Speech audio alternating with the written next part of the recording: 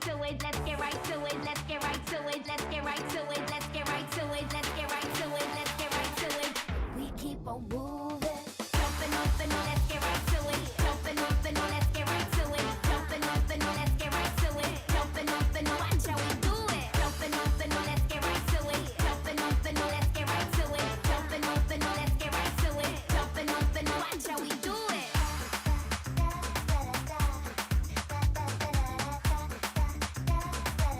We keep on moving.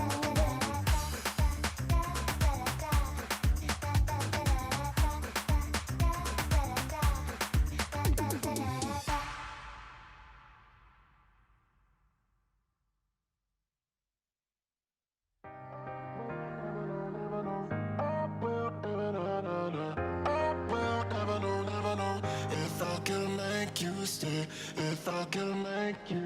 I'm the type of guy who's leaving things to chance. I've been such a fool for letting this one pass. What if this time we will not meet twice? Are we gonna end up in different lives? And I was just a word away. If I could, I'd make you stay. I'm the one to blame for the things I didn't say.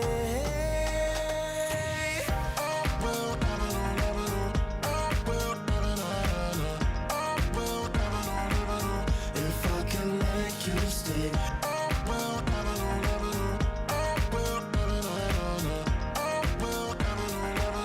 If I can make you stay. Maybe someone's waiting till you come back home. I don't even wanna know what's on your phone. Oh. They say good things happen along the road. Till I met you, I thought that mine was closed. Till I met you, I thought that mine was closed. And I was just a word away. If I could, I'd make you stay. I'm the one to blame for the things I didn't say.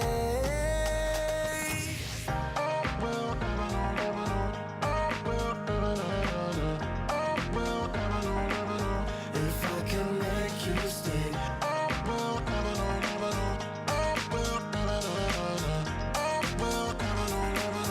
If I can make you stay.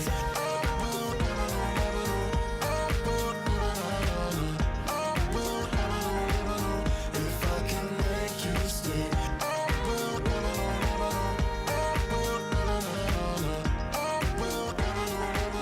If I can make you stay.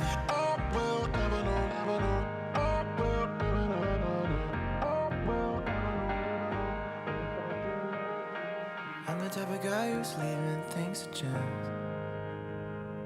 I've been such a fool for letting this one pass.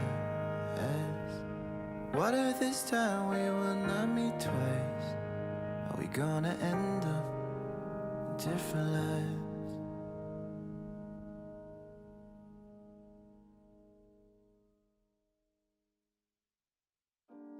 I am waiting for love. I am waiting for love. I am waiting for love. I am waiting for love. I am waiting for love. I am waiting for love. I don't know what's wrong. I'm waiting for some time so long ago. I just need somebody to call my own, yeah, yeah.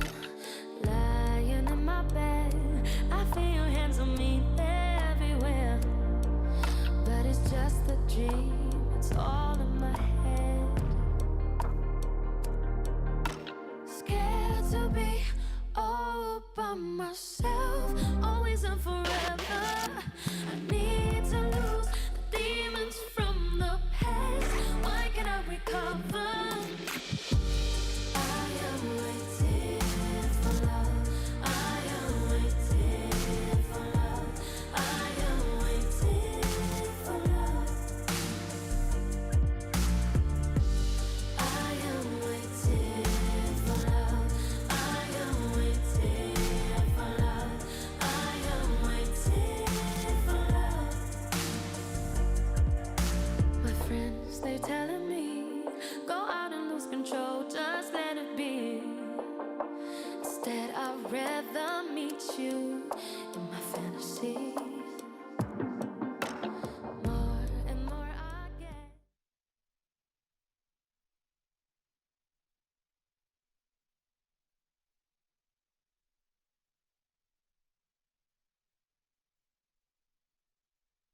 Hello and welcome everyone to The Last Hit. We have another wonderful episode lined up for you today, and we have a new guest, a new champion, if you will, for The Last Hit. I'm Mazel. I'm joined by the lovely Dagda again, and for the first time of the year, we've got Ox, and I am so excited to get into the thick of things here with you. Got a lot of conversations we definitely want to have, but the first thing is, we found out that gods can bleed, guys, as EDG lost one game.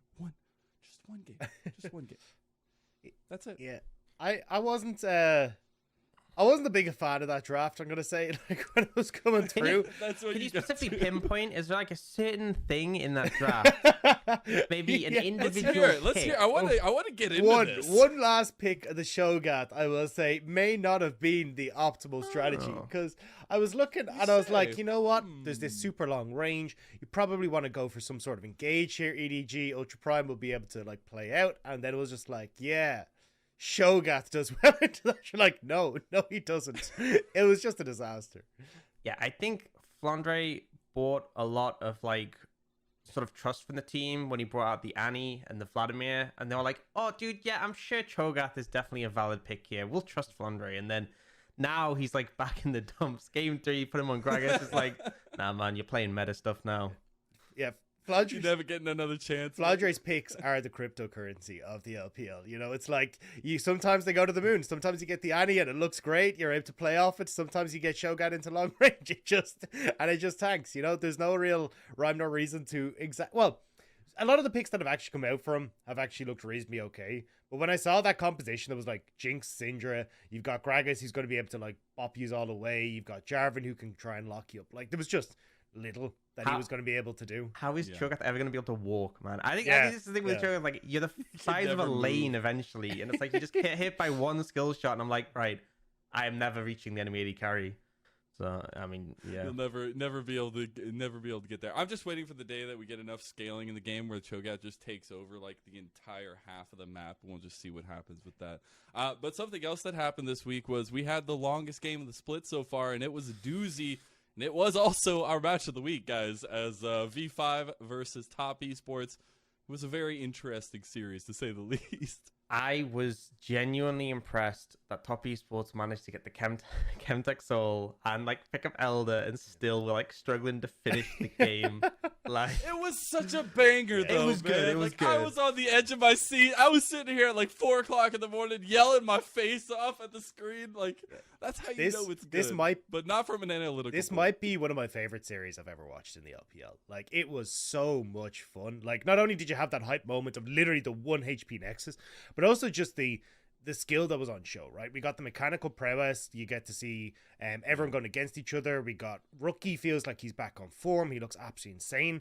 But even then, the decision making that was going on within the game, right? It kind of felt like you hit this like lovely spread of everyone was happy who watched this game. If you wanted just to go like, oh my god, lose my mind, Monkey Brain, let's go, it was great.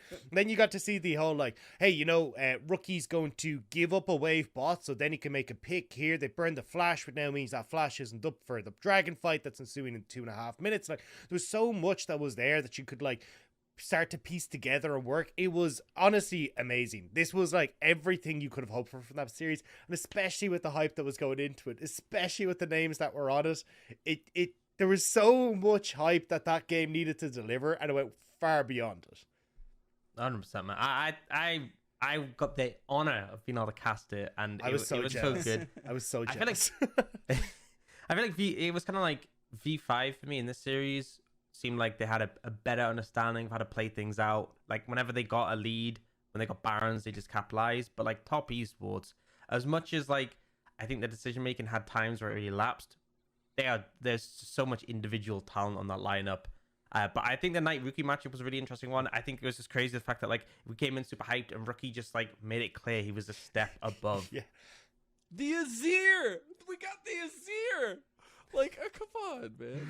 Dude, I don't know about that Azir, man. It's not as bad as the Joe Hey, but it's for the looks, all right. It's for the looks. Dude, We're just gonna go with that. Rocky thought he was trapped in the meta a couple of years ago. It's like, oh, they're picking Corky. Do I go Azir here? It's like, no, dude. He's Yeah, getting a little. I will PTSD say though, from like last year on I IG. loved watching Rookie in that like game too, because we've seen kind of like Victor has been able to get control over Corkies in matchups, right? But like this was on a different level.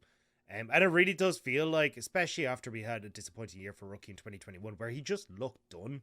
He didn't look like he was interested in the game.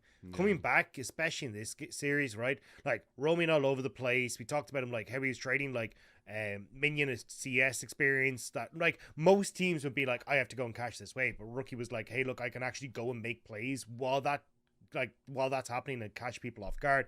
The mechanical skill that was on show, if it honestly feels like the Rookie that was the best mid laner in the LPL is back, and it's so good to see. And honestly, he's looking like the best mid laner in the LPL right now, because he just absolutely butchered Knight in that game. And yeah, Fofo is looking all right on BLG, but Rookie was he's just on a different level again. 100%. And the thing is, like, this is Knight, right? Like, you can definitely say that, like, summer last year he was playing insanely well, but regardless, it's not like he's battling down against like a lower caliber mid laner. This is like, you know, a top tier mid. He just, you know, he really made him look subdued in that series. It really looked like Knight just wasn't the player we expected. And I think it's just Rookie applied so much pressure and was so proactive in such a pivotal part of V5. And I love to see, you know, the IG boys spreading their wings as they separate. But for me, it was also Karsa, right? Like, I specifically highlighted being able to see this duo, this mid-jungle duo, come to life and how deadly it can be. And yes, maybe not everything panned out that series, but I still think that combo is building up to be something worthwhile. It was something I've been looking at for a little bit, because I think Rookie, especially when he was on IG, right? Like, you got these new junglers that were coming in, and he kind of had to be the guy that was holding them by their hand. And you see him a lot of the time where he's like, look, let's go, we'll go together and get vision control in the enemy jungle, we'll set you up nice. It was like kind of bringing like the toddler to school for the first day. It's like giving him his lunch, making sure that they're all good. But honestly, I think when you add that with Karsa, who is so competent in understanding what his laners need, you end up with this beautiful synergy where Rookie's like, hey, I know exactly what Karsa wants to do. Karsa understands what Rookie needs to do. And you can see it in this game, right? Like, a huge amount of the picks that were happening, not only in the early game, but in the mid game, were coming off of that synergy where it was like, hey, look, Rookie's going to disappear for a second or two. Cool. We're going to move into River, whether it was like with Karsa and the Trundle, whatever it was. It's just this like beautiful synergy. And again, it's like something that a lot of people, when this roster was announced, were looking forward to, but actively getting to see that work as well as people were expecting, maybe even better, is just such a treasure to see. And the fact that it was against Karsa's old team, you know, makes everything all the better. It's always about the little grudge matches that you can input anywhere, I guess.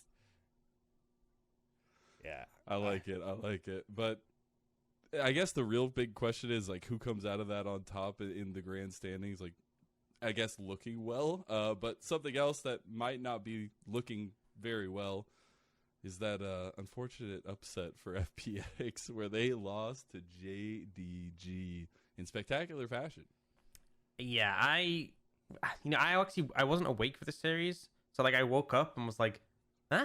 And then I watched it back and I was like, it happened? Huh? It's like game one was pretty like game one was like business as usual. I think JDG haven't looked super convincing so far this split, and I think FPX kind of looked like there was moments where, you know, Gory underperforming a bit in lane, but Shallow, who's looked on form, Hung has looked like arguably best support in the league so far this season. I really think this should have been a stomp in favor of FPX, and then game one is like business as usual. And I'm like, how did this happen?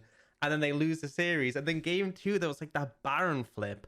And I feel like part of it is like hubris, but like FPX is going for these unnecessary plays, right? They get a pick on the enemy jungler, but then they're in the Baron pit. They're all squishy. So like there's no one who's like tanky enough to tank the Baron. Beitron's super low on Diana, so very vulnerable. And then you have like Jin and Victor firing down, and then the Baron gets stolen. I'm like, okay, cool. You know, that was a mistake, but you lose a game like that, it's like whatever. You know, you can throw one game. Like, EDG lost a game to Ultra Prime. That's fine. But then they lost one game. But then Remember, game 3, like the dive bot, and like I just see like this messy dive, right? Gory is roaming down. He's not even there yet, and he literally has like 5% mana, right? You have a Rise walking down at level 3, 5% mana. He doesn't even arrive though. Like I'm like, I mean, obviously he's not going to offer much. He's got no mana, but like, he doesn't even arrive yet. They go for this dive. Corky TP's in, gets like a double kill, and then like the team just seem to fall asleep. Gory dies again. And suddenly I'm looking at this Corky who's like 8-0, and I'm just like, well, yeah, that'll do it. That'll do it, right? That's not Man. not coming And back like from even that the one. bot lane on that dive was still level 2. They didn't even wait for the third wave. Like if they waited for the right wave, all right, cool. You know, maybe we can make this dive happen, and you give time for Gory to get there. But everything went wrong. It was just the most baffling play I've seen. And coming back to game 2 as well, they really didn't look comfortable with this Diana Yasuo combo. Like so often you see like I mean LEC were expecting it so much they showed it twice, right? Where you just go, you gank mid over and over again with the Diana Yasuo, you end up picking up all those kills. It's a very simple and easy to execute style. We never saw Beishuan going mid. Like it just never happened. Yep. And it did feel like FPX were very much drilled on, hey, we're going to play around this bot lane focus. This is our identity. This is what we do, and we're not straying from it. But when you have that composition, you have that style, this is something that you need to play through a strong mid jungle. And it kind of highlighted that FPX don't have that. And I think for a lot of teams then, this highlights a very big weakness with FPX, that they really just don't know how to play outside of this bot lane centric style. And I think it's going to come back to hurt FPX. And I think also just the way that this conversation is going highlights something that I think is pretty big, is that these were a lot of FPX doing poorly more so than JDG doing wonderfully, right? Don't get me wrong, when you get an 8-0 Corky, it's kind of hard to mess up, so it becomes a lot easier to win out that game. But it's this win doesn't suddenly like change my stance on JDG. I still think JDG have a ton of issues, but when you basically get handed the win, you're going to take it, right? Yeah, and I feel like as well, like a lot of the aspects. So like JDG punished that bot lane dive, but even like in the game 2, like the Baron play, you know, we saw like Yugao really stepped up this series. Credit to him, but like that wasn't like, okay, JDG are playing well as a team.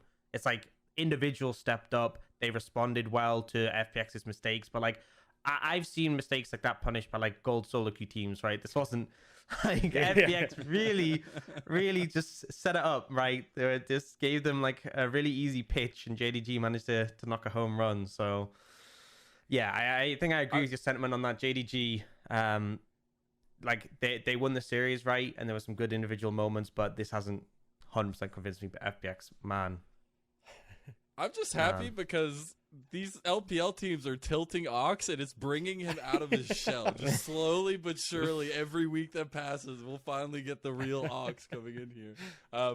But for FPX, right, they've been going strong since Demacia Cup, right? It has been a pretty long spree for this team to do so well, and they've looked so dominant. And at some point, the flame has to flicker a little bit. But I want to get your guys' take on what the next couple steps for this team is going to look like. So I feel like, you know, branching off what Rob said, which I kind of agree with, like you need to show more dimensions in your team. If your only play pattern is to play through bot, you're gonna be sold, right? Because I think as well, like you look at Shallow, who on the top side, he is being so good, and I feel like you have multiple avenues to play through. I think one of the issues is that Gory isn't the best individual laner, so it makes mid difficult to play through, and that's fine. You don't have to be able to play through every lane, but you have to be aware of that. Don't draft for that. But I feel like, you know, you want multiple win cons when you get into towards playoffs. You want multiple players you can facilitate. And I just feel like you need to find your identity and become firm on it. Because obviously, this is a team with a lot of pieces coming together, which very different to the FPX we've seen before.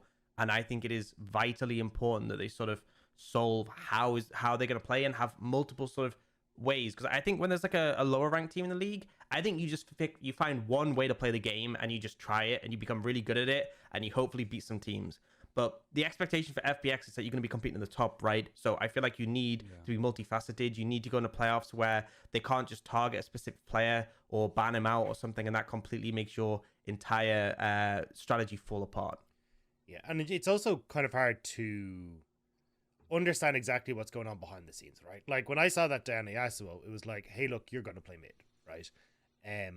Is that a case of Beishuan is like, well, no, I want to play around bot side. This is where I feel more comfortable. Is it LWX is having too strong of a voice where it's like, hey, I need this, I need that. Is that what's happening? Is it like Gory telling you that I don't want you to touch mid, leave mid, this isn't the time, this isn't right, you know? It becomes very difficult to try and understand exactly what the issues are. And don't forget as well, we still have Clid waiting in the wings as well, right? We're still waiting on him to join the team. So is it a case of, once Clid joins in and like LWX is like, I need help, he goes, well, screw you, lad, I gotta go play mid. We don't know exactly what's gonna happen. This could definitely be something where it's like Beishuan, because he is new. Don't forget, like, he only filled in last spring just for a little bit because they were messing about with who they wanted as a jungler, and Tien had a bunch of issues. So it was like, hey, look, this guy, and he had only just joined FPX Blaze that spring. It was like, you have 2 weeks on the academy roster. Then it's like, you're a big boy now. You're welcome to the real world, the real fires. Yeah. So, and you could definitely see at that stage as well that Beishuan was definitely being dictated to by the veterans on the team. So that could also be an issue. So I'm still hopeful for this team because, as Hawk said, Shelahu looks great. I think he's an absolute beast. And really surprised with how well he's adapted, because again, he was another guy that only just got a bit of a taste of LPL last split, filling in for Nuggery, but certainly seems to have taken to it like a fish to water. So I'm excited to see what he's capable of. I just don't know what this team is going to end up looking like when Clid does arrive. I think I really sort of agree with your point about the behind the scenes. I think particularly, like, again, I don't know if this is the situation here, but a lot of rosters I've seen, when there's like a very veteran player on the roster and there's sort of like less experienced players, it naturally becomes so easy for them to be warped by that veteran player who's like going to be a big voice out of their experience, and then they'll just like tend towards them and they'll just consistently end up moving over there. And particularly if it's a role like LWX who's an AD carry, it's very easy for LWX because AD carries are very lane focused, right? It's not like a support who will move around. It'll be like, okay, I need this bot, I need that bot. And I feel like, especially when you have like Shallow in the top lane, and Gory, who's not being the best laner, it could very easily become warped to, just naturally, even if it's not necessarily intended. And again, this is all speculation, but I've seen this happen on rosters before where someone with a big voice, someone who's a veteran, can just completely warp how the team plays. So I think it needs to come to like them going, no, this is not how we want to play. And finding, a little bit of stability, I guess, as the season goes on. But on the other side, JDG to the moon, baby! They upset FPX. It's over. They're going all the way. But in all actuality, kind of good stuff for the squad. I'm really proud that they were able to pull that out against FPX. I'm gonna take overreactions. Maybe For 500 or what? I don't know. I think we kind of already hit on it. I'm not still convinced by this roster. I think it was FPX's mistakes that were very, very big and glaring actually being a major issue rather than JDG. Like, if it was JDG proactively setting up plays in the bot side and like, playing well at skirmishes and stuff like this, but like, all right, cool. Well, this actually looks like it's JDG coming together. But when you get 4 kills off of a massive mistake by FPX on your Corki 4 minutes into the game, I mean, that's But that's hey, they don't done. have to worry about facing FPX again. That's the beautiful thing. Not at least until playoffs. So hey, that's the beauty of the LPL. You take one and you run with it because you can get out alive. Yeah, but it's like at the I'm getting some great reactions out of my at the end analysts of the here. day, It's right? great. The way I see it, 10 teams make playoffs, right? That's quite a few teams, That is quite a few teams. That's a lot of teams who will end up getting knocked out. And I just feel like even if this win against FPX is like a difference maker, JDG make playoffs, I don't think in the current form it really matters, right? Making playoffs and then get knocked out in the first round is like, well, Yeah. I think the thing for me is like, I call it OMG. if I'm looking at like JDG, right? JDG are sitting 2-2, and then I look at a team like WE who are 0-4. I have more faith in Team WE being able to perform against these teams than I do against JDG. And like, that's even though they faced off against some of the top teams that are there. statements here. Like WE, I can see what they're going for. I think they have a strong like jungle support synergy. They can look for skirmishes. I look at JDG. They have like little to no interaction between many members on their team. Their pathing in a lot of situations is pretty greedy and or lazy, and they get caught out. Like, there's not things that they're proactively doing that are setting these up, and that's where I kind of go, right, well, what happens? Like, sure, I think they beat, what was it? They beat, obviously, FPX. I think they have a win against LGD as well for JDG. Yeah, LGD, who just fell apart. And that, and LGD as well, that game, they were like, we have a long-range composition. And then you get Jinja going, whoop, straight in with the Zenith. Like, it's not JDG being good. It's, Yeah. I don't know, maybe they just mind control the enemy to, like, mess That's up. what I Maybe was that's just what about it to is. say. The mind Maybe, control. It's all about the 2022 mind control Maybe- tech, man. maybe that's where I'm wrong. Maybe I don't understand that this is actually the behind the scenes that are happening and they just control them. But yeah, none of the wins for JDG have been JDG winning. It's been them kind of being given it by their opposition who've made a big mistake. And I will say, you know, there's something to be said about seizing the moment and trying to at least. But there's something else I got to talk about. It's the elephant in the room for me. I'm not a big fan of enchanters, guys. I'm not. I'm just going to come out and say it right now. I'm just not. And the fact that we're seeing a resurgence in enchanters in the bot lane in the LPL is making me sad. So help me get through this, guys, because I'm struggling. It's an interesting one because the meta is kind of different for supports in like the 4 major regions, right? So in Korea, they will like first pick Karma.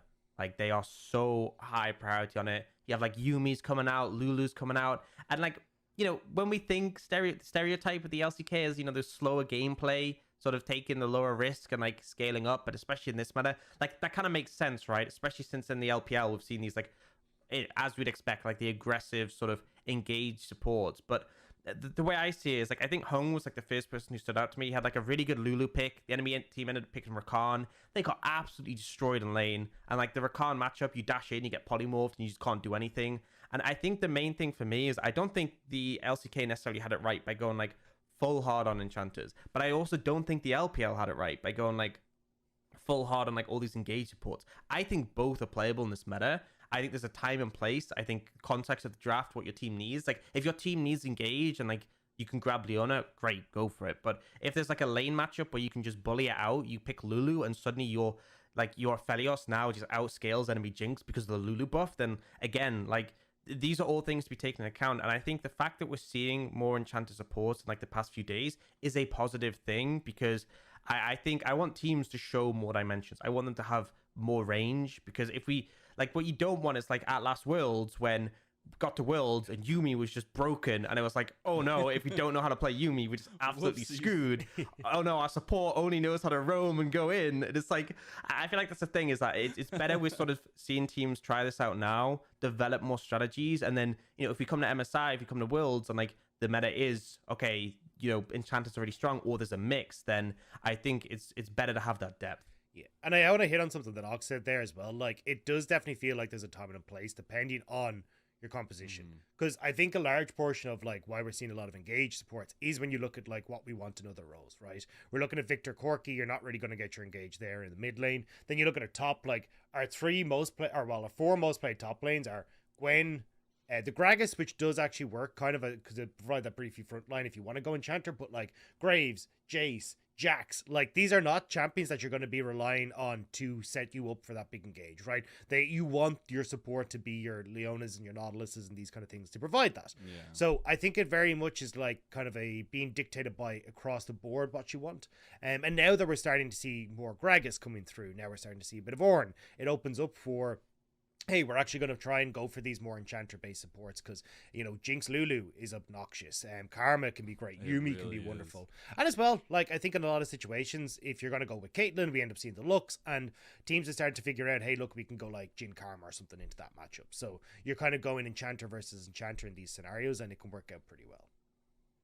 And that's where, like, that, like you mentioned, kind of the tank tops are really dictating that a little bit. But the thing for me is, we're seeing that fluidity. The meta's still developing weeks in, right? That's going to be a common factor, common theme here in 2022. But the fact that we are still getting those insane engaged supports as well, though, when we do see them, right? Like, we still have those lethal supports here in the LPL that will absolutely make your day ruined. And the fact that we get to see kind of tiptoeing around both of those and that fluidity just makes it to where LPL feels they're good at the meta this year, at least so far, right? So far. Like, Early days, you know.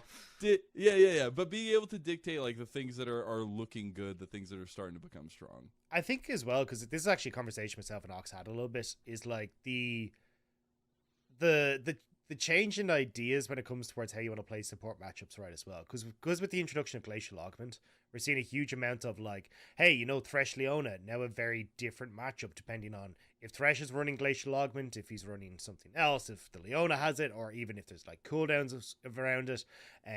How do you want to try and play some of these lanes? Like, is Guardian now worth it? Is Aftershock Leona now worth it at all? Like, we still see 1 or 2 people picking it up, but a lot more Glacial Augment. And I think it's and as well, sorry, some people just inting because they're so used to Aftershock Leona that like Glacial Augment doesn't compute in their brains that I'm not as tanky as I used to be. They're like, So- oh, Man, I died I'm in 2 loving seconds? these early What? morning Europeans. This is working out so beautifully. Yeah. I got so many sound bites.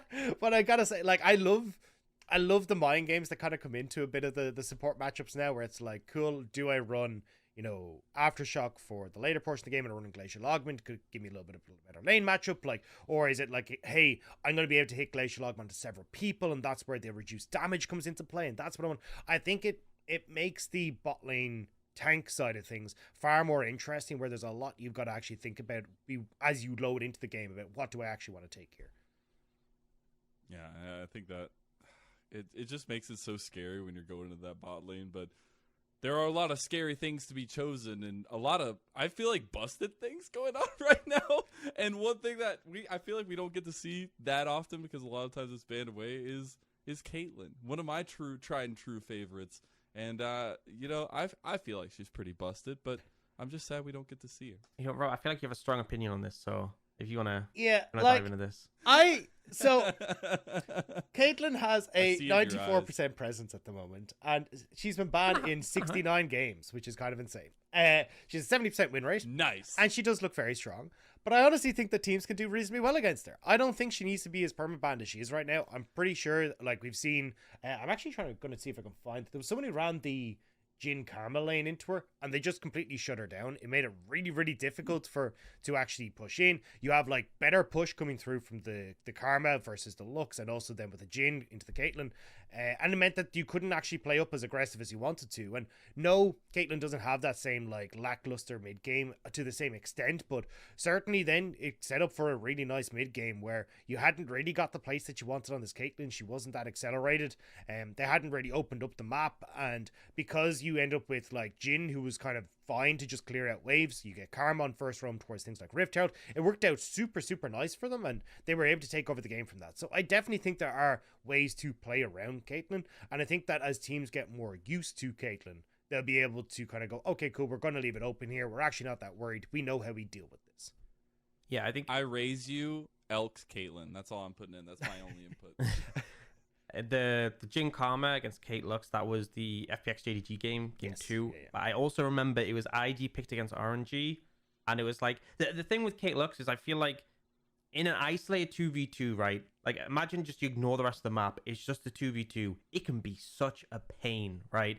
It becomes so difficult to like find an engage window because if they land a binding when you go in, the burst damage between them can often be enough to take you out, and that's assuming you're like high on HP. If you're low on HP, you're just gone, and then they can consistently harass you and stuff. Like no one's disagreeing with the value of it, but it's just like there's 2 options. You can pick stuff that can sort of go toe to toe like the Jin Karma, but you can also like RNG picked a Nautilus, and they just went and hammered bot, right?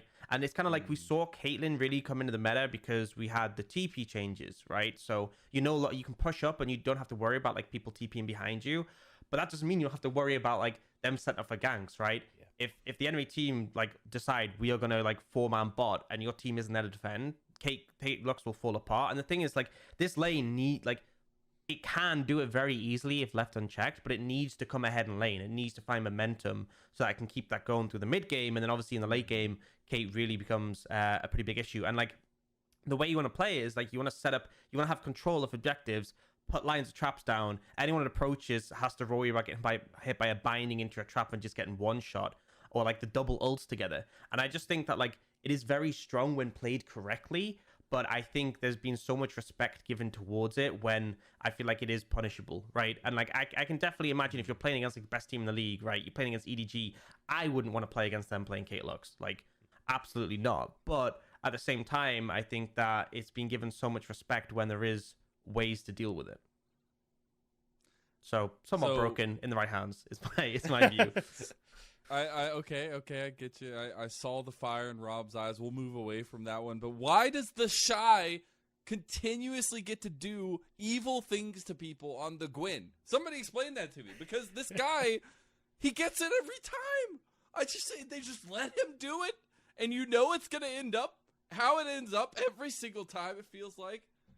I don't know, man. Is it busted? Is it busted? I guess the answer is the answer. I think busted is a soft word compared to how I describe Gwen. I honestly, man, you had very, very poignant thoughts. This champion. Okay, level 1, you just ruin everyone, right? You can just start trading with people level 1, and just bully them, right? And then level 6, you have all in potential, right? You don't even need to run flash because you're so safe. You can scale super well into team fights. You become an absolute monster who can just 1v9 team fights, but you're still really good in the side lane, right? And all of this is really relevant and all that. But then just her W, honestly, what is that ability, man? It's yes, think about Xin Zhao being in the meta, right? Xin Zhao was in the meta because his ult is so good. That's a big aspect of why, because they buffed his ult to be a flat 5-second duration, and in this meta it's so valuable. And his is better because it's not even like you just don't take damage, you just don't get hit by anything, and it's on a shorter cooldown as well. And I'm this champion is so illegal, and that's the thing. There's so many strong things to say about this champion. She can bully you in the side lane, she can bully you in team fights, she can just dodge all this damage. And we're in an 80 carry meta where we have these scaling 80 carries who are generally longer ranged, and it's yeah, and what?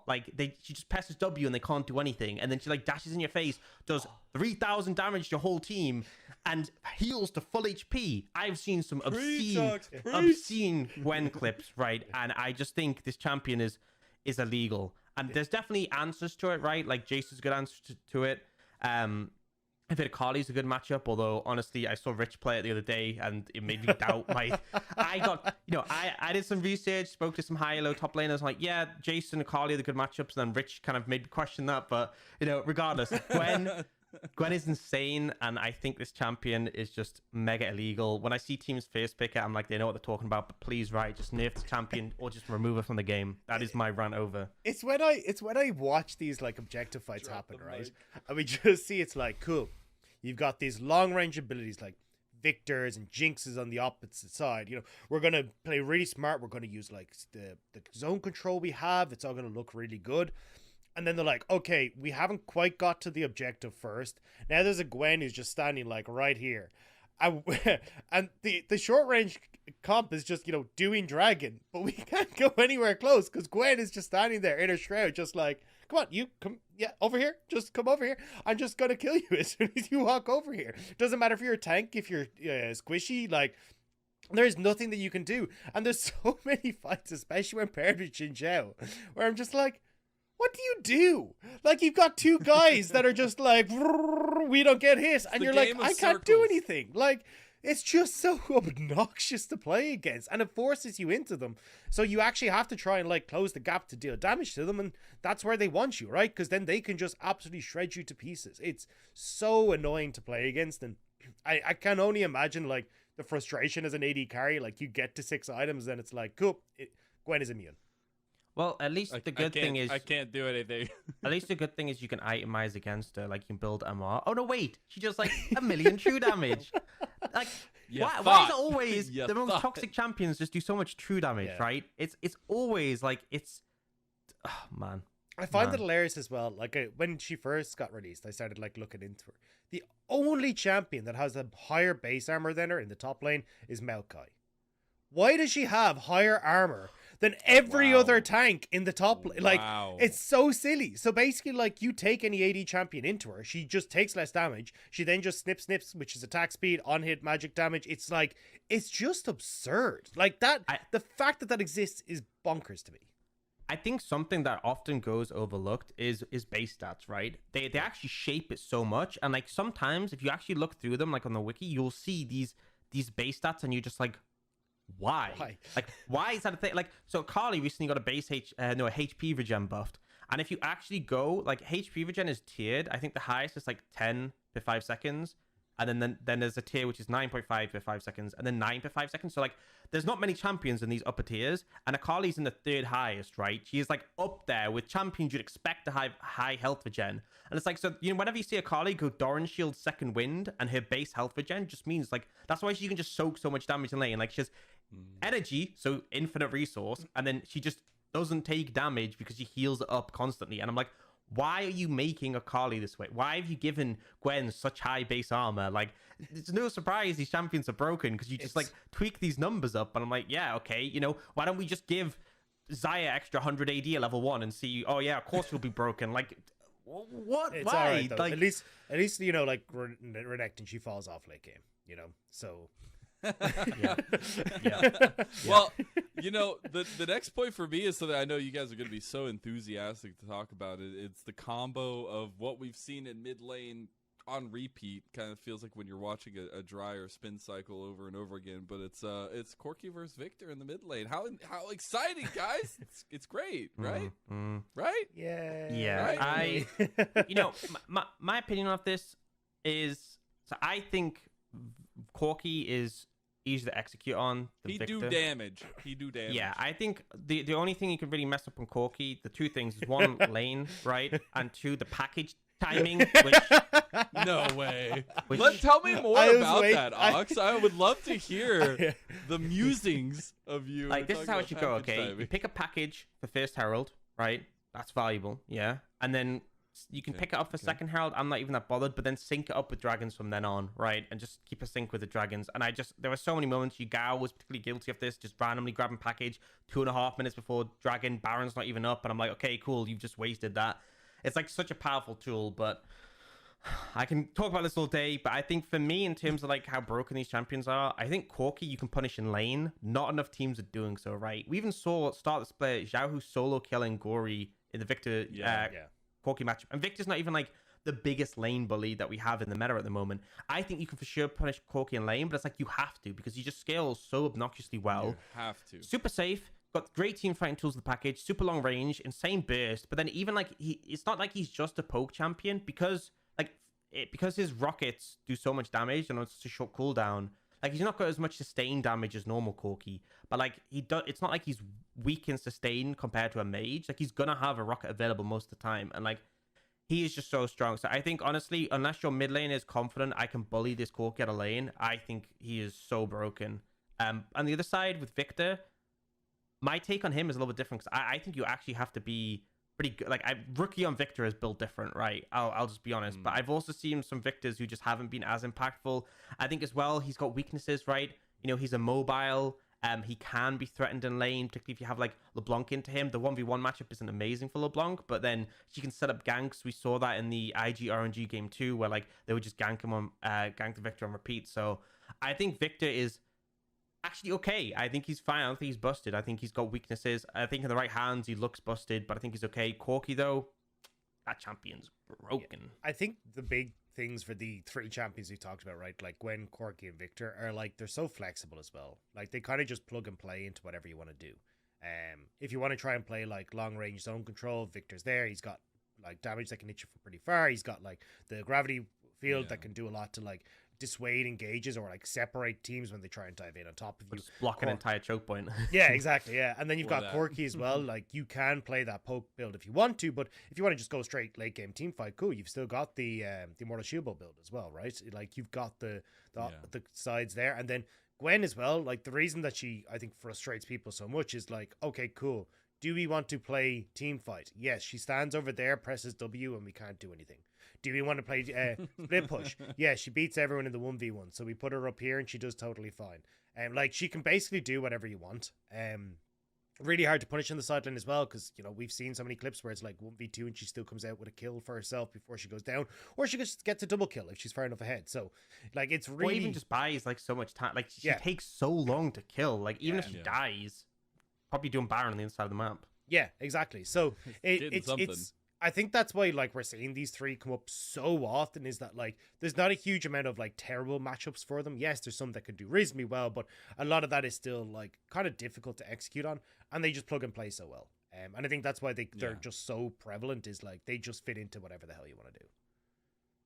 And I think that, being able to fit into anything you want is super important in this, and that's why I want to talk about how busted Xin Zhao is right now, and the fact that he's literally in every comp because you just can't. You were talking about it, the 5-second crescent guard to just block any damage you want. But I will say, finally, we're getting the Trundle answers that we were seeing in 2021 coming out here in 2022, and it was actually looking pretty good last night. I was surprised. I was happy. Yeah, I mean, you take this. You take this. I was just gonna say, like, even if Trundle comes in, right, like, the amount of times I've seen this, like, Gwen Xinjiao frontline is just so stupid. The Venn diagram. He's gonna have the It Venn just diagram set up annoys for me. you. I'm just like, cool.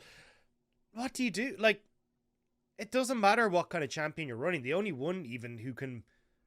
I don't know. Actually, there isn't even. Like, if you go for, like, Jinx, you've got absolutely no like damage because they're just invulnerable. Same with Caitlyn. You got no real CC you can provide. Aphelios is too close for comfort, so he just kind of gets one shot from them. He gets bopped. I think the only one is kind of Jin, who's like, hey, I'm going to open up a curtain call and try and force you to use this early, and then maybe we can follow up after, right? Like, that's the only way you can really deal with these, and when it becomes so frustrating to deal with.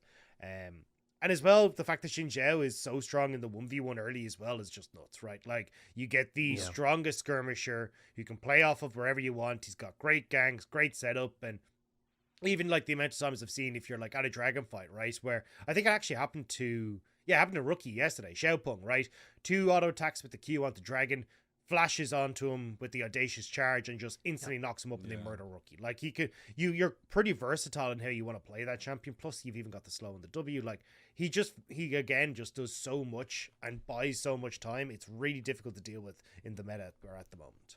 Yeah, if he gets in like a champion's face at any sort of stage of the game, it feels like difficult to deal with. Like, I think this is the main problem with Xin Zhao is like if you have, for example, like a Lee Sin and you shut him down, he's not going to be useful late game. But like Xin Zhao feels like even if he's shut down, he's still like, you have to respect, even if he's not that fed, he'll still get up in your face and cause issues. And like the ultimate just means like your AD carry can't really do anything easily to him, right? And I think that's the problem. Is like the Trundle pick is good at neutralizing him because Xin Zhao can't just like go 1-on-1 with him in the early game. Like, it means his skirmishing is weakened because he can't just like say, I'm going to kill the enemy jungler and win every fight and they can't contest me. But he's still like, this is the problem with the Crescent Guard is like in team fights he's like serves so well as a frontline. He provides so much zone control, and in this meta that's so perfect, right? You have the strong early skirmishing combined with the essentially being invincible to the enemy AD carry for 5 seconds, and like there's definitely weaknesses to it, right? And like I said, if he's behind, he's still useful, but obviously if he's ahead, he's so much better. But like, and I think poke is one thing. Like, we've seen times like Corky's firing rockets at him from a distance, and if he can't find the engage, he will just be like, well, I'd have to burn my ult now to survive the poke and be useless, or you know. So I think he's very, very, very strong, but at least there's unlike Gwen, there's kind of play. Like Gwen, you burn her W, and it's like, oh. Well, it's back up again. I will say, like, one of the interesting things is the influx of Xin, but the kind of leaving of Lee Sin. It seems like they've kind of interchanged places a little bit. We do still see the Lee, but it is really interesting to kind of look at that. But something I else think that just to quickly say, I think it's like, because Lee Sin, like, kind of want to talk about, you need to do good early, right? He's got this like strong early skirmishing like Xin Zhao, but if you don't, like, he falls off so hard. Whereas like Jarvan, obviously really valuable in team fights with the ultimate. Xin Zhao obviously can still just absorb so much damage, and then Viego is obviously, he's a bit of a different one because his skirmishing takes longer to come online, but like he's insane later on. Yeah, absolutely. Guys, I'm gonna come in with a hot take. I know you guys are gonna think I'm dumb. I'm a play-by-play. I get to have dumb takes and get away with it all the time. That's your job. Zeri's busted. That's all I'm saying. Zeri's busted. She's too quick. I can't see her on my screen. I don't know how I'm supposed to keep up with her as a play-by-play, and I'm seeing some clips on Twitter that are terrifying me. So in my mind, she's busted. I don't care. I'm not as convinced. The screenshots I'm gonna have tonight are gonna be so good. Nah, dude. I mean, okay, this champion can go fast, right? But Go fast. that's okay. There's 2 scenarios in which Zeri performs. One, everyone on the enemy team stacks up, right? You know, like, imagine the ideal setup, like everything Black is playing, Twitch, you know, pops his ultimate, is like just hitting like 5 targets clumped. She can do that well, right? When she pops the E, her shred, her AoE is pretty strong. Especially the new build at the moment has like Runans as well. She's good at, right? but that's a rare scenario to have set up, especially in the current meta.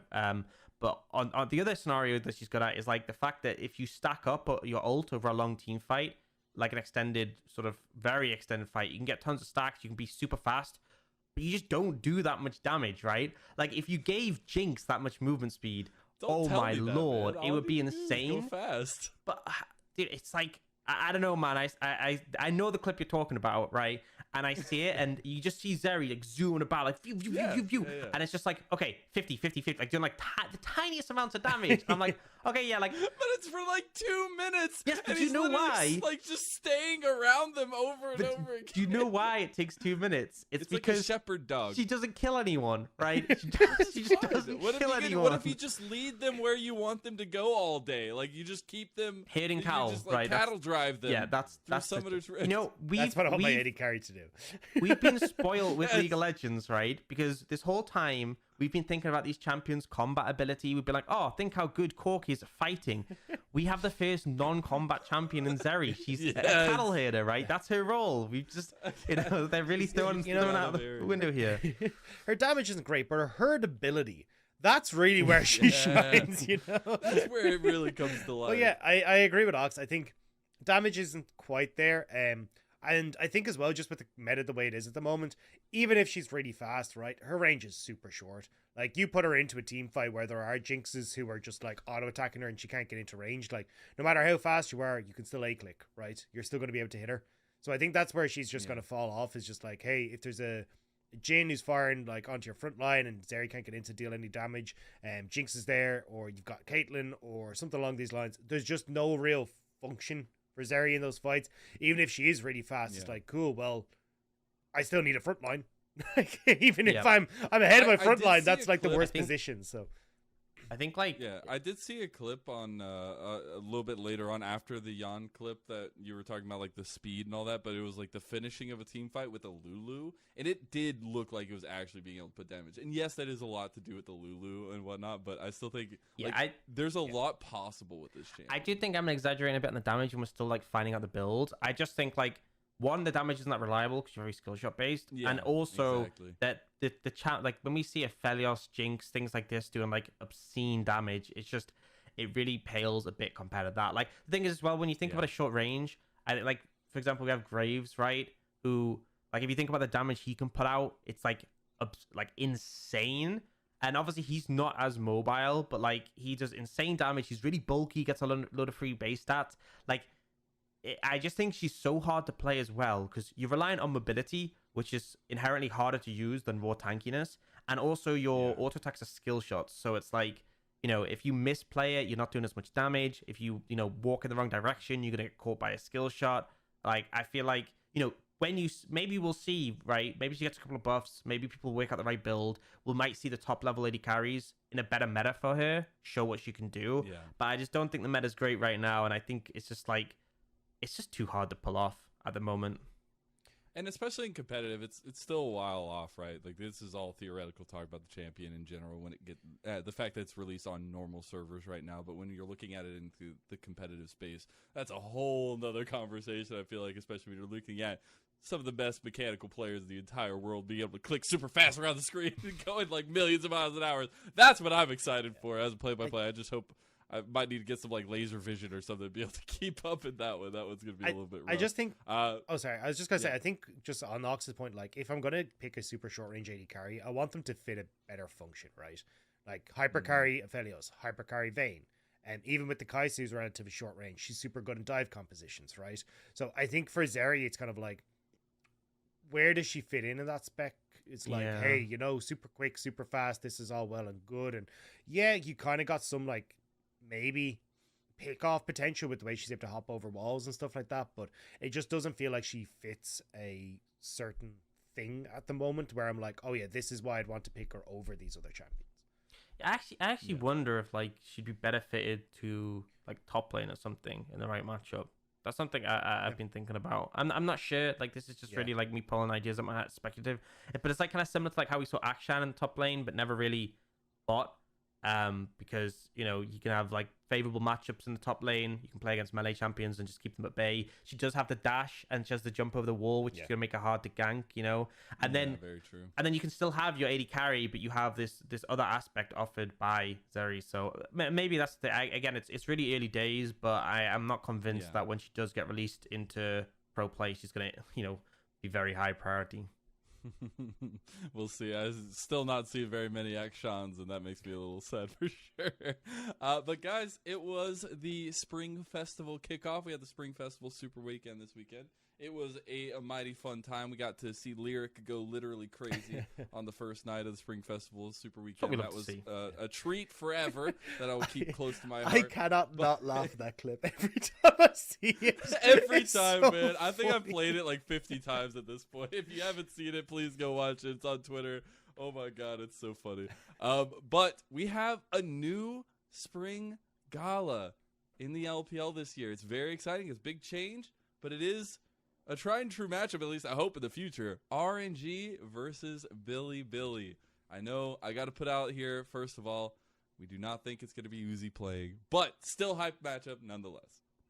So Where's Uzi? Honestly, that's my question. Where is Uzi? Where is he? Where? Yeah, I mean, look, He's chilling, man. He's chilling. Uzi never plays before Chinese New Year. That's always kind of been the rule. Exactly.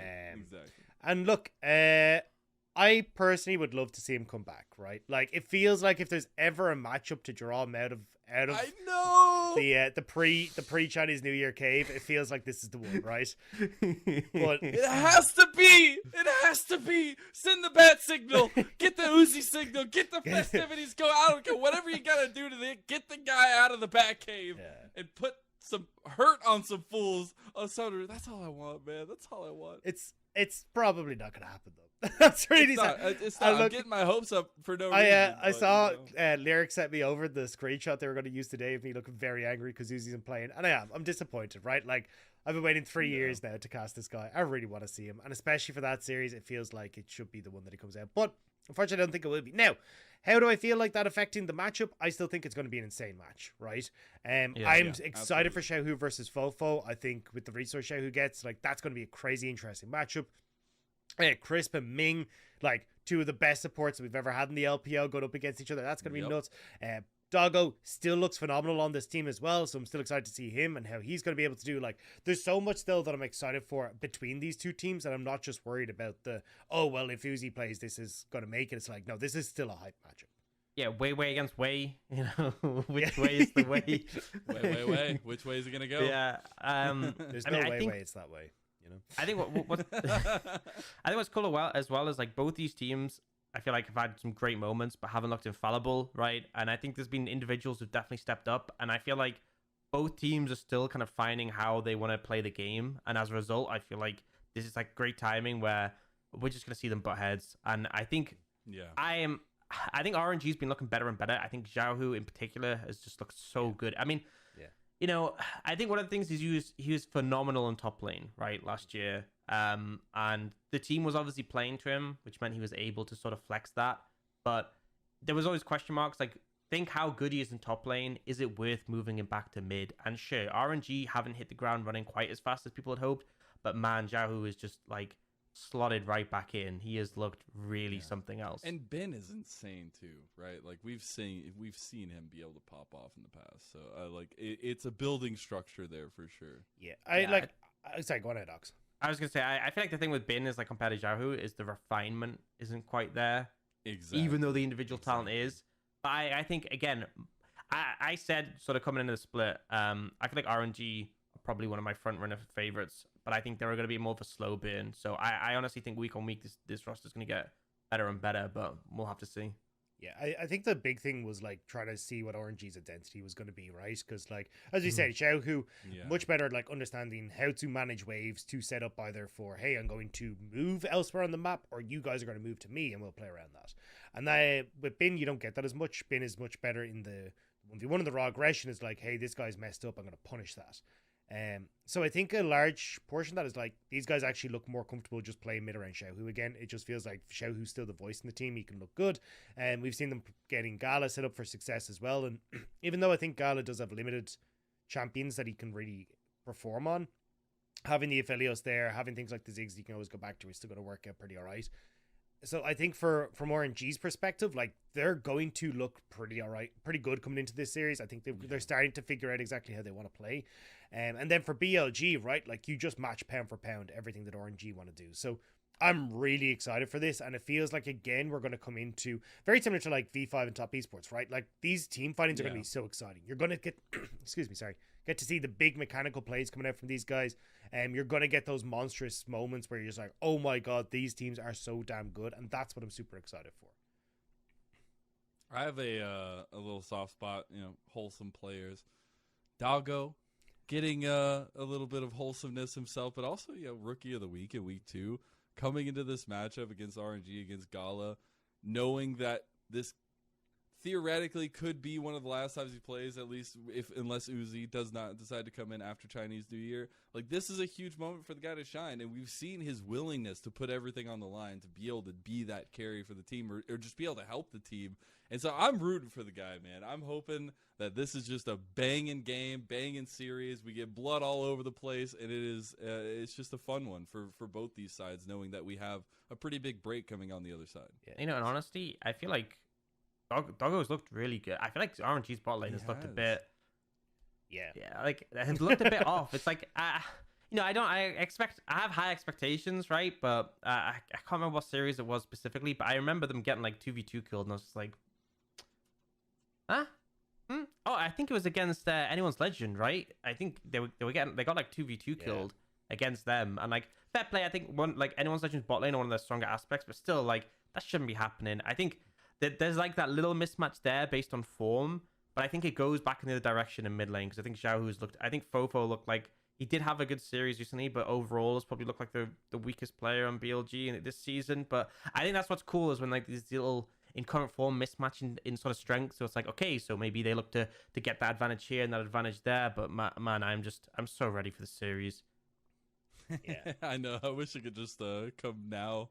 Just have it tomorrow. It'd be great. But yeah, it's right around the corner. Why don't we speed it up by having the LPL every single day?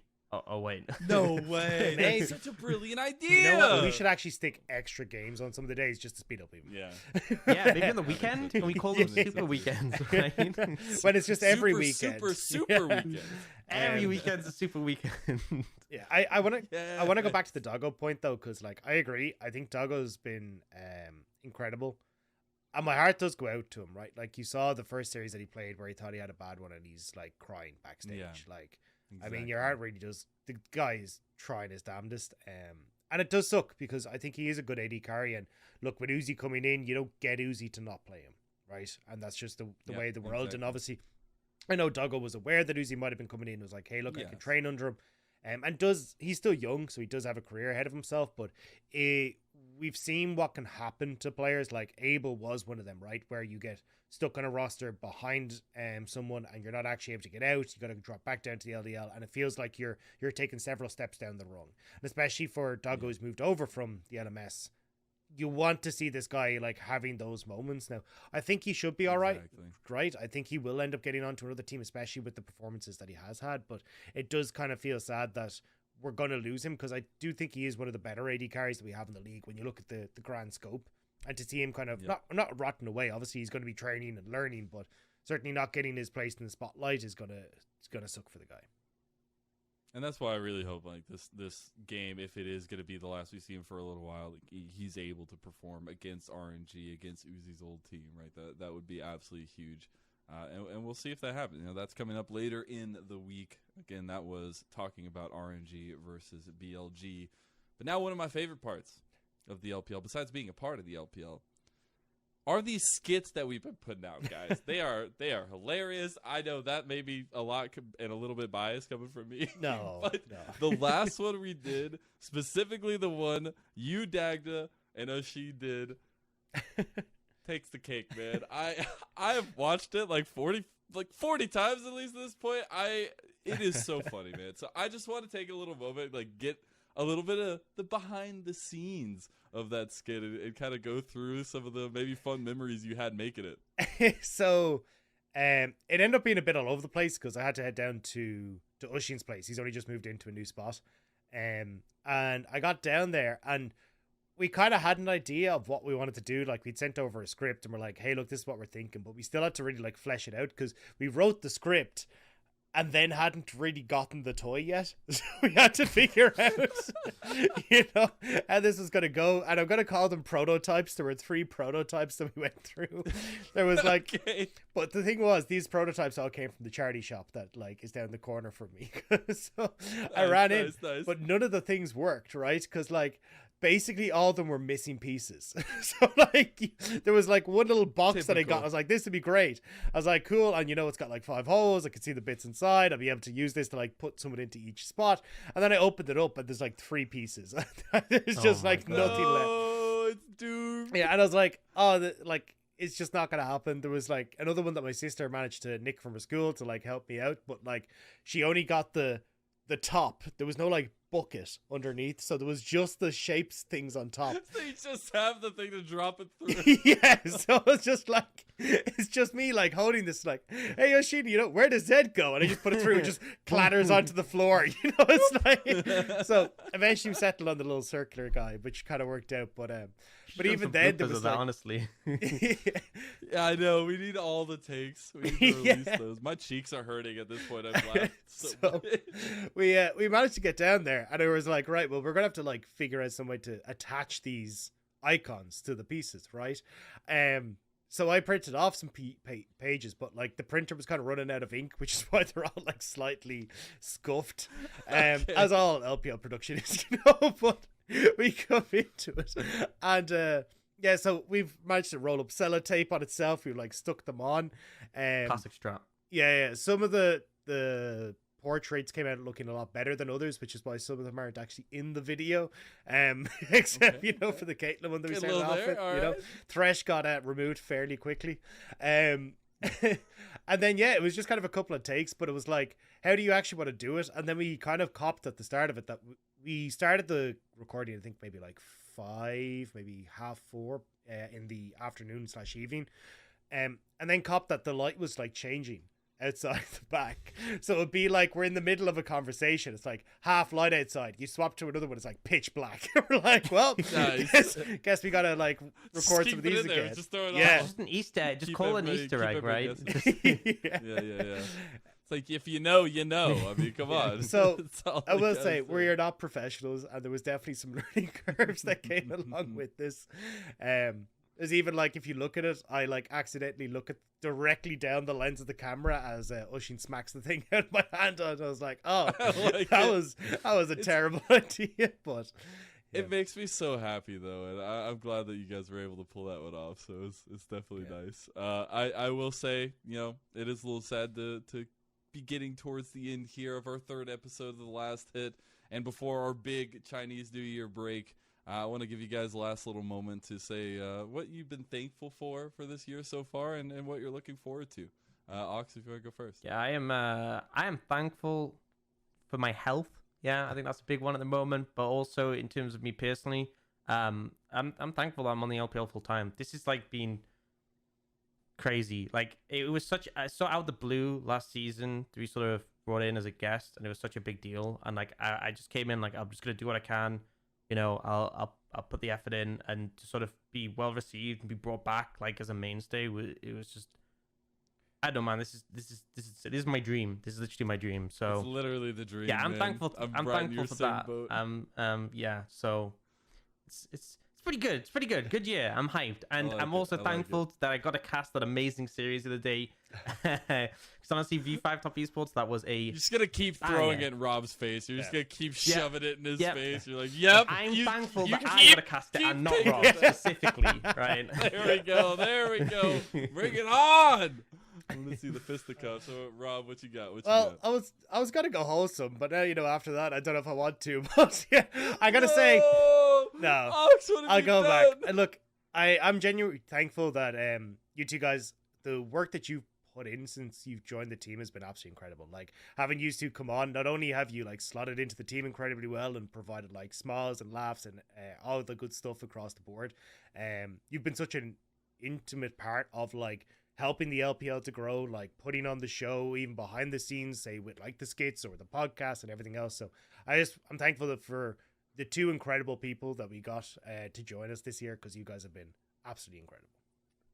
Well, now I feel guilty, man. Why you look like Bob Go face? Yeah, I look like a weird person now. Yeah. That's this is what I do. I say really wholesome things, but it's actually passive aggressive, because now everyone's gonna go, "Oh, you Exactly. how could you do that? Yes, You man. prick!" Get him off the show.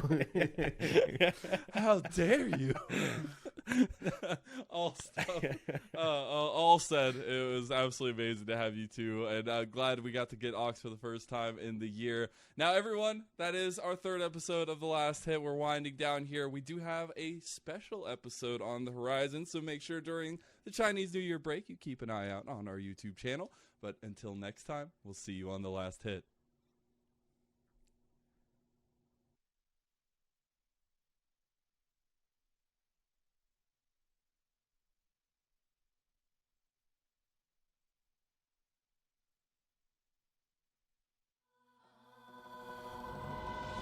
I'm not saying forget all your sorrows. I'm not saying don't look back.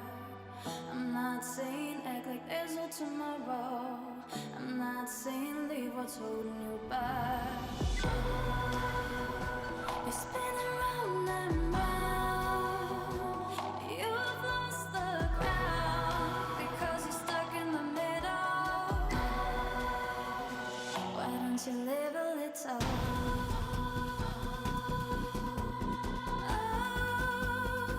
Why don't you live a little?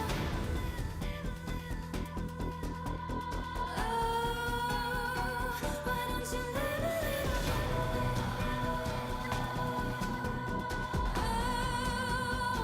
Why don't you live a little?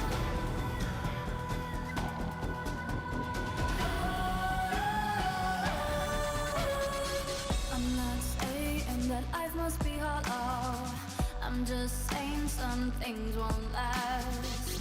I'm not saying that there's no one to follow. I'm just saying there's more than just one path. You're spinning round and round, and you've lost the ground because you're stuck in the middle. Why don't you live a little? Why don't you live a little? Why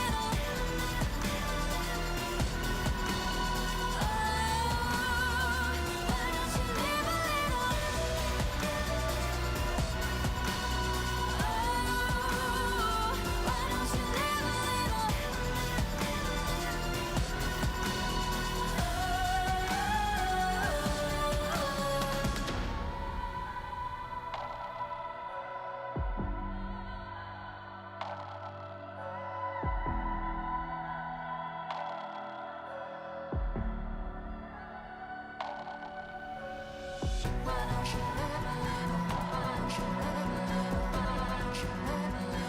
Why don't you live a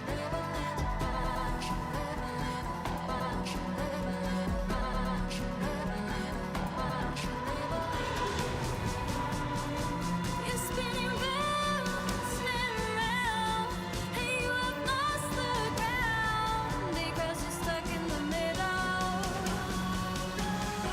Why don't you live a little? Why don't you live a little? Why don't you live a little?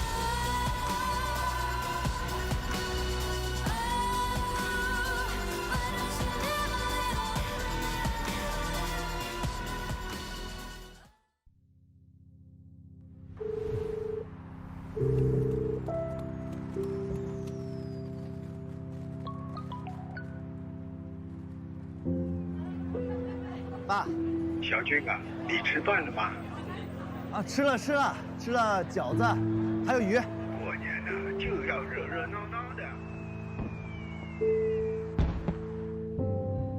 我先走了，你也早点回家休息。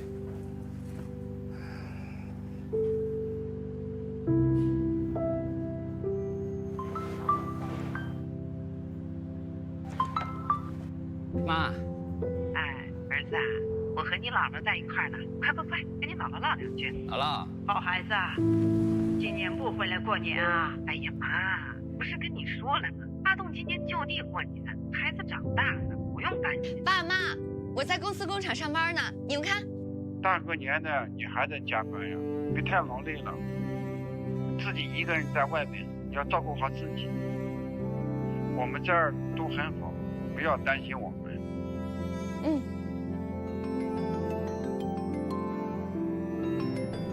喂，妈，我在煮鸡汤呢。鸡汤补，再少放点盐啊。哎，小妍，你不是说今天跟朋友们一起过年吗？妈妈，他们都在呢，我们在看电竞春晚。阿姨，新年快乐！阿姨身体健康！阿姨万事如意！谢谢大家陪小妍过年。不会，义不容辞。就你会说吃东西。哎呀，这行云流水的配合，打出一个他这就来看比赛了。这几个什么是小楼大楼，好像都不重要了。这几个有点帅啊。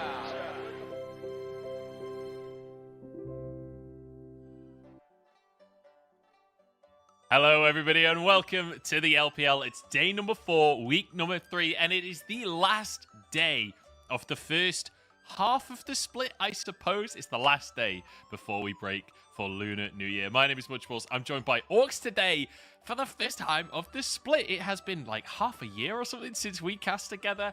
The Brickcast is here. How you doing, Orcs? Yeah, I got the impression you were avoiding me, but finally I've trapped you into this cast, so we're gonna have a good time. And hopefully, I mean, we have some great games, right? So I feel like it's teed up pretty well. Yeah, I feel like if you don't already know the schedule for today, we'll get right to that in a second, but you are in for a good one. Buckle yourselves in, because especially later on today, RNG versus BLG is going to be a banger. But let's talk about what happened yesterday to start ourselves off. Let's look at the results, because yesterday went the whole distance. 6 games. Weibo versus V5, it was the Shy versus Rookie, and then LNG versus FPX, doing B versus his old team. There was a lot of storylines going on yesterday. Yeah, some heated matchups, but also the gameplay very back and forth. I mean, the scoreline obviously a 2-1, but it felt like both teams really were trying to offer their best. V5 losing their undefeated streak, but LNG maintaining theirs, and FPX, you know, just struggling at points, but still putting up a pretty solid effort. It was honestly just a fantastic day. If you haven't caught it, definitely one worth catching up on. Yeah, I feel like yesterday was a perfect encapsulation of the LPL, right? Where we had some incredibly high-level moments and some incredible shenanigans as well. And I'll leave it at that. You guys should go watch those series. But looking at the standings, LNG now 5-0. LNG have locked themselves in for first place over the course of Lunar New Year, and that'll only be contested after the break now. But we've got a few teams playing today that are going to be trying to fight their way up these standings. We've got BLG, we've got RNG, both in the top 5 right now. Top Esports all the way down in 10th, and they'll be looking to rectify that fact across the course today. Yeah, and I think that's the thing, right? BLG on obviously at the top of the table compared to LNG, but they're still undefeated. They can still match that record once they get more games under their belt.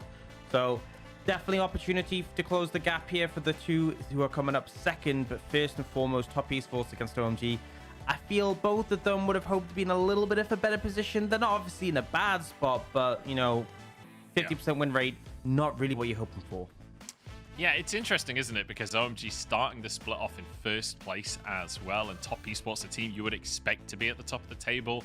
Both of them currently mid-table teams looking to put one last notch on the board before the break, and then RNG versus BLG. I mean, the hype kind of builds itself for that matchup. We'll go in detail later on about all the ins and outs of that. But first off, let's talk about Top Esports and OMG, because these are two teams that, again, they need to prove themselves here. And I want to start by talking about OMG, because we're only on week 3, but they have already had a turbulent split. They started off with a 3-win streak. Then they end up losing 2 series in a row, so they end up 3-2. But those 2 losses were against BLG and EDG, so it's kind of fair enough. We're still getting behind OMG, getting on that hype train. But now, Orcs, it feels like that hype train has been derailed, because they lost to LGD most recently, and that's not a loss that I think is easily forgiven. Yeah, it was honestly a messy series, and I think, you know, maybe the hype was overblown a little bit, but we had high expectations, right? Shanji and Cream looked like really solid solo laners. Aki was looking fine. Bot lane was looking okay, and then this series against LGG just raised a lot of questions. As you said, we can accept them losing to the top teams. That's not really a problem.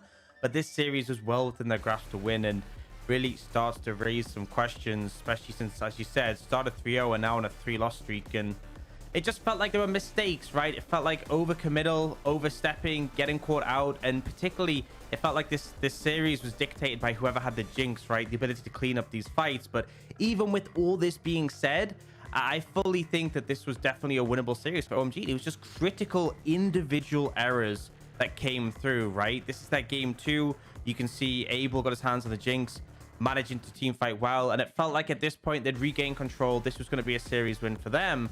And then game 3, I mean, Joe, you can take this one. I mean, there's a moment here from Abel. He's on Aphelios. He's behind his whole team. Just keep your eyes on him. Top right. Oh, Gale Puss flash in into 4 people. I don't know what the game plan was. I don't know what went through his mind in that moment, but yeah, particularly egregious. And also, a bonus on top of that, Aki daring to play Zed jungle and not building SOFM's Stride Breaker either. I mean, what is going on with this team? I mean, as well, if you look at that 3rd game, in that clip, they have 3 dragons.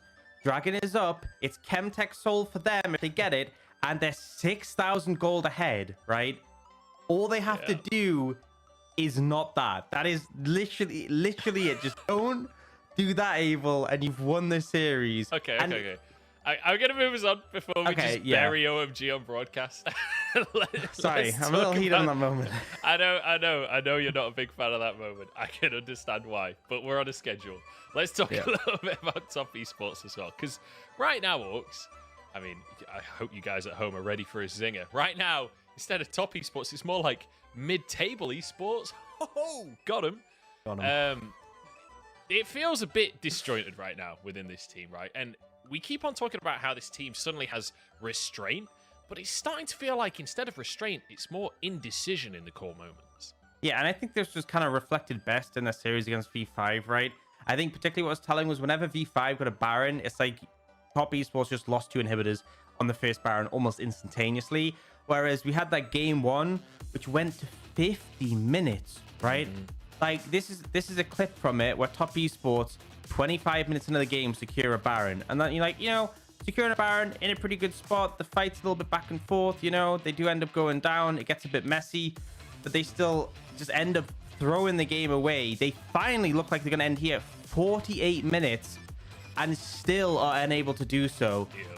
Despite the fact they have Chemtech Soul, they get Elder Dragon later on as well. It's like, it just felt like this game went on so long and you should have been able to close out at some point in it.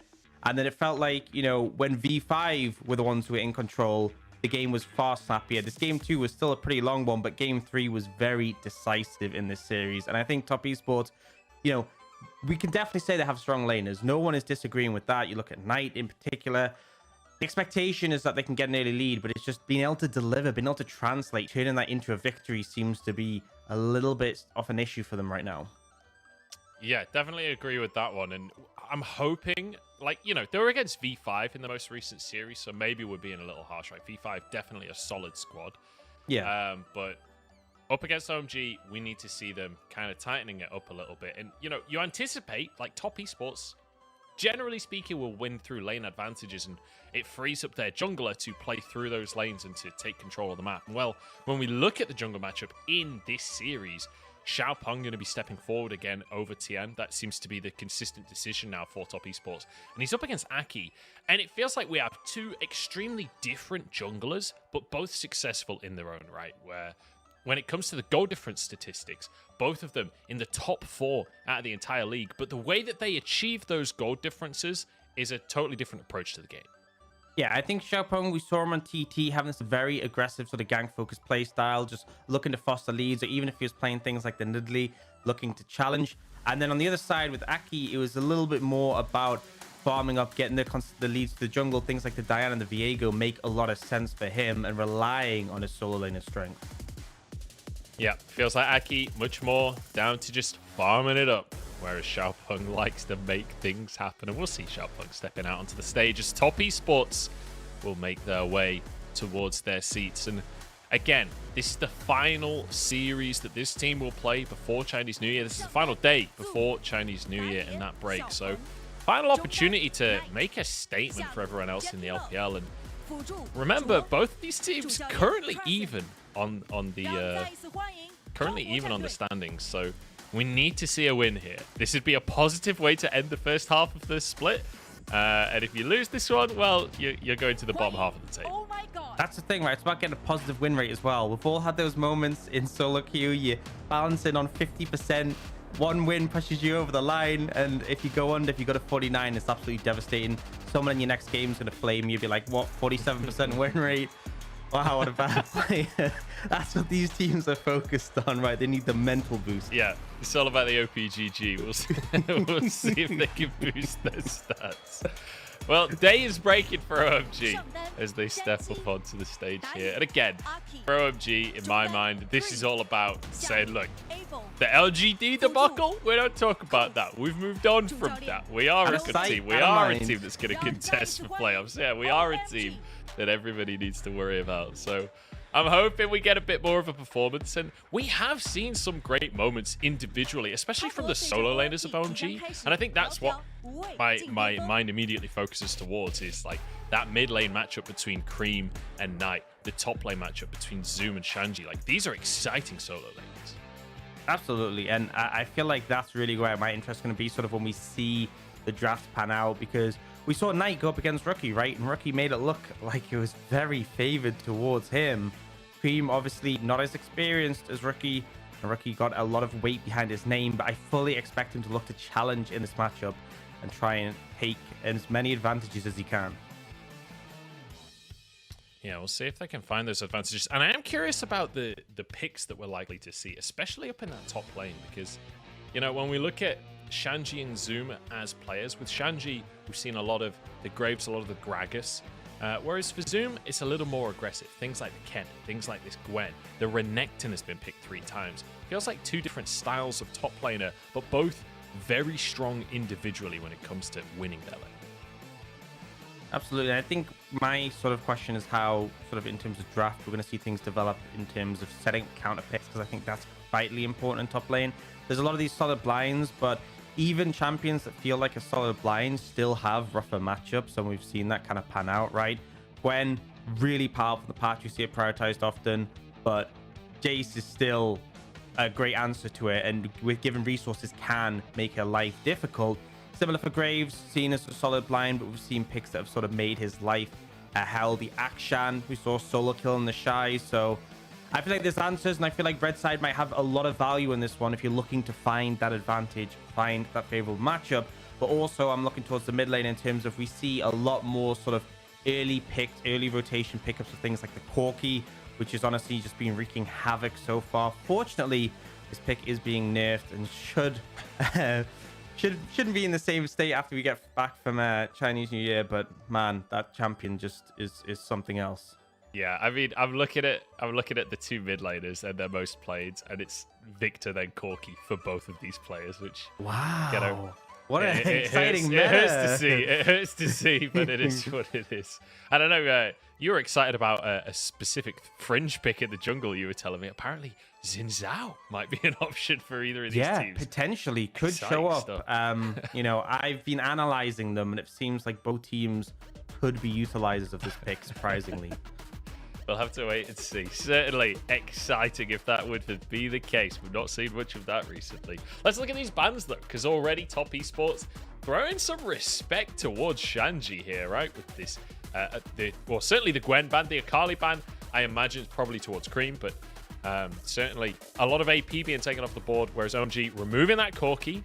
Thank you, OMG. We appreciate that. And then also taking off Nidalee's Xiaopeng? Xiaopeng's Nidalee. Yeah, I think makes a lot of sense, particularly the Gwen is being sort of prioritized more in the first 3 bans, as is the Corki, but really targeting top a bit more with that Gragas. Makes me wonder what they're going to end up picking there. They're removing this many picks from the pool. We haven't seen Caitlyn banned away, though. Haven't seen Renekton touch still. A lot of things open and available. Lee Sin often targeted, and I know Xiaopeng perfectly happy to lean on that with the Nidalee taken away, so just to see what OMG go for with their last ban. It is going to be that Renekton. So Caitlyn available, Lee Sin available. A lot of strong picks. It looks like Top Esports toying with the idea for Jarvan. I mean, to me, this just screams pick up the Thresh for OMG, right? It really just limits the effectiveness of that Cataclysm if you can sort of pull someone out, but maybe OMG have a different idea. Yeah, the Thresh certainly good individually against the Jarvan, but OMG perhaps trying to think more holistically about their whole comp. Don't need to pick up a jungler early since Top Esports already have their jungler locked in. Choosing the Nautilus as a first pick, I will say, not something I was necessarily expecting coming into today, but at least they could get an AD carry alongside it. Yeah, may make the decision to sort of leave it till a bit later and try and, because obviously it's very non-committal to take like an engaged support and a jungler here. I definitely think like Xin Zhao is like the standout to me in my mind that they could end up prioritizing. Actually going for the Poppy though, so we've seen a couple of bans on this champion, haven't seen it picked up too much, but just very good at mitigating engage pressure, right? Especially against a Jarvan, you go for that EQs, you can just interrupt it easily. Can slam you into your Cataclysm as well, so I expect this to go jungle, but is still technically a flex coming out from OMG. Yeah, we have seen Karsa playing this in the LPL already. You can understand the pick, right, with how much mobility is in the game these days as well. It feels like Poppy is an inevitable pick in a lot of situations. Set going to be locked in here for Top Esports. Very likely that will go up towards the top side for Zoom. We've seen Zoom play that. Not just this split. We've seen him play it once this split, but historically in his career, it's been a favorite pick of his. Whether or not that goes top lane, though, we've seen Knight play it over the years. We've seen it in the support role. We'll have to wait and see. But that Victor's still open, and Knight will lock it in. Yeah, oh, and I would love this from Cream. Honestly, I feel like with Victor, you want to pick something that can punish it. He actually trades well into a lot of mages, and honestly, in LeBlanc in the 1v1, he actually trades pretty positively in that matchup. But it's about the setup, right? You land the change, you have to follow up from your team. You know you have a Nautilus who can already roam up to apply pressure, and it allows that setup. And once you burn a Victor's flash, it's just easy pickings. But looks like the decision's going to be in the direction they want to go for a bit more of a scaling mage in the Orianna. Now, for sort of bans at this point, I feel like OMG can really look to target support. You know that the set might be a flex, but you want to kind of try to limit it and mean they can't necessarily use that flexibility that well. But also AD carry pool, right? OMG get first choice coming out of the ban phase, so any AD carry bans are going to really hit Top Esports harder. All right, well, speaking of AD carry bans, that Caitlyn already gone off the board. It's answered by a Samira. Abel's kind of pocket pick that really we don't see anyone else playing in the LPL. But Jinx still open, Aphelios still open. These have been the two premier picks across the league so far. We'll see if they're going to be banned away. But Orcs, I want to kind of recap what's been locked in so far, because on the side of Top Esports, feels pretty self-explanatory, right? You've got a Set and you've got a Jarvan. These guys are going in. But from the side of OMG, this is a bit more of a weird composition. Like, what are you expecting them to try and finish this one out with? Yeah, so I think a strong backline AD carry, something like a Jinx, would obviously make a lot of sense. Like, you have a really tanky front line with the Poppy. She absorbs a ton of damage. Shanji can pretty much pick any sort of top lane in the current meta that can fit in, and then you sort of play around the fact that you have a strong front to back. You have decent protection for your AD carry, right? Orianna shields, the Shockwave for disruption, the Poppy. So I feel like the Jinx makes complete sense in that regard, and it just makes you have a really solid team fight where the emphasis is on Top Esports to close the distance on the Jinx and try and take her out. To see, I'm just saying, Rumble still currently open. That could be an option for Shanji in that top side if he finds the right matchup. But over to the side of Top Esports, hovering is Ziggs right now, which can do well into these pushing AD carries. But the Aphelios is the lock-in in the end. This matchup, folks, we just get it every single game. And Zoom brings out the Ornn. This is definitely a pick he is more than accustomed to after 2020. And I feel like that's the tools you need, right? They have so many answers to this Jinx. You have the long-range Ornn engage, the Cataclysm, you have the Set, who if they can get on top has all the CC, and then the burst damage available to the Victor and Aphelios means they have answers that they can get in range. For OMG, I feel like, you know, having a potential other threat in the top lane can be really valuable in this situation, having something that can be destructive in the fights. And looks like Shanji's going to go for that Aatrox, pretty comfortable in the top lane matchup, but also when things are diving, when there's a big mix of melee champions, he's really going to flourish. And just, I mean, the Set, importantly, going down to Chuo here, not going to be that the top lane Set that we discussed earlier on. It is going to be the support alongside Aphelios here. Good into those hard engaged supports like the Nautilus. But crucially, you know, coming into Top Esports versus OMG, I was kind of expecting early game skirmishing from Xiaopeng. I was expecting a lot of action, but looking at these drafts, all I see is scaling orgs. Yeah, both sides have a big, healthy helping of scaling. And as a result, the team fight's going to be very exciting. It's really going to come down to who has any advantages accrued, but also sort of the execution in them. But I feel like when both teams have so many scaling aspects on their composition, I'm really looking at what the junglers can do in the early game. Jarvan able to have quite a bit of early impact. Poppy maybe less so, but definitely can find angles in, and they can start to snowball, right? If you get Abel ahead in the Jinx, alternatively you get Jackie Love ahead, that can really make the difference and sort of amplify one side scaling. But overall, I feel like these two teams are sort of pretty much matched head to head on the sort of way the curve will go throughout this game. Yeah, that's one of the exciting things when you're in a game like this and you have to talk about scaling. Well, both teams scale exceptionally well. So it's going to be down to the execution in these fights. And, you know, it's something that in terms of sheer player value, you'd probably lean the way of Top Esports, right? You've got Knight, you've got Jackie, you've got Zoom on this team. These guys are incredibly proficient players, but we've been lacking coordination from this squad. We've been lacking that decision-making that we've seen in the past.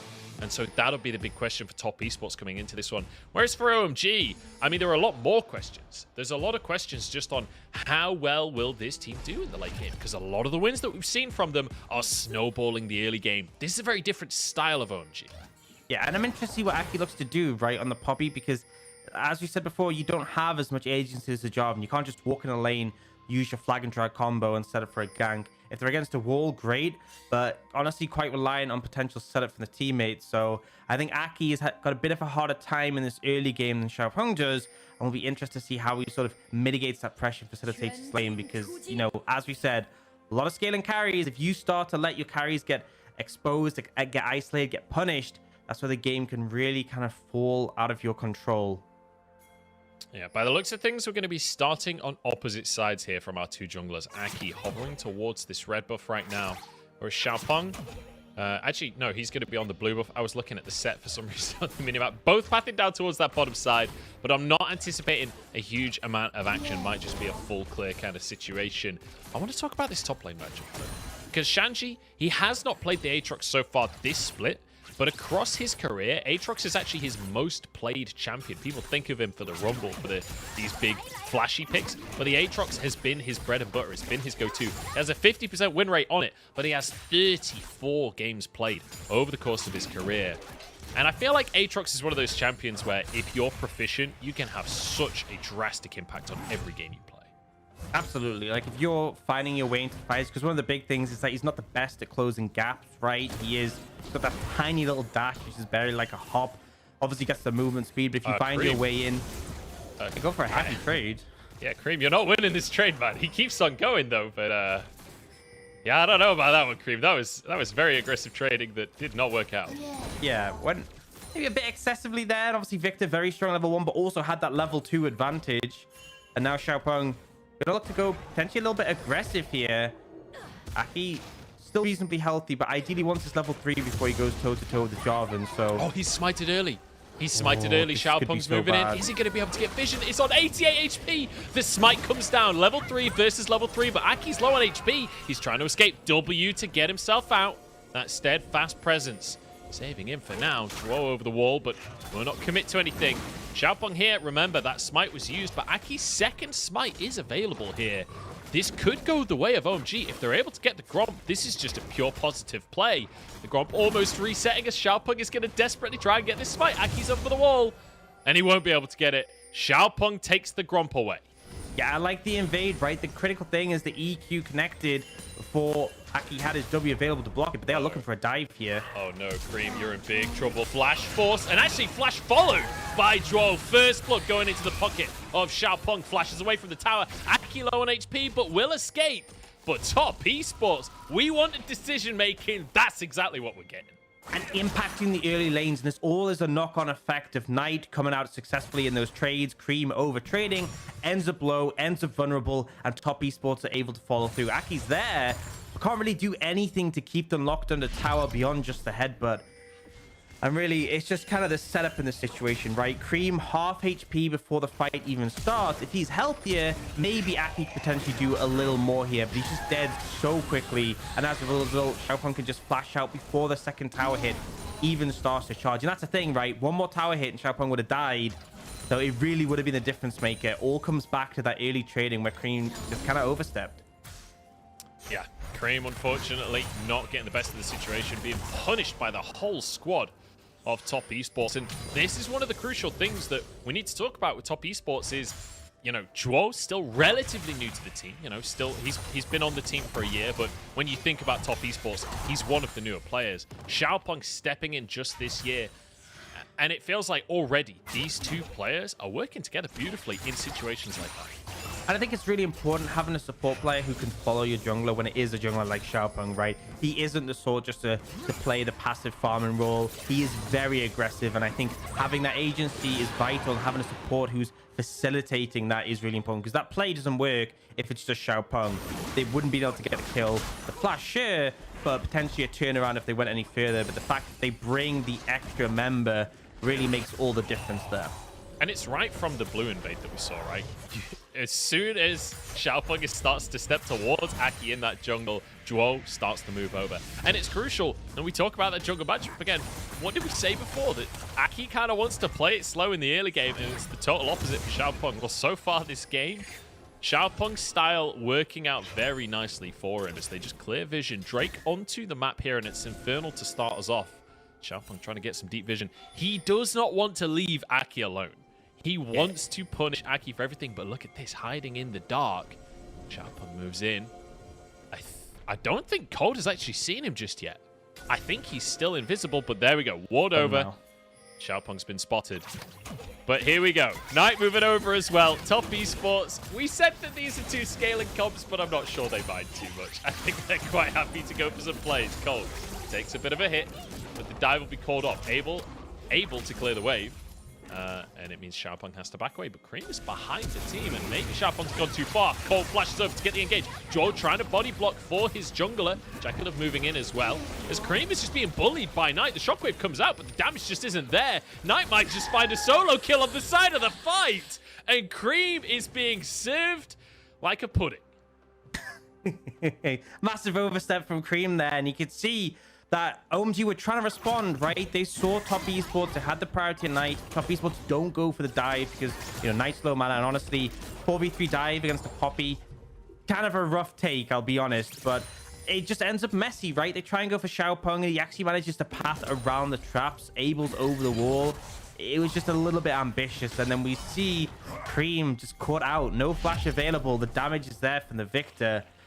It's just messy, and you can see what Xiaopeng just walk around the traps. Like, look how close he is when they arm, and he just steps around them. Abel over the wall can't follow up, and then Cream, he's like, I need to move down, I need to help my team. But it's like, you just walk straight into Knight, and Knight is very happy to take this solo kill. Obviously, the Chaos Storm has that consistent damage. You can easily 100-0 someone. Oh, Zhuo looking for an engage on the bottom side again. I don't think he'll find it for the time being. Okay, I'm getting too excited now. But the way that Top Esports play, you just always anticipate the plays. This time it's up to the top side. As Zoom calls the Forge God himself, gets the knock-up onto Shanji. But with the movement speed coming out from that World Ender, Shanji will be okay. And actually looks for a re-engage onto Zoom. Wave will be pushing towards Shanji. But actually he's just going to clear that one up anyway. Yeah, the thing with Jarvan is he's quite burst heavy. If he doesn't have his ultimate, that's reduced even more so. And you need more than just burst to take out a full HP Aatrox with ultimate.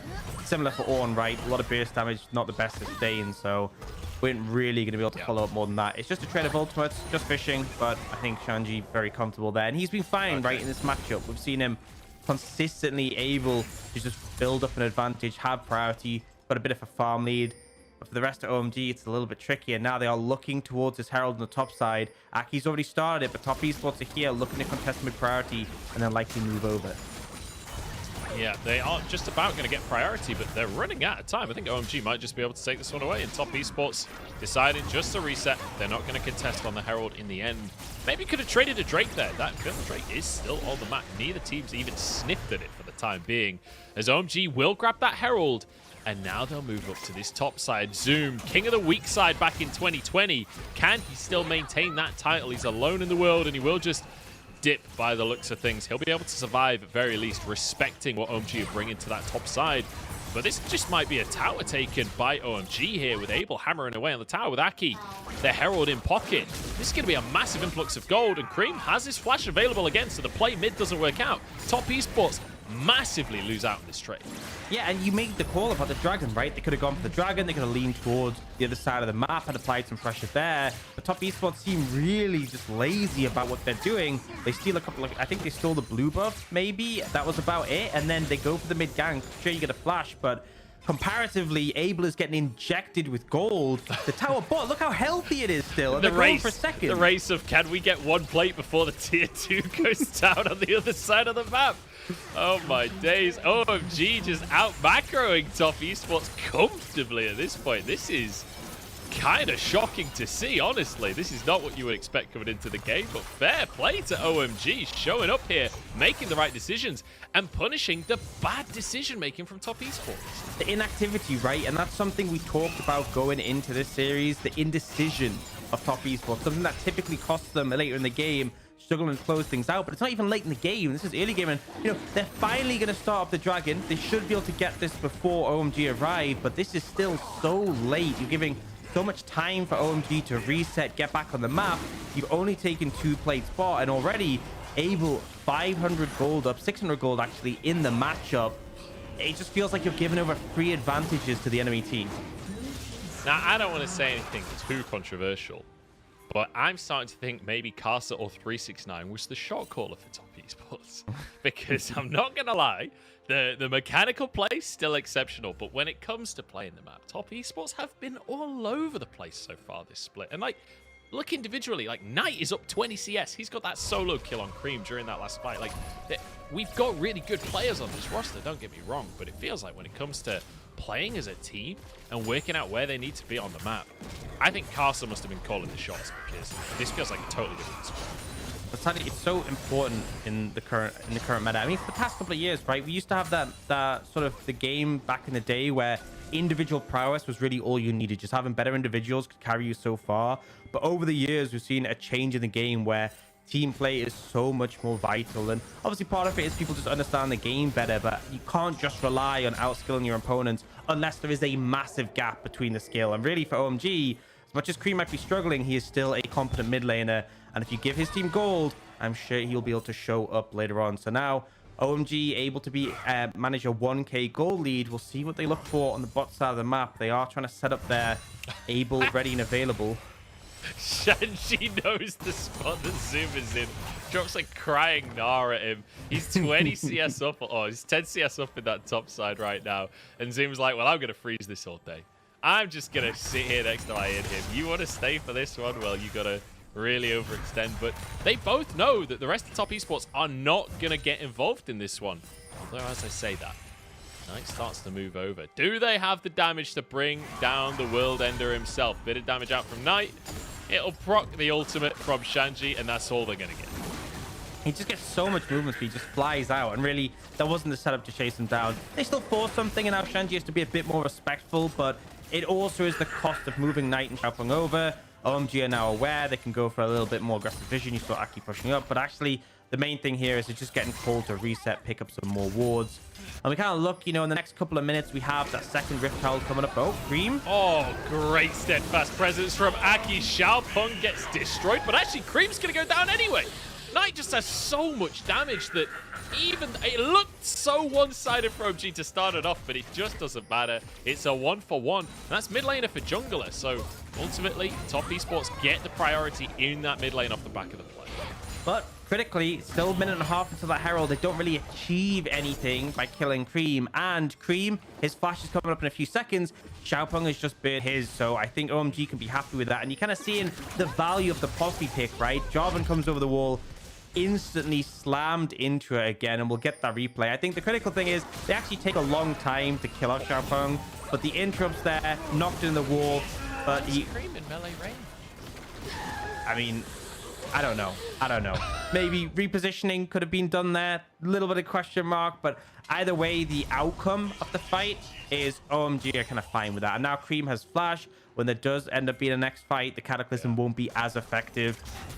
Ideally, he would be in melee range when that happens. But... he literally walked in. He's like, oh, you're going to Chaos Storm? Let me get you some value on that, buddy. Yeah, I don't know. Bit questionable. Cream, I'm going to be totally honest, not having the greatest game I've ever seen from him. But, you know, everyone has bad games. Everyone has bad games. It happens. And I think the thing we sort of talked a little bit about, and I think he has proven himself, but there were still questions coming in the split, is this is not the meta that Cream really flourished on last year, right? He was playing so many picks that sort of really felt like he was on home on. I mean, Akali is still strong in the current meta, but a lot of the other picks we saw him taking... Kiana and things. Kiana, things like just things like that in the sort of essence of aggressive mid lane picks, we don't really see as much of compared to the mages, right? We're in a mage meta. Orianna definitely fits the T, but Cream not looking as comfortable as maybe he did in kind of last year. Cold just going to start a fight here. Go straight onto Drow. Forces a flash out early on. Chaos Storm ticking onto the team, though. Cold low on HP, but there's one pick for OMG. Xiaopeng gets out, but Abel chasing down Zaku slightly wide, but Aki flashing forward. That'll be a double kill. Abel grabbing two. Well, grabbing one for himself as he goes down. Answers with his own life here, and OMG getting chased away. Shockwave going to come through in a second, but Jackie Love gets a double. Knight versus the world. Can he finish these health bars off? Flashes forward, gets Cold, but goes down. This Shanji cleans up the fight. And it's still a win for OMG, but man, Knight and Jackie Love really saved that one, turning it around and getting 3 exit kills. It could have been super heavily in favor of OMG if they weren't able to pull that one off, but they definitely deliver to answer back. However, Cream now 4-3-1 on the Orianna, picking up a ton of gold there. And you can see the power of this Poppy and it disrupting these fights. The headbutt into the wall, really valuable, but also just the fact that you can pop your W and the Jarvan is rendered pretty useless as a result. And it's just confidence here from Cold, right? Engage on the support who's isolated. We have members. We're ready to go. And it really feels like Poppy Sports just weren't ready for this initially. Yeah, great Shockwave to start it off as well. And Cream getting himself some nice gold there. Cream now on 4 kills off the back of all of this. So very, very positive for OMG here. And just as we were criticizing Cream, he manages to get a huge influx of gold for himself. Now Drake up once again. Top Esports got the first one of the game, and Zoom is here this time. Shanji going to be trying to position to force Top Esports away here, and we could well have a 50-50 smite. As in they go. Drow starting this one off. Shanji having to get away and actually just goes down. The front line is gone, but the 3-man Shockwave on the back line from Cream. Can they finish it off? Because Abel on this Jinx firing away with the rocket. It's a big rocket. No, the zap. Not quite enough to finish off the kill. The rocket on cooldown already. Drow will fall though. That's a double for Abel. And it's enough. It's only a support and a jungler, but it's... What? I was going to say it's enough. It almost wasn't. They do get the Drake in the end. Playing it down to the wire there. The critical thing I have to say is Abel not being threatened, right? Going into that fight, no flash available for the Jinx. You have a Jarvan, you have an Ornn. This should be easy. It should be simple, but they don't manage to find that backline access. Abel really positioned himself well. And then when it comes to that extended fight, lethal tempo fully stacked is so good for the Jinx. Just finding the momentum. We'll see that sort of come out here. So it's the front line being targeted, right? Joe goes for Shanji. We see that initial big mix of damage coming in, but look at Abel's positioning on the backside, just consistently hitting targets, not being challenged. The Cataclysm's used on Cream, but he is the one member who has the flash available, so he manages to stay alive. And now Abel, fully stacked lethal tempo. No one can step up to him. No one can get in range of him without just getting decimated. Yeah. Feels impossible for... I mean, this is ultimately one of the big problems with the Aphelios versus Jinx, right? You struggle to get in range a lot of the time. It feels like Abel is just so far back in these fights, just hammering away. And Jinx already on 2 items now. The Kraken Slayer, the Rapid Fire Cannon. It's not going to get any easier for the side of Top Esports to get on top of him. And also, as you mentioned before, the steadfast presence from Aki can just keep Abel so safe on that backside. But Aki, speaking of, we'll start this Herald off, and the rest of OMG have moved up. And once again, this feel like more and more of these objectives going towards OMG. Unless Xiaopeng can find a miracle smite, the rest of Top Esports are actually going to commit here. The TP coming through. We've got another 5v5 on our hands. It feels like we're in the late game already. Call of the Forge God on 3, off to the side here. Looking for the smite, looking for the eye of the Herald. Paul, the first one to go down, jacking up with 1 kill, but he whiffs the ulti. Shockwave onto 2 again. Cream is on point with these ultis this game. And now Shanji chasing down the side of Top Esports. Another double for Abel as OMG are cleaning house. Knight pulled back in, knocked back up, and Shanji wants blood. He will not let the Chinese mid laner escape as he tries to chase him down, but Duo there to protect his mid laner. No, he's not. Shanji does not care. Manages to clean it up, and it's just a massive win for OMG. Able to once again keep the backline safe in Cream. He had a rough laning phase, right? We're critical of him. He is really stepping up in these team fights. The shockwaves have been on point, and OMG are playing this one to a T. 4.5k gold lead, Herald in hand, and we'll get that replay. And honestly, I think the critical thing is look at Top Esports focus, right? Abel and Cream on the backline, they get the Ornald, but other than that, the focus is completely on this front line. And look at the positioning. Jackie Love basically in melee range. Perfect setup for this Orianna Shockwave, and Cream and Abel are untouched. It's only at the very end of the fight do we get this Cataclysm, which is essentially just locking them in and not really threatening them in any meaningful way. And I think Top Esports are just approaching this completely wrong. You have to deal with the Jinx. The Jinx must die, as must the Orianna if you're going to win the fight. Putting damage into Aki is meaningless. I feel like, you know, everyone always refers to Vigar's event horizon as the baby cage. I feel like that Cataclysm was the baby cage there. They're just penned in. They're not allowed out of this little area. They can play with their blocks in here.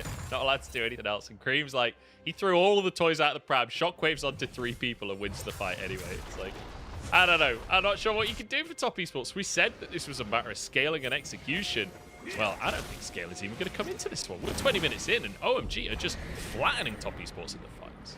They need to approach it better. I just think it's that simple, especially when you have something like a set. Oh, that's a Herald going down bot. Yeah, and why not? Shanji's just going to be able to push up with this. Probably wouldn't even need the Herald to get this tower, in all honesty. But we'll take the charge anyway. And I feel like now someone's going to have to respond to this, whereas OMG are trying to set up that control around Baron. And vision is so important, right? Denying flank opportunities from Top Esports. If Joe can get to the back line and just ult Abel back in, that is potentially a win condition, but it's just vitally important that they deal with these backline carries. And a big aspect of that is the summoners, right? In that last fight, Abel didn't have his flash available. It is back up now. Across the board, we are seeing summoners available, and that really favors OMG, because if you Cataclysm Abel and he flashes out, you lost the fight probably.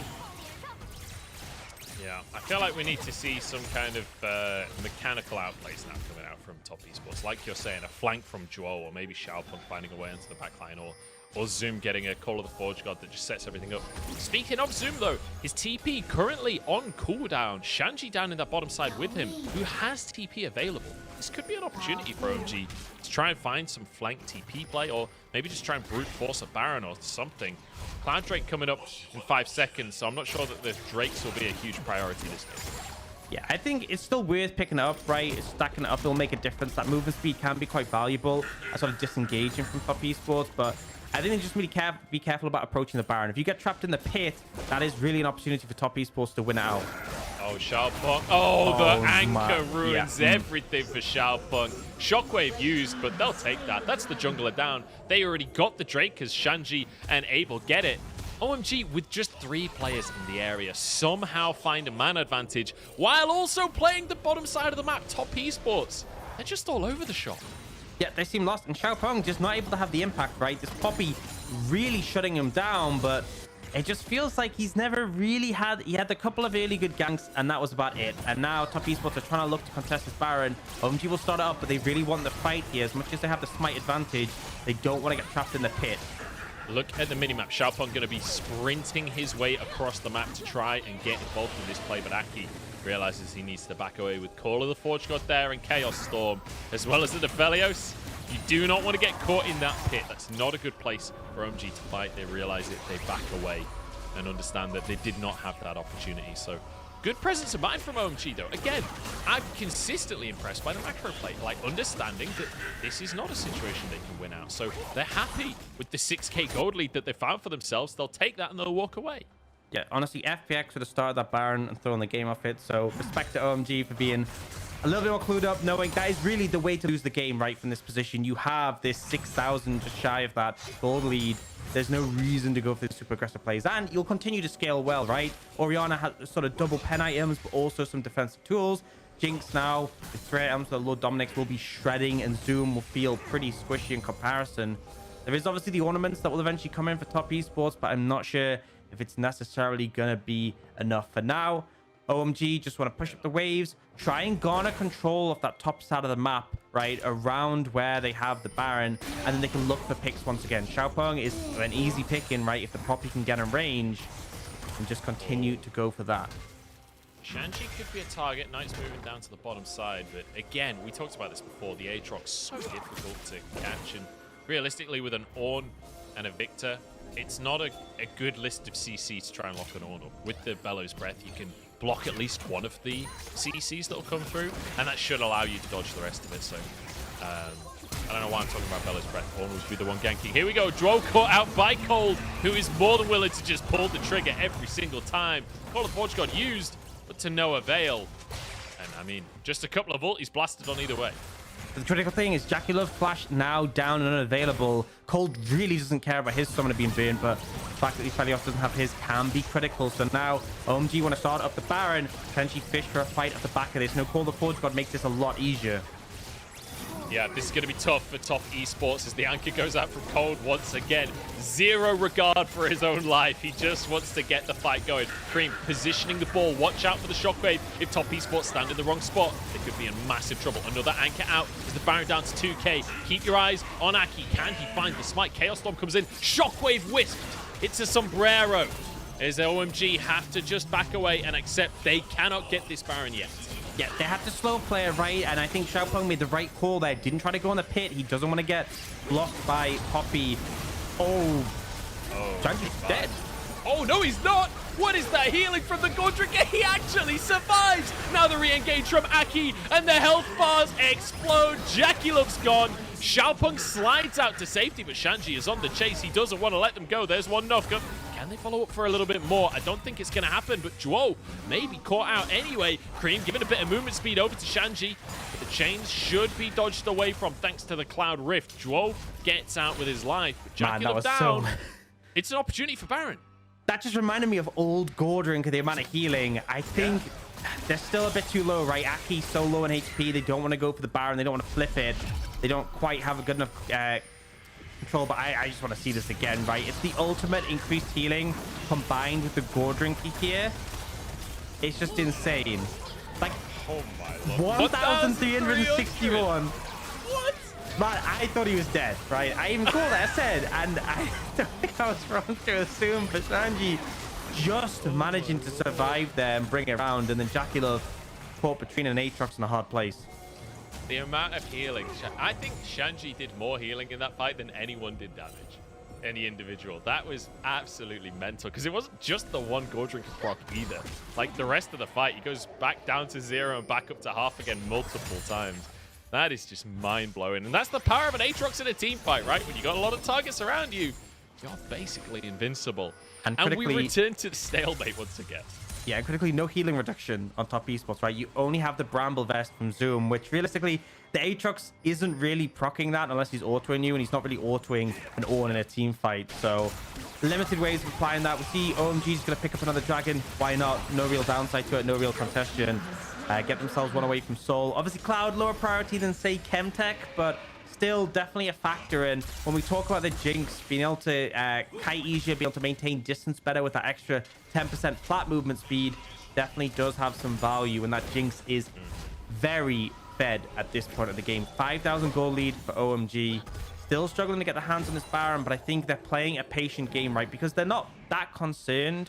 As long as they don't make a mistake, they're pretty fine for this game to keep on going. It's only if they end up, you know, if Abel gets caught out, if Cream oversteps, that's where things could get messy. But for the time being, they look very comfortable.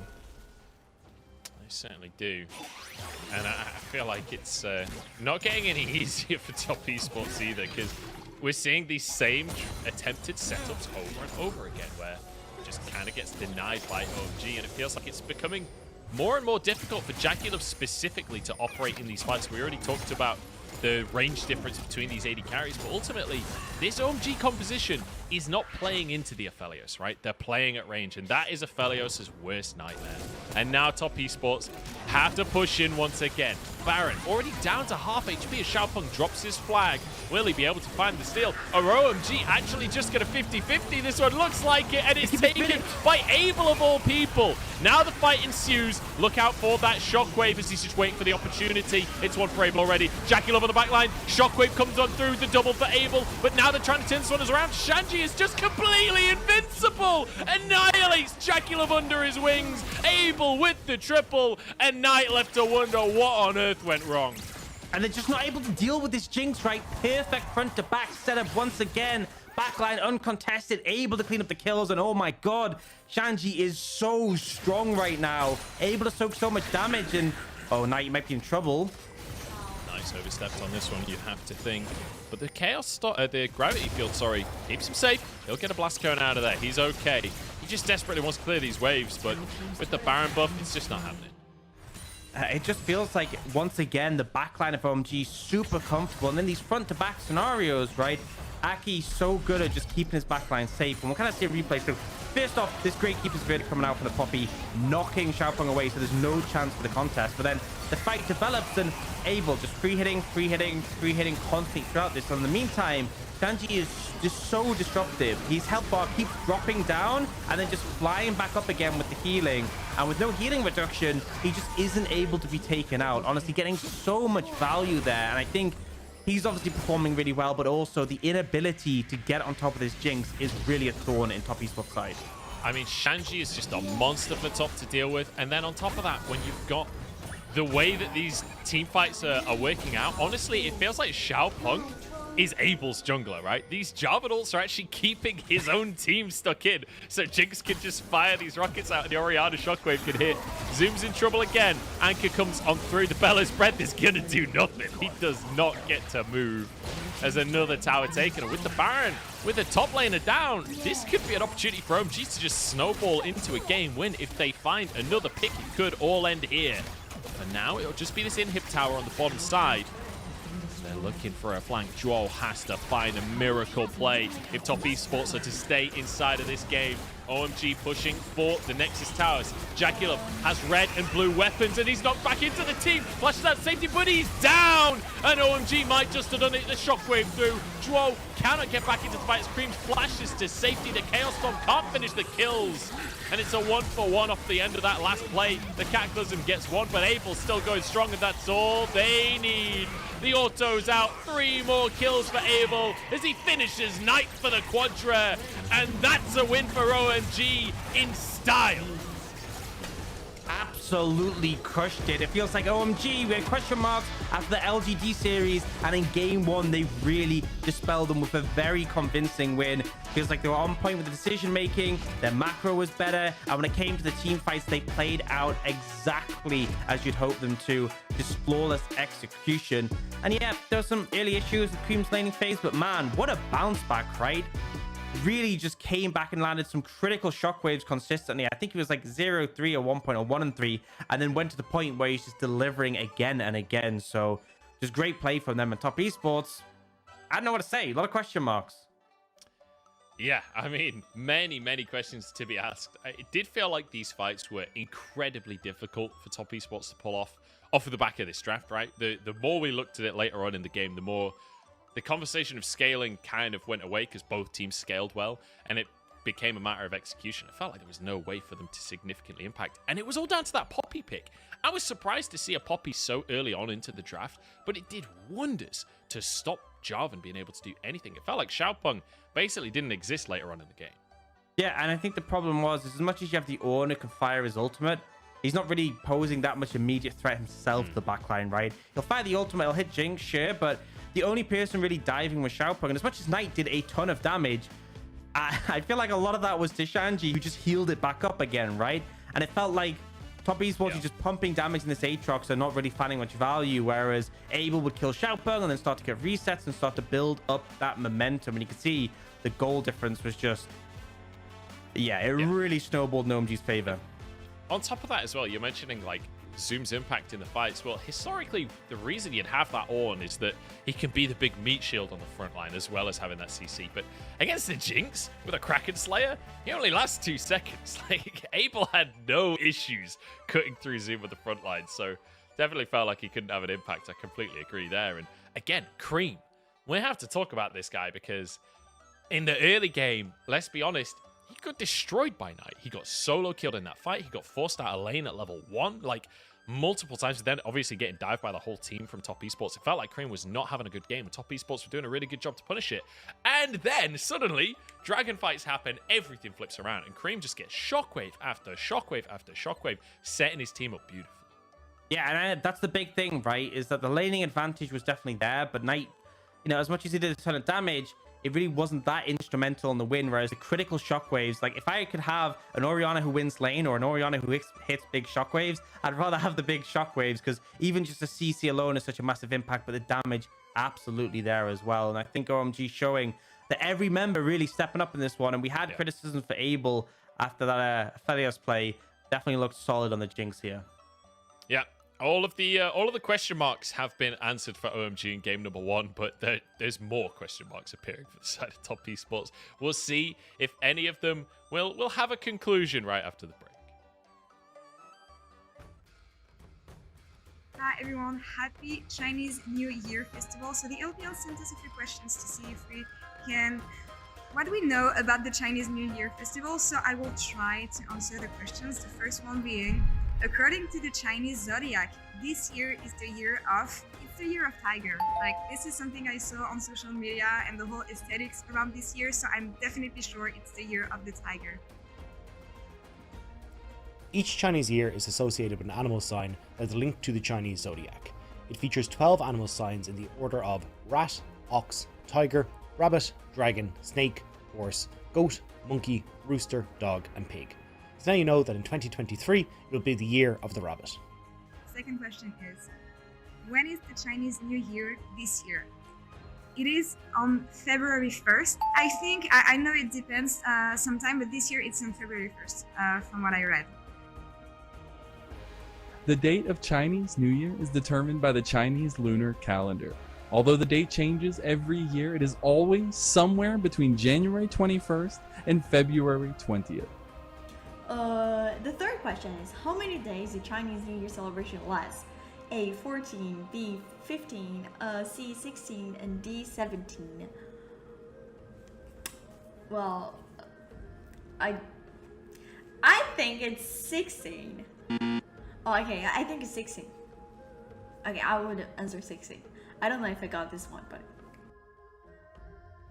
Chinese New Year starts with the new moon on the first day of the first lunar month and ends on the full moon 15 days later. The 15th day is well known as Lantern Festival, which marks the end of the Chinese New Year celebrations. On this day, all types of lanterns are lit throughout the streets, families gather and eat tang yuan, which are glutinous rice balls in sweet soup, and these symbolize reunion. in what color envelopes are gift of money usually given Chinese New Year? A red, B orange, C green, D blue. Red. Option A, red. I think it's because it means good luck, right? Good luck, good fortune. It's so cute. The colour red denotes good luck and fortune, as well as happiness, abundance, prosperity, and energy in Chinese culture. This wards off evil spirits and negativity. It is often worn or used for decoration celebrations, such as red packets, red lanterns, and red couplets. And the last question is, what special food do Chinese people eat for celebration in the New Year festival? I don't know this one either. I'm so sorry. I would say beef, xiao long bao, and mooncake.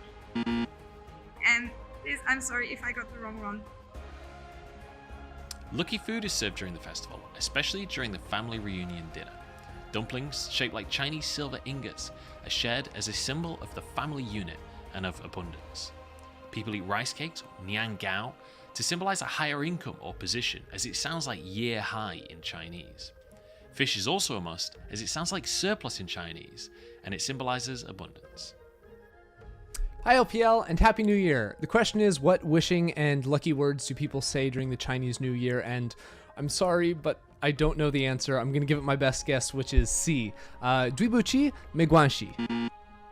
What wishing and lucky words do people say during Chinese New Year? People in Chinese, I think this one I got it. It's the letter A, because 新年快乐, it's Happy New Year, and the other option doesn't make sense for me. 生日快乐 is happy birthday, 对不起. Sorry, and 你好吗 it's how are you. So I'm gonna go for letter A. G'day guys, it's Derek's here, and if you answered A, then you are absolutely spot on. 新年快乐, 恭喜发财, meaning Happy New Year. May it be a happy and prosperous one for you as well. If you answered B, of course that was 生日快乐, 谢谢.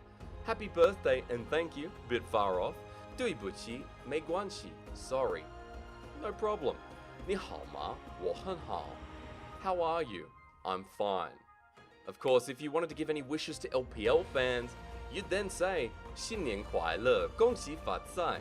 Hope you can remember that and you yourself have a happy new year. We normally see this when we meet each other during the Chinese New Year, so let's say it together. 新年快乐，恭喜发财, Happy New Year! I was wrong, I'm sorry, but I'll say it right this time. Okay. 新年快乐，恭喜发财. I hope that was good. Happy New Year! Hi everyone in the LPL. 新年快乐，恭喜发财. Happy Lunar Year to everyone. I wish you health, love, wealth, and happiness for you, your family, and your loved ones. Take care. Hey everybody, quick shot here. 新年快乐，恭喜发财. Hello, LPL fans. I just wanted to say 新年快乐，恭喜发财.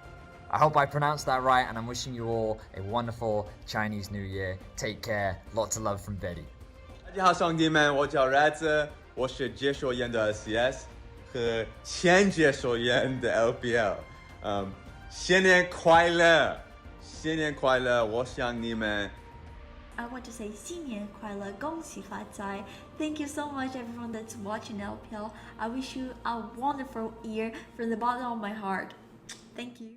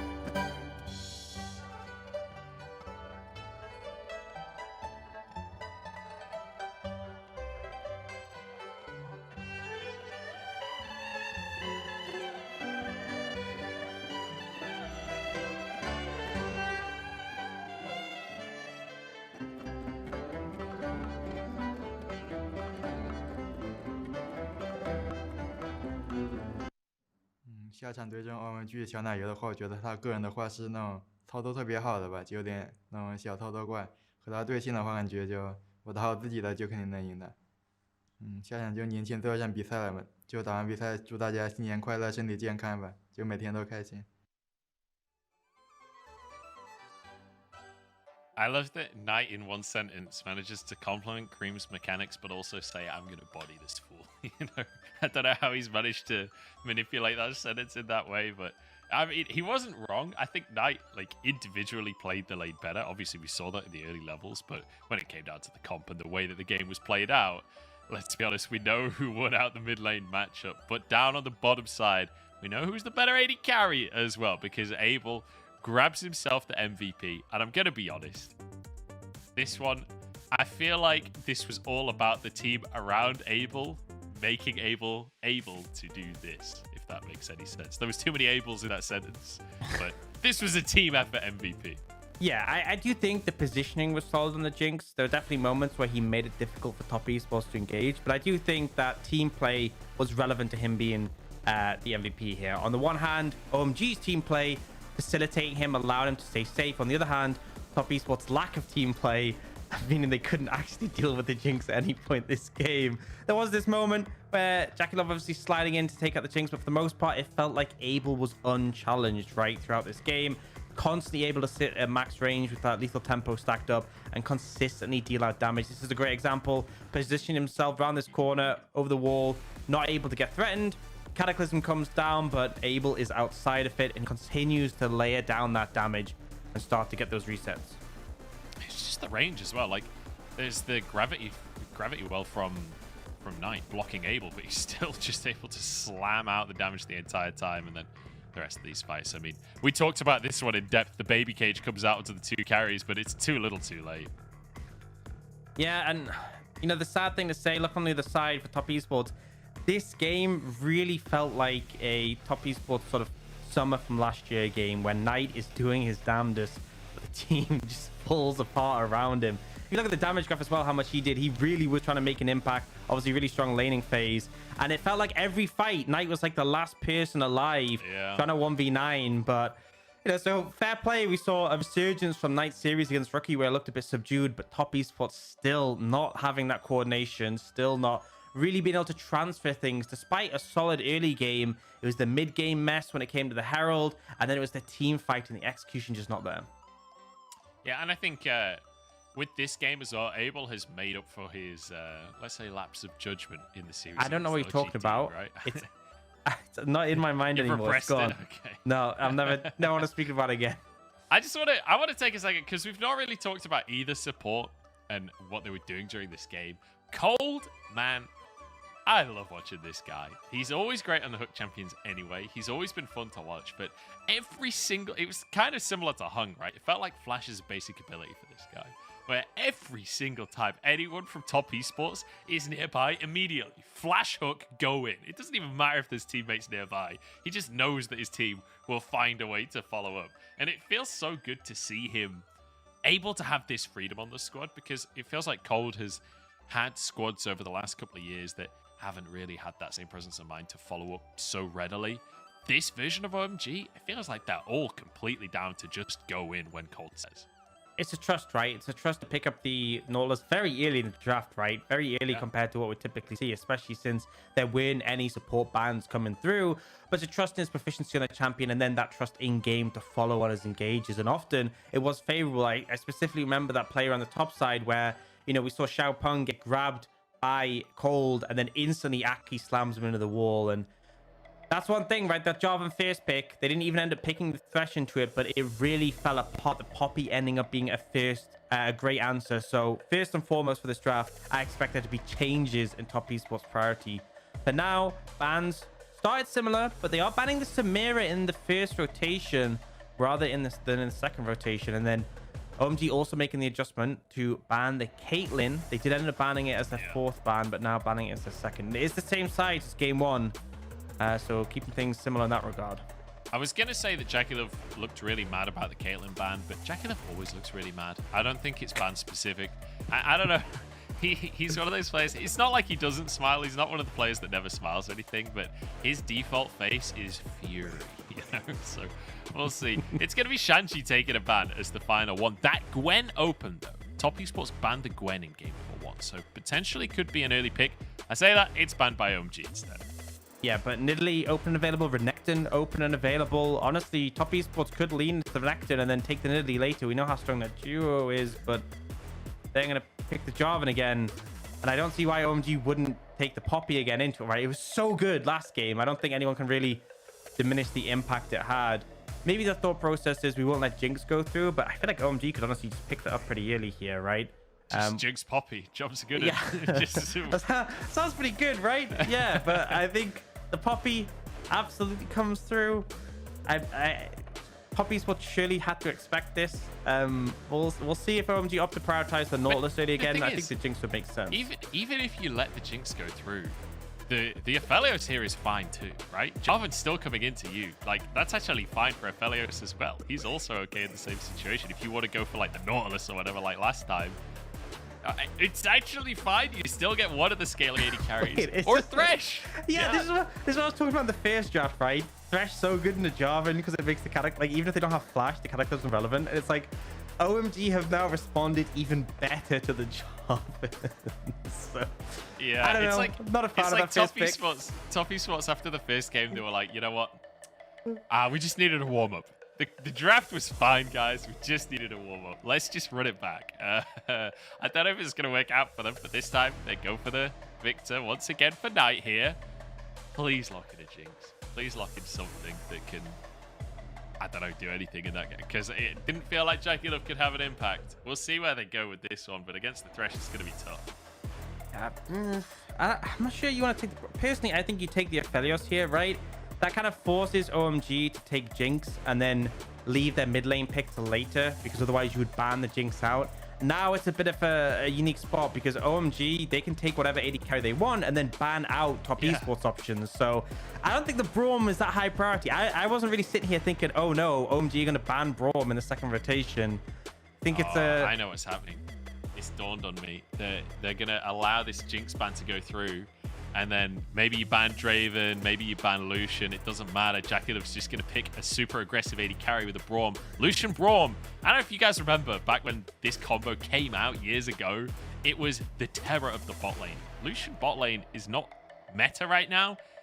But maybe the thought process is we've just got to pound him in the early game and just win before the laning phase ends.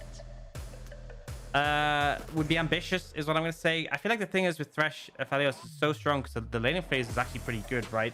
Aphelios can trade quite heavily and then Thresh can disengage. And also Braum and a Thresh, like if you ever have your passive start to stack up, they can just lantern out. I like the Varus ban though. Varus something that just synergize as well with the Braum, but I'm really interested to see what top esports have ready because I'm not the biggest fan of how the draft has panned out so far. Whereas OMG, I think they're so comfortable with how things have gone. I think it's a Draven angle. I think they're going to lock Draven. I can feel it in the pit of my stomach. We'll see. Shanchi gets his Gragas ban. It's going to be the Orianna banned away from Cream this time, so it does not get that same comfort. No Corki, no Orianna, and now we need to see where Cream is going to go next in terms of this draft, because you know the Akali was banned as well. We've seen his Syndra before. We've seen this one time, but aside from that, this year, that's all we've seen. So curious if he will go for the Syndra or if we get to see a different angle from him. We've yet to see his LeBlanc this split, but we'll lock it in. Yeah, I think the LeBlanc obviously provides gank setup threat for Knight, right? But at the same time, I feel like perhaps the Syndra might be in that really strong ability to shut down any threat onto Abel at all. But they end up going for the LeBlanc. Gonna see the Xayah picked up for Jackie Love and then the Renekton coming through, which is surprisingly going this far through the draft phase when typically it's prioritized so heavily in terms of bans. The OMG need to round things out with the top laner. Shanji could go for something like the Aatrox again. I think the matchup is fine into the Renekton at the moment. Could go in a different direction. Jace even available, but it looks like he might just return to that Aatrox once again. I mean, it looked great in game number one, right? If it ain't broke, don't fix it. Certainly feels like a similar style of game, so the Aatrox makes sense to me. I'm curious about this Xayah. Certainly will be safe against a LeBlanc as well. Xayah, very nice because you can use that ultimate to keep yourself safe from the burst that LeBlanc will bring to the table. But also, good scaling on the Xayah. I don't know if you're... I'm putting you on the spot here, Orcs. Xayah builds right now, is it still the kind of airy poke damage build with the Essence Reaver, etc., or is it more of a crit build these days? We normally see the lethality build typically. It's like Clips with Manamune, right? That's the more common build we're seeing at the moment. I haven't actually seen any. I don't think we've seen any crit Xayah yet this split, but I've seen a few of the lethality builds. I think the main reason it's so important is because range is so important in this current meta, right? When you're against things like Jinx, even it's one of the ways you punish Aphelios. So having the lethality build means you can function a longer range because the QE sort of snap burst is what you can play around. Whereas normal crit Xayah, it's very much around your auto range, which is quite short. So I reckon we probably maybe see that here. The thing is, you're against a Poppy, right? The lethality's not so hot, but it is the standard build. We'll know instantly when we get in just from the runes. By the way, I feel like as much as they have good answers in the Jarvan here, I think top esports aren't as reliant on front to back in this one, right? It's not Orion on the other team. It's now a LeBlanc. You have a Xayah, a Braum, a Victor. You probably feel a bit more comfortable going for that front to back, but really, Abel is still going to be able to do a ridiculous amount of damage. But I think top esports, as much as I was critical of their early picks, I think things actually managed to come out pretty okay with them. All right, we'll see if they can make this one work out. Feels like a slightly different variation on the comp, despite the same early lock-in of that Jarvan and the same answer with the Poppy. This time Thresher Phelios for this bottom lane, and it did feel like the bottom lane was one of the big highlights for the side of OMG, although saying that, felt like every lane was somewhat of a highlight for OMG in that last game. Top Esports with their work cut out, but let's be honest. Top Esports and 3-game series, it's not a unfamiliar combo, is it? So we'll see if they can push us to 3 here and take game number 2. But after the performance we saw in game number 1, I'm not confident in. I think they got better tools, right? I think they should be able to handle team fights a bit better. And I think there's a bit of onus on OMG in this one, right? Around the mid lane. Because I think you leave LeBlanc in the 1v1 against Knight. I don't think Cream's actually going to have that kind of time. You need to be setting up ganks. I want to see Cold moving. I want to see Aki moving. I want to see ganks set up. Because if it's just trading, Knight will be more than comfortable. And we do have the area on Jackie Love. So it is going to be that lethality build again that we've been seeing on the Xayah. An insane amount of burst damage, an insane amount of poke, and obviously extended range because you're playing around your abilities, but a little bit weaker in the sustained damage, right? Won't be able to cut through a Poppy quite so quickly. Aki going to start on his top side once again. Xiaopeng looks like will do the same. He is on the top side of the map currently, but he was spotted invading, so maybe moves down to this bottom side, changes things up, and it will mean that OMG don't have complete information, whereas Top Esports know that Aki's pathing down. So maybe an opportunity with a Renekton in that top side to find an early play on towards Shanji. Yeah, you got to set up right. One of the powers of the Renekton is just that easy stun. You can obviously ensure that Xiaopeng's able to hit the combo and should be able to pick him up early. So definitely a potential strategy. And that's the thing, right? The thing that we typically praise Xiaopeng for is his early presence, his early ability to impact lanes. And I think you have decent top lane that you can look to impact. Probably the lane with the best setup for you. We'll have to see. It is going to be that area on the Xayah, by the way, so it will be the lethality build that you were talking about with the Mana Moon, with the Eclipse, and then probably into the armor pen item. The Relders, yeah. Yeah, sure. All that other nice stuff. Well, Cream started like he means to go on. Losing the level 1 trade again. Yeah, it's not going so hot for Cream, but it is what it is. If you look at the inventory, right, Knight goes Biscuits and Cream doesn't. Like, if Cream had Biscuits and Knight didn't, I could understand going for, like, heavy trades. Even if you trade down, you'll win out in the sustain, right? Yeah. But Knight has the Biscuit advantage. And oh, God. It's only getting worse. I wouldn't have been surprised if Knight flashed to... I think his Q was still on cooldown, but my goodness. This is brutal to watch. Knight is just bullying him. Yeah, I mean, this is the thing, right? LeBlanc into Victor in an isolated 1v1 isn't exactly going to be successful. Knight more than comfortable here, and we're seeing a little bit more of the same from that game 1. It has to come down to the team setting up. The real power of LeBlanc is the fact that you can dash forward from a massive distance away, land the chains for the stun, or for the root, and then you have your team to follow up so that they can easily pick up a kill on a mobile carry like Victor. So we'll see if that impact comes in. Cream. Cream's W on cooldown, forces the flash. Nicely done. 25 gold for the clone as well. Thank you very much, says Xiaopeng. A little bit of taxed in the lane, and well, Cream has to go back to base. Does have the TP, but even still, this is not a good start for him. The crazy thing is, Cream is opting into these trades. This is Cream's choice to go for this playstyle.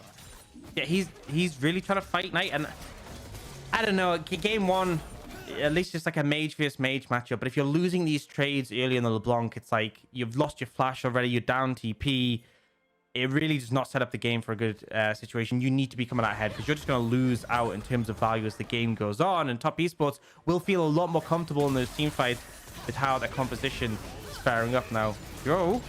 Dro's going to die. That's just a straight 2v2 kill. In the meantime, Shanji's being ganked. We didn't even see. But he's fine. He survives for the time being. Jackie Love's so low on HP. He walks to try and stop the shield for Aki, but, I mean, you've got bigger fish to fry right now, dude. Like, your health bar. He goes down. And OMG get 2 kills in the bottom. I'm not gonna lie, I'm just confused. I'm just confused. I'm kind of lost, right?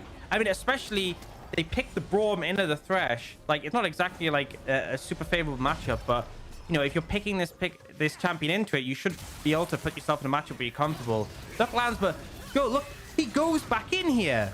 You have flash, man. Like, he goes back in, ends up just dying anyway, and then Jackie Love's like, you know what? I'm gonna walk out of tower range. And in fairness, I think Jackie Love is trapped between a rock and a hard place here, but even so, it's just messy. I don't know what is going on for Top Esports right now, but it's not pretty. And I'm not gonna lie, Chuo on hard engaged champions, love this guy. When he's not on a hard engaged champion, there's always a couple of question marks, and it feels like we're seeing that rear its ugly head once again on this Braum. I think he was trying to proc the stun. I think he was saying, look, I'm already dead anyway. You can see the replay of what happened. I mean, it's Renekton Jarvan is pretty self-explanatory. Shanji does manage to escape using his flash, but it cost 2 flashes on the side of Top Esports. So another positive for OMG, but yeah, I don't know. We'll have to wait and see. I think Joel was trying to proc the stun, is what I was saying. Yeah. I think that's the thought process, but honestly, just getting caught by the hook in that situation is pretty rough regardless. Now, Cold's looking. Yeah, he is. Flash forward for the Flay. He's going to sacrifice his life, I think, for this play. Jackie Love getting one for himself. The Feathers are going to come back 1 for 1 so far. Abel's still surviving. Full HP right here. The stun comes in root across the team. Joel low on HP. One more auto would do the trick as Aki survives here. And now red and white, time to fight. Jackie Love has to flash away. Joel over the wall, but the auto comes on through from Cream. And there's one as well for Abel as he charges on forward. Sorry, Aki getting that kill. The Chaos Storm trying to bully them away. I don't even know who won that fight in the end, but it's 2 kills for Cream. Shanji and Zoom going at it. World Ender versus Dominus. Neither will be able to find an opportunity. OMG coming out ahead in terms of the kills. It's Knight still alive at the end. Everyone else ends up getting caught out there. And I just feel like OMG able to lay that CC. And as you said, Cold. I mean, he just spots this, right? Yeah. He's fine. Yeah, I think OMG just able to chain together good single target selection. I think this is a critical thing. Like, Cold goes in very deep, but initially this looks like it could be rough simply because of the fact that the Braum passive is so effective at turning it around. But then OMG do a great job of sort of picking one target at a time, focusing the damage. The Poppy is not something that can easily be focused down. Remember, he gets extra resistances when it's low. But then Aki backs away. Abel steps up, but it just feels like they do a really good job of like going in and out and taking the target priority. Aki sacrificing himself to get that one last kill there. And crucially, I just love that Cold is like, my life does not matter. So long as I'm setting the team up, that's all that counts. He's like, when he goes in for that play, he knows he's not coming out of the other side of it, but he's happy to make that sacrifice to make sure that Cream and Abel are set up for the mid-game. And guess what? Cream's got 2 kills. He's got a bounty. Abel currently 10 CS up, 1-0 and 4. They are more than set up for the mid-game. Yeah, but the critical thing is Knight farming pretty healthily, still has flash available. Cream very fortunate to have picked up the kills in that fight because he was falling a fair bit behind. Overall, feels like Knight once again setting up for a performance on Victor where he could be looking to put out, crazy amounts of damage as the game goes on. I think the big thing is in this matchup, there isn't that range discrepancy we saw in game 1. A lot more comfort for him as a result now. Joe just... Chad Cream just doesn't even notice Joe, just ignores him completely. Cream was expecting him to respect the queue. Not even a blink. Just goes for the honey fruit. We love to see it. Oh, dear. Now, Top Esports moving up towards the top side of the map. They're going to go for the Herald themselves here. And it looks like OMG want to contest both AD carries down on the bottom side of the map. But with Aki and Cold here, maybe there's a play to be made. Cream off in the sidelines as well. The top laners starting to duke it out as they want to fight for priority into the river. But Zoom is here first. This could get dangerous for OMG if they overcommit. Cream takes a chunk. Top Esports grouping as a 4 here. But Aki, the steadfast present, blocks everything. Xiaopeng low, he goes down. Herald taken by OMG, and they want more as well as Cream is tearing through everyone. Shanji falls though. Maybe Zoom can turn the fight around. He is a Renekton in the early game. Knight and Zoom, the solo laners from Top Esports. They bully OMG away, but the fight's already lost. Yeah, kill advantage for OMG, and they get the Herald, and I don't understand the decision-making from Top Esports, right? They actually move Jackie Love up towards the top side of the map and then go, you know what? We don't need him. Send him back. So he misses out on farm, right? Abel gets 3 plates, and then they still lose the fight. Like, pick one. Either move him up top and then have him there for the fight, and then at least you would have a numbers advantage, and maybe that could have been the difference maker. But, I mean, this is so messy. Chaos Storm just on the Poppy. both of them trying to dash forward and getting interrupted. The Cataclysm just on the Poppy. I mean, this is not really good. Away from the Herald just as the Smite fight comes up as well.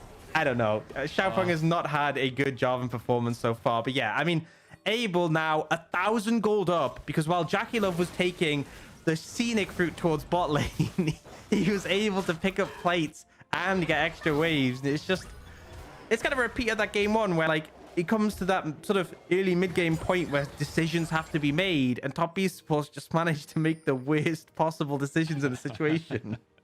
Time and time again.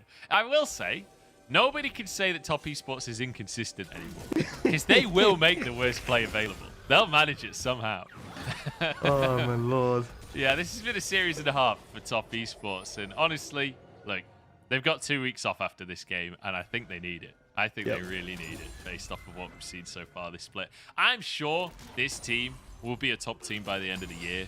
But the end of the year is a long way away based on what we're seeing so far. As Aki moving in alongside Cole, trying to get some vision. Drake onto the map as Knight goes for another trade with Cream. This time Cream winning out. I say that Chaos Storm's going to change the health bars. I don't know where I'm going with that. The tables have turned, I suppose. It's 11 minutes on the clock, and Abel is just hammering away on this tower, almost finishing off the final plate with Code and Aki here to zone. They'll get this last plate done. That's the first tower of the game in favor of OMG. And this is really scary, right? With Abel getting fed on this Aphelios. One of the big things is I was talking about how, you know, the front to back dynamics changed a bit. You have Knight and Jackie Love on the back line. LeBlanc not really the best in these front to back scenarios. But the fact that Abel is so fed, 1,700 gold above Jackie Love, it means he'll just decimate anyone on the side of Top Esports who comes close to him. So very scary to be in that situation already. OMG will quickly equalize in terms of dragons, and they're 3,000 gold up at only 11 minutes. This is not how Top Esports wanted this to go.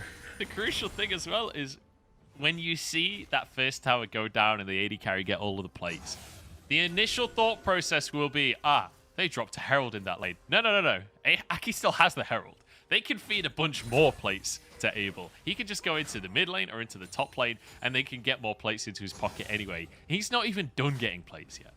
Yep, he's going to have so much plates. He's going to be able to set a table right at the end of this one. Wow. There's more and more. With his different weapons being the cutlery, or... yeah, why not? That works. We'll keep you want to call him the crockery master, because this guy's got plates. Here we go, Abel starting a fight onto Chuo. As, whiffs the Moonlight Vigil. Unfortunate, but you know what? That was never taught to him in culinary class. Xiaopeng goes for the play, but gets a flash out from Cold. Herald is going to run out, and actually it's just going to be dropped in the mid lane instead. Yeah, Cream's going to grab that for himself. Couple more plates in that mid lane. Maybe a third. I don't think so with a LeBlanc, though. As Aki just trying to zone the rest of the squad, trying to buy that third plate, but might sacrifice his own life for it. Will flash over the wall, and actually with a dark passage, he gets out to safety. The plate was secured in the mid lane. We've got a banquet coming. Yeah, absolutely. I mean, Cream able to pick up 3 there, 5 in the bot lane. How many would you say you need for a banquet, right? 8's a good number, but it's not quite enough. 10, 12? I mean, well, it depends how many people are coming to the banquets. I'm not one to set out extra plates, you know. We've got to play this on by ear. I don't really know where to go with that question. I'm going to be totally honest. I guess 10, because there's 10 players in the game. Well, you know what? 12. Right? 12. We'll give ourselves a plate as well. Here we go. Steadfast presence again, blocking Xiaopeng as he desperately tries to exist in this series. That's 9, right? 3 more to go. So still working hard. For now, though, we'll see. They've got 20 seconds. Yeah, I don't think they're going to make it there. Still 9, decent number. Who's going to be plateless then, right? Out of the 10 players, one person's missing out. I think probably Xiaopeng. I mean, so far this series, there's an argument to be made for Jackie, though. Because he's certainly not been getting fed. Huh? Huh? I'm not going to even... I thought it was funny. See, this is why LEC's better, right? Because when Medic makes a joke like that, Vedius just courteously laughs along, whereas you just roast me, you know? Yeah, I'm not going to give you... I'm not going to encourage you. Dagda would have laughed. Dagda would have laughed. I mean, I feel bad because I make really bad jokes, and then you give me the courtesy laugh, and I don't do in return, so... Yeah. not exactly reciprocated. But, you know, moving on swiftly from all this plate talk, we see top esports keep fishing for these potential engages, but it's pretty tricky for them to find the opportunity. And this is kind of something we talked about with the Jarvan. This is not an easy game to play Jarvan, right? There is no real good target on the enemy team to be ulting with the Lantern available, and the fact that, you know, Wonk's so mobile. But looking for an engage. Here we go, TP being channeled as well. OMG want to commit for this Herald. In the meantime, Zoom staying on the bottom side, not going to channel his TP for the time being. Knight rooted, but gets over the wall. Keep himself safe.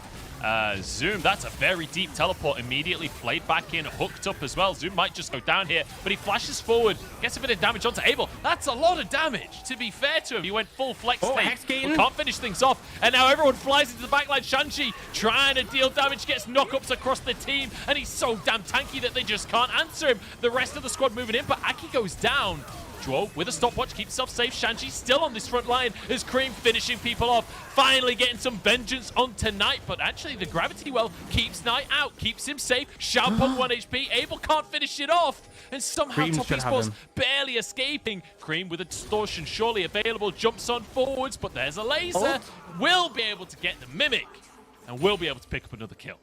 Very extended fight there. Honestly, even though it didn't actually put the fight too heavily in OMG's favor, I love the Hexgate from Shanji. This is why I love Hexgates, man. They're the best addition we got in the preseason. Just flies in the backline with the ult ready. Does so much AoE damage. And as much as Top Esports managed to sort of rearrange how the fight was going, and we'll get to watch through and see how things develop. So quite difficult for OMG to sort of re-engage in this situation. And then we see Zoom actually doing an insane amount of damage here, nearly killing Abel, getting him chunked out low, and he died before the I think he was good for the red ult to try and heal up there. But watch this, Hexgate comes in already, so much AoE damage done, but it's really the gravity field that sort of slows down the approach. The Cataclysm as well, very hard for OMG to push forwards in this choke. And also all of the feathers. Abel could not participate in the fight because Jackalov had so many feathers in that choke point. He knew if he stepped any further forward, he'd just be one shot. He was already down to a third of his HP, so Abel basically not able to participate in the fight until very, very late on. And it will mean that Top Esports now finally get themselves a neutral objective. They got that first Drake, obviously, but now they'll be able to grab themselves a Herald as well. As wave cleared in the mid lane and OMG won't be able to find more. The question is, can OMG keep pushing their advantage, or are they going to stall out? They're 5,000 gold up currently. Right now, Shanji pushing in that bottom side as Cream actually will be able to steal away the Grom. That was cheeky.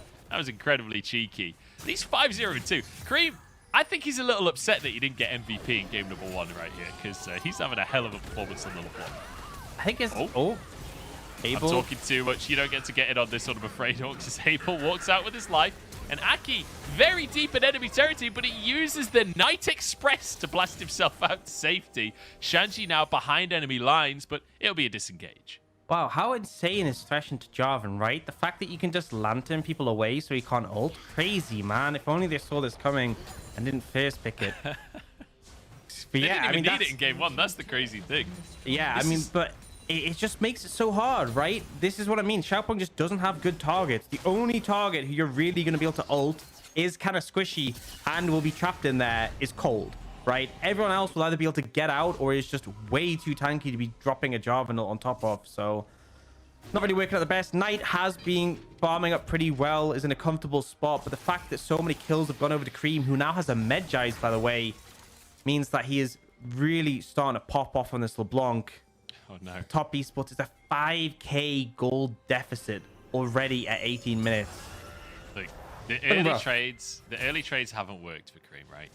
But the Medjais has come through now. He's giving Knight the Knight treatment. He's gonna pop off on Knight the way that Knight pops off on everyone else. He's 5-0-2. He's got the 10 stack Medjais, and Knight is on Victor, stuck in it. He's been relegated to the side lane at this point.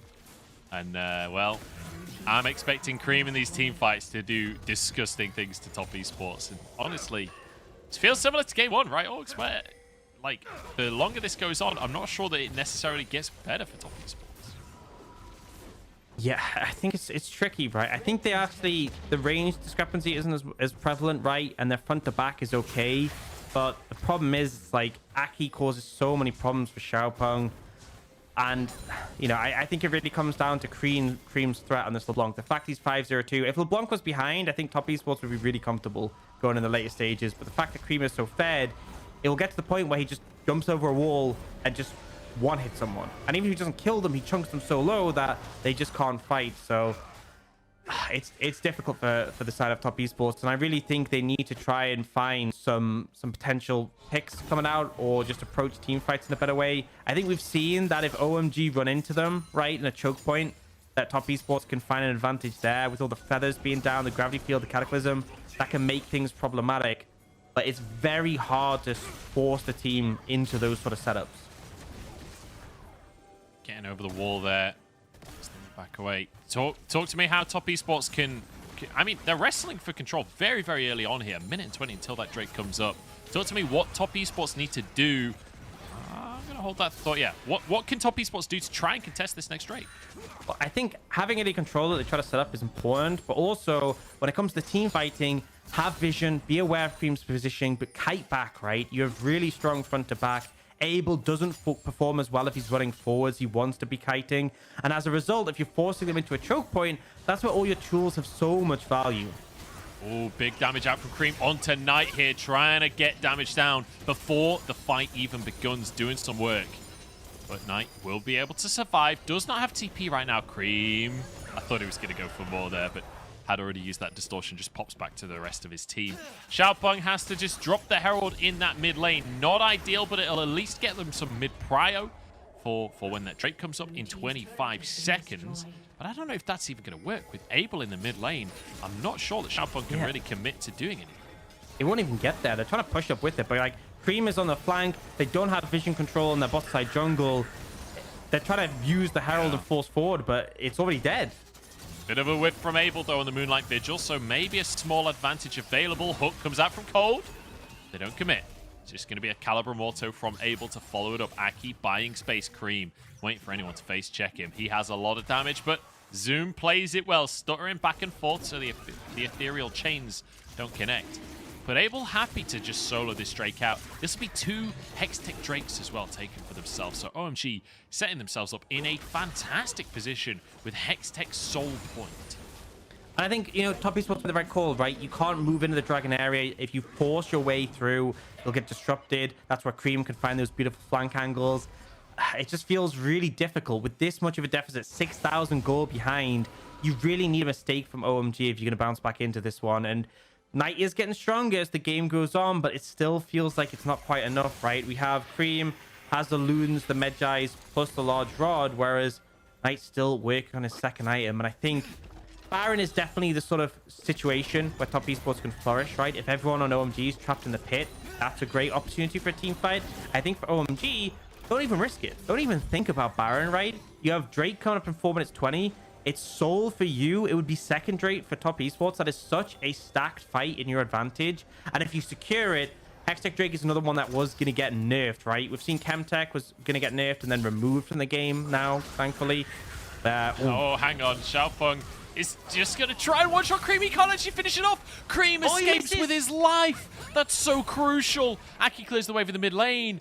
And what looked like an opportunity for Top Esports just slips through their fingers like sand. I like that they fished for the pick, but just not able to find the end. Obviously, LeBlanc with the Thresh as well there. Definitely one of the harder targets to take down. Close, but realistically, even if they got the kill on Cream, the gold influx... Actually, to be fair, the gold influx and the Medjay stacks alone, that would have been huge. So, kind of a big miss out on that one. Yeah, massive, massive moment there. And you know, it's one of those moments where Baron is alive. And, you know, while we've criticized Top Esports for shot calling, right? We've criticized their decision-making so far in this split.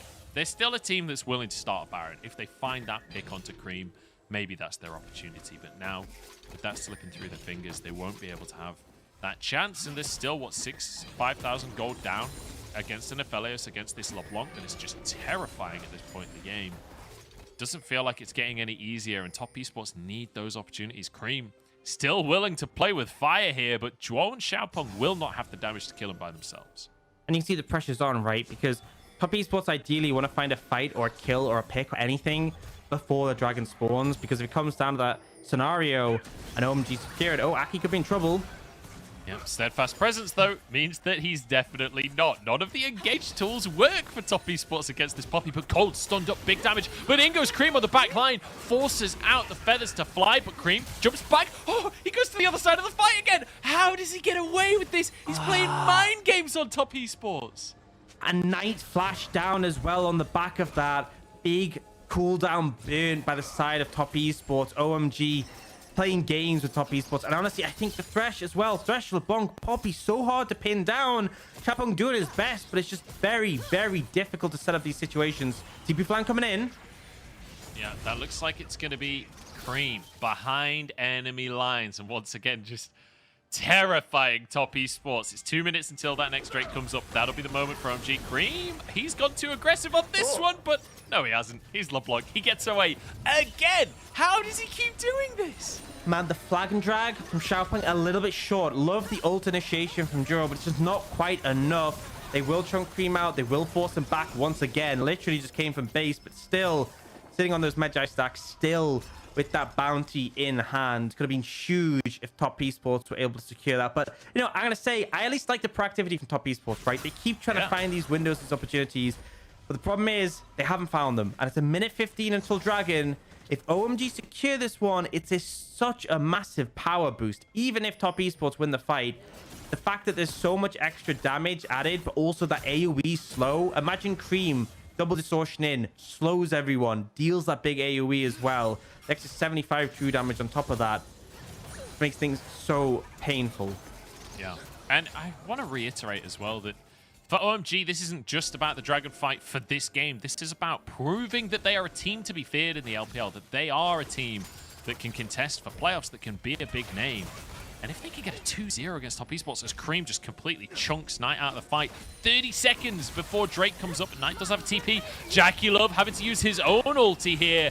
Top esports just being brute forced away from the Drake. It doesn't feel like there's anything that they can do. I thought Cream was on the side of OMG, but right now, top esports looking like an eaten mess. Yeah, they are really struggling with the carries chunked out. They have to back away. TP's going to come in, but Jackie Love's going to have to walk from base. And again, the winning condition for a fight for top esports was them having control of the area. OMG forced to walk in. This is the opposite of what they want. Aki and Cream waiting in the brush. They're going to find an opportunity. There's the hook, and down goes Duo. Cream just one-shots Xiaopeng in the meantime. And that's going to be curtains for top esports. I think the Drake taken uncontested now. That's the soul going the way of OMG, and they can just waltz over to the Baron. Why not? There is nothing stopping them. And look at this. Zoom, Knight, and Jackie Love, the three biggest names on this roster. But it doesn't look like the mojo is there. It doesn't look like they'll even attempt to play. And that they can, right? Especially add in the threat of this Hextech Soul. If Cream dashes forward and hits a Q on you, you're slowed, right? And that setup makes it so difficult to approach. They're going to go for it. They're going to try find the fight. It's the classic LPL call. Let's outplay. Let's use our better hands. In the backline goes Cream, but he can't find an opportunity to get damage for now. Aki goes wide on the keeper's verdict, but it's not going to matter. It's enough. Oh, the Chemtech, the Hextech Gate. That was Cream. Oh, it's Cream. Okay, it's okay, Cream. it's Cream. I saw yeah, Cream, I was the same. I was the same. But again, OMG, another objective. Nothing top esports can do. And I just can't believe my eyes on what we're witnessing. This might well be a 2-0 for OMG over top esports. And a convincing one at that, right? It feels like top esports really got their work cut out for them. And here, this is a problem. Once again, they're forced to approach, right? Perfect setup for Cream to be in a position to punish. It's a great engage from Aki, but Xiaopeng comes forward, and Cream, out of the fog of war, not really too much counterplay here. And now support dead, jungler dead.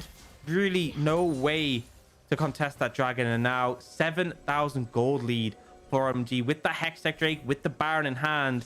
It feels like they just need to close the game out. And you look at the scoreboard, right? 65 CS lead for Knight. Obviously had that strong laning phase, but it just isn't able to be capitalized on. Cream, once again, just trying to cause havoc for top esports, but they'll just slowly but surely... Oh, Cream, actually, you're in a bad spot. That's not the way to go. He's got too cocky, has to flash. Oh, that was a little funky, but he gets out with the Mimic. Will survive. That brought 5 players from top esports to the bottom side of the map, though. Cream, I'm not especially sure how he survived that one. I'm not sure he should have survived that one, honestly. But doesn't matter. He did. That's all that matters. And now the inhib tower in this top side with the Baron cannons. will just be finished off pretty quickly. Zoom behind the enemy team. Dominus proc. This is the opportunity for Top Esports. Cream overstepped, and maybe his team is punished for it. Shanji flashes away, though. Zoom jumping forwards to get that stun. Shanji's tanky, though. Moonlight Vigil once again whiffed by Angel. Angel Abel. It's 1 kill for Zoom, and in the meantime, the rest of OMG are shattering the base apart. And it feels like Top Esports just can't catch a break. Aki trying to finish the inhib in the mid lane as the rest of the minions barrel in the top side. And OMG are everywhere all at once. Top Esports, they can't do anything about it. Cream is in the bottom side in the meantime. This will be all 3 towers taken down. And at minimum 2 inhibs, probably all 3, maybe even the game orgs. Honestly, at this point, very little feels like Top Esports can do. Their engage just doesn't work against OMG's composition, and it feels like OMG is just able to walk this one in. This was meant to be a super team from Top Esports, but it's been just a disaster so far. Aki goes way too deep trying to end the game, but I don't think it matters anyway. Nexus is bare, and the damage is coming through from the OMG squad with the Hex Tech Soul. They obliterate Top Esports 15-6. And a 2-0 win for OMG. Doesn't even feel close. Honestly, game 1 and game 2, OMG looked like the convincing better team. And despite solid performances there coming out from Knight in the mid lane, in the laning phase, it's just not enough. Xiaopeng felt like a non-factor in that series, right? On the Jarvan, and I just don't understand this Jarvan first pick priority. Jarvan is great, right? But when Thresh is available, when the enemy team are going to counter with Poppy, like game 1 I can forgive, but game 2, it's like they had even better tools to deal with it. And the consistent problem was like you saw all those moments where Cream would escape from being killed. LeBlanc so good at mitigating that. And honestly, I can be critical about Top Esports all day, but I'm glad to see OMG's return to form after the lost streak. Yeah, honestly, especially the bottom lane, right? We were very critical of Abel. We even highlighted that Aphelios moment in the starting segment. Like, hey, Abel, you got to get it together, man. He had an amazing series. Cold especially had an amazing series. I think the difference between the 2 bottom lanes was very clear in this series between the 2 teams. And, like, you know, for Top Esports, I mean, that's jacking up a drop. You're going to flip the coin, and sometimes it's not going to come up heads. But for Abel and Cold, I think this is a monumental series for them and showing massive progress as a pair, as a duo in that bottom. You know, and although he missed a fair few Moonlight Vigils, I think Abel and the Aphelios, we didn't see him flash Gale Force in a melee range, and that is a win in my books, right? That's progress. That's progress. The bar is low, but he got over it. That's the important thing. But yeah, and I think Cream as well, you know, I sort of raised a question that we had early in the split. Cream on mages, you know, I mean, LeBlanc isn't really one of those mages, but I think we saw against a player of the caliber of Knight, still maybe some work on the laning phase could be done, but in team fights, in those skirmishes, phenomenal still. Yeah, I mean, it kind of confuses me that the early laning phases can be going so consistently badly in this matchup. And then in the mid game, Cream's like, I don't care if I'm behind. I don't care if I got solo killed. I'm just going to destroy the entire game. Like, I don't know. Cream is... Imagine if you won lane, right? How much impact you had this game, right? It's like the training weights. If he finally starts one of those lanes against Knight, oh man, he would have so much impact. But obviously, Knight still a really formidable player. I think despite Top Esports issues, despite them losing here, the series they had against V5, Knight looked subdued, right? It was honestly a bit rough to see. This felt like more of a return to form. Victor play was honestly stellar. As much as the team failed around him, both games he was the highest damage on them, and it just felt like where everything was falling apart behind him, he was still delivering. So I got to give credit to him despite the 0-2 result. Yeah, the damage, 28k from Knight, like comfortably higher than anyone else in the game. Fantastic. I mean, Knight should be MVP even though he lost, unfortunately. But yeah, I mean, I remember seeing the scoreboard partway through that game, and I'm looking at like Xiaopeng's like 1-4, the bottom lane are like 1-5 and 0-6, and then Knight is there 2-0-2, like trying his damnedest, but what can you really do, you know? You know, this series makes me feel a little bit nostalgic. I'm reminded of summer 2021 for Knight, just absolutely dominant in the team, falling apart around him, unable to win. It kind of felt a little bit like that, which is heavy criticism, but Top Esports, there's just so much going wrong right now, which is the thing is, I don't think it would be nearly as hard if it wasn't for the raw individual talent on this roster. I think that's the most frustrating thing, and that's what it is, frustrating, right? That certainly with a bit of work, and as you said, you expect them over the year to develop into a good team, but they are a very long way away from that right now. Yeah, I will say, I want to take back the word expect, and I'm going to replace it with hope. This team should, by the end of the year, be a top team. Yeah. We'll see. We'll see if it When happens. we're going into February, you know, do we have time? You know, maybe. We'll see. Gotta start working quickly, though. It's not working quickly. Well, we're going to head over to the stage. We've got Abel standing by for an interview, so let's hear what the winner has to say. Hello everyone, welcome to the interview. And now we have invited Abel from OMG to join us. So congratulations on today's win. And now OMG has ended the losing streak with a perfect 2-0. Tell us more about adjustments or changes made by the team before today's matchup. 那首先恭喜你们今天2-0很漂亮拿下了比赛的胜利。第一个问题想要问到的是整个队伍可能做出的一些改变，因为你们现在也是终结了连败嘛，所以能问一下在今天比赛前有做哪些调整之类的吗？就是我们中医打的不要太急，就不要那种乱指挥之类的就没了。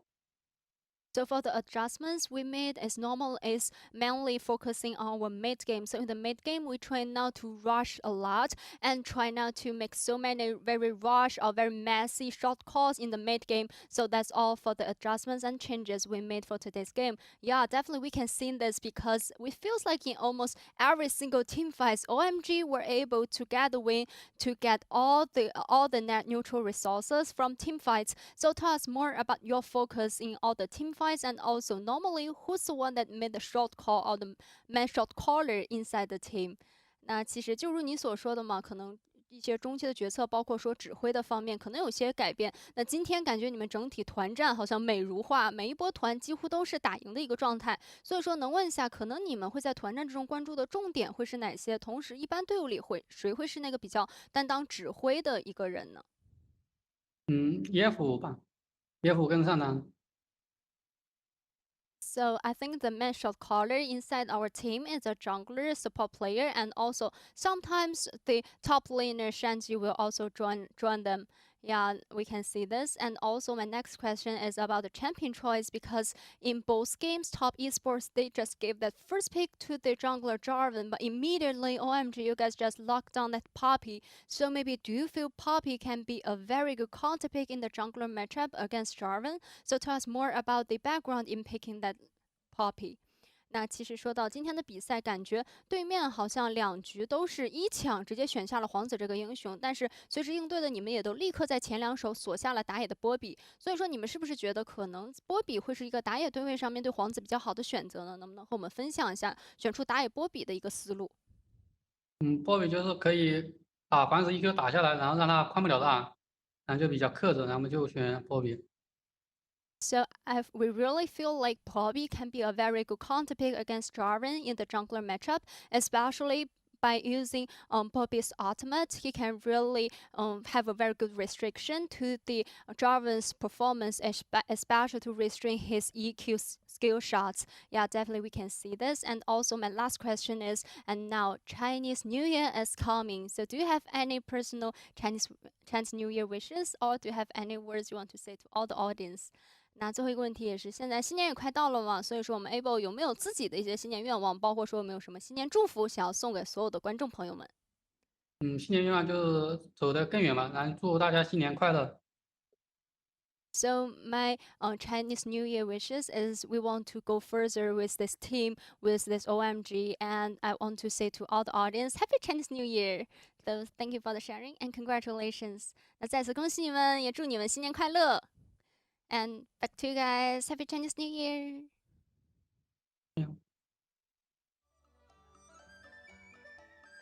Thanks very much, Wendy. Happy Chinese New Year to you as well. I'm a little disappointed that we didn't get a question about the Aphelios moment, but I suppose that's in the past. But I just can't move past it myself, you know? I just can't move past it. Our MVP for that game is going to be Cold. And we already highlighted him. We already highlighted this bot lane from OMG doing such an incredible job across the course of the series. But I just loved in the early game Cold's sheer lack of regard for his own life. That one death was a sacrificial death to make sure that his carries got fed. And I respect that. it really personifies the LPL support, right? Just that lack of care for your own KDA that Joe demonstrates right there, right? But Cold really set up the team well. Obviously, the early kill and the laner phase set up to punish Jackie Love, got Abel ahead, but it felt like this was that moment you were talking about. Doesn't really care that he goes down, but is dead set on ensuring that his team has a good fight. Yeah, beautiful stuff, and setting his team up to just clear through house, right? Cream able to chase down Zhuo, and Abel and Aki finishing off Knight, I think, or maybe it was Jackie Love in the end, but the flash forward from Aki, and Abel finishes the kill. Really nicely done. But time and time again, I mean, I feel like this fight was all about Aki, but Cold doing a good job to protect his team as well. Yeah, and just going back to the interview we had, I feel like, you know, talking a bit about the Poppy being the Canada Jarvan, really feel like this game, the Thresh pick, vital as well, and just mitigating the pressure that this pick can apply, really rendered Xiaopeng's impact kind of null. And I hope Top Esports were watching that interview and they can kind of use that as a takeaway not to pick Jarvan blind first pick when, you know, the enemy team will pick Poppy and Thresh. So, but I digress. I'm kind of harping on about this point. The Braum and the Renekton as well felt like they couldn't do anything in these fights, right? Like, yeah. I don't know. Just, I digress. I don't want to just harp on about Top Esports draft, but it felt not great in both games. Let's just say it like that and move on with our lives. We're going to go into a break. We're going to jump into our second series, which promises to be a little bit higher quality. RNG versus BLG. This is one of the big ones. It's two super teams going up against each other. We'll see which one comes out on top right after this. Hi everyone, happy Chinese New Year Festival. So the LPL sent us a few questions to see if we can, what do we know about the Chinese New Year Festival? So I will try to answer the questions. The first one being, according to the Chinese zodiac, this year is the year of tiger. Like, this is something I saw on social media and the whole aesthetics around this year, so I'm definitely sure it's the year of the tiger. Each Chinese year is associated with an animal sign that is linked to the Chinese zodiac. It features 12 animal signs in the order of rat, ox, tiger, rabbit, dragon, snake, horse, goat, monkey, rooster, dog, and pig. So now you know that in 2023 it will be the year of the rabbit. Second question is, when is the Chinese New Year this year? It is on February 1st. I think, I know it depends sometime, but this year it's on February 1st, from what I read. The date of Chinese New Year is determined by the Chinese lunar calendar. Although the date changes every year, it is always somewhere between January 21st and February 20th. The third question is, how many days the Chinese New Year celebration lasts? A 14, B 15, C 16, and D 17. Well, I think it's 16. Oh, okay, I think it's 16. Okay, I would answer 16. I don't know if I got this one, but...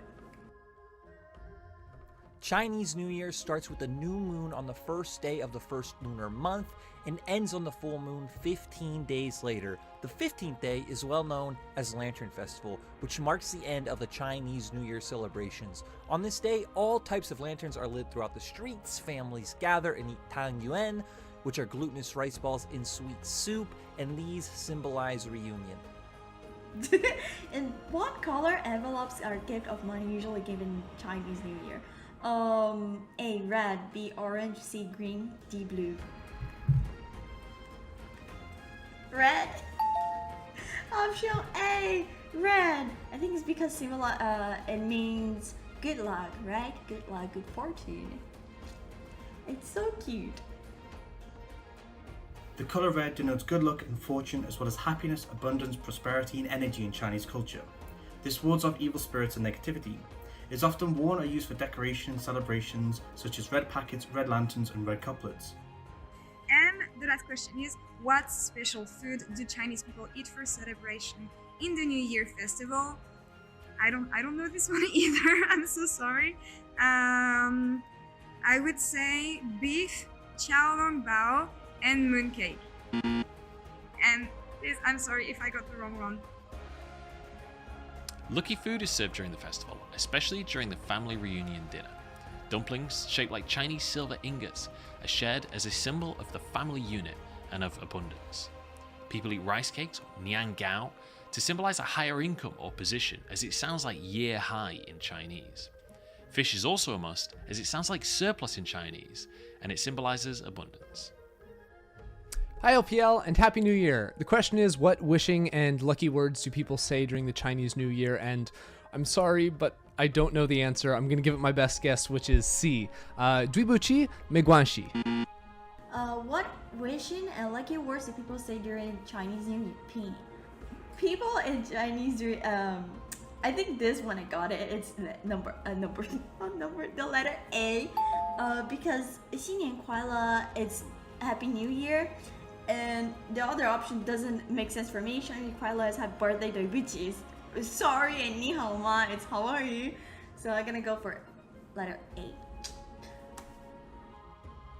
G'day guys, it's Derek's here, and if you answered A, then you are absolutely spot on. 新年快乐, 恭喜发财, meaning Happy New Year. May it be a happy and prosperous one for you as well. If you answered B, of course that was 生日快乐, 谢谢. Happy birthday and thank you, bit far off. 对不起, 没关系, sorry. No problem. 你好吗? 我很好. How are you? I'm fine. Of course, if you wanted to give any wishes to LPL fans, you'd then say 新年快乐, 恭喜发财. Hope you can remember that and you yourself have a happy new year. We normally see this when we meet each other during the Chinese New Year, so let's say it together. 新年快乐，恭喜发财 Happy New Year! I was wrong, I'm sorry, but I'll say it right this time. Okay.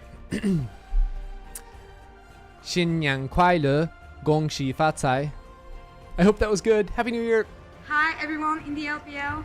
新年快乐，恭喜发财 Happy Lunar Year to everyone. I wish you health, love, wealth, and happiness for you, your family, and your loved ones. Take care. Hey everybody, quick shot here. 新年快乐，恭喜发财. Hello, LPL fans. I just wanted to say 新年快乐，恭喜发财. I hope I pronounced that right, and I'm wishing you all a wonderful Chinese New Year. Take care. Lots of love from Betty. 大家好，兄弟们，我叫 Red， 我是解说员的 LCS 和前解说员的 LPL。新年快乐，新年快乐，我想你们。I want to say 新年快乐，恭喜发财. Thank you so much everyone that's watching LPL. I wish you a wonderful year from the bottom of my heart. Thank you. Bye bye.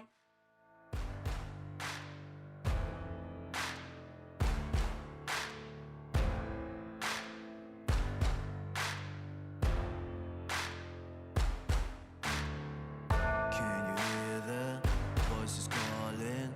Longing for your dirty souls, the wolves are hauling. Can you hear the voices calling? Do you feel how they are dragging? Waiting for a second to push you to your limits, growing strong and feeling better. Or do you feel them? Can you hear them say?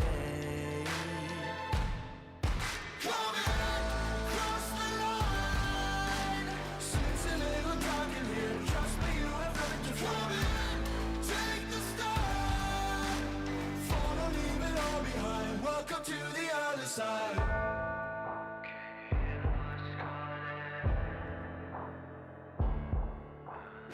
因为其实现在不管是 LCK 还是韩服，就是选取蛮王的 BP 率都是挺高的吧。然后这个英雄的话，在前期的先锋团跟小龙团会发挥比较好的作用吧，但是前提是阵容要搭配好吧。然后就我们可能玩的就没有那么好。现场打 BLG 对战 Fofo， 因为 Fofo 也是我之前在直播中就是认可过的中单嘛，然后打他的话肯定是会全力以赴的。然后我觉得他也是一名英雄池非常深厚的选手吧，就看临场发挥谁比较好一点。Welcome back, everybody, to the LPL. We are ready to get into our match of the week. It's RNG against BLG. These are both touted as super teams coming into the split. It's time to see who's going to show up. My name is Muchables. I'm joined by Orcs. And straight off the bat, Orcs, I think we need to get some housekeeping out of the way, because Twitch chat, Twitter, every social media platform has been asking the question, where is Uzi? Well, he's not here today. RNG is Uzi's past, that is for sure, and he is straight ghosting his ex. He will not be playing today. It will be Doggo instead. Yeah, I respect the fact that he just disregards them completely. You know, people, I feel like the brain was telling us Uzi doesn't play before Chinese New Year. It's kind of the expectation. But our hearts were like, come on, he'll come back. It's the grudge match. And he just isn't bothered, having a great time. Likely we'll see him come in on the roster when we do return. But for now, it is very much about Doggo. It certainly is. But for the side of RNG, while Uzi is their past, Xiaohu is their present. And boy, has Xiaohu become the franchise player for this team. Not just in terms of longevity, but in terms of the impact this guy has every single game. It's the year of the Tiger after all, and the little Tiger is stepping up big time. Absolutely. I mean, the thing is, there were question marks around Xiaohu leaving top lane because he was so good, right? Xiaohu's been a monster in the past year, in particular. But honestly, mid lane, he was just fit back in like a glove. Constantly applying a ton of pressure, really high performing. We've seen him play solidly in the lane, but also kind of similar to what we saw from Cry and things like the TES, playing that roaming style, facilitating his team on the back of that. He has been the biggest strong point of RNG, honestly. Yeah, he's been exceptional. He's been one of the best mid laners in the entire league, never mind just in RNG. But fantastic stuff to see. And again, like finding solo kills in the laning phase against players like Maple, this is not a mean feat.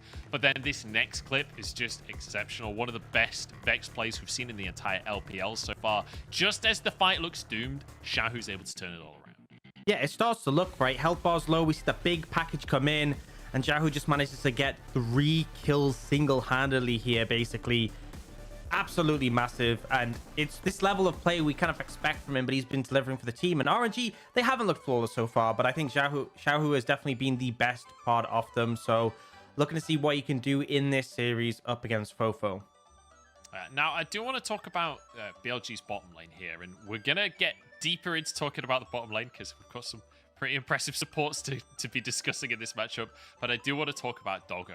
And I feel like Doggo is a player that has had massive amounts of pressure on his shoulders. We keep on talking about the fact that Uzi is on this roster as well, but Doggo has comfortably lived up to that pressure. This dog can bark, right? Because when you look at him statistically, some of the best stats in the league, and especially that gold per minute, first in the league.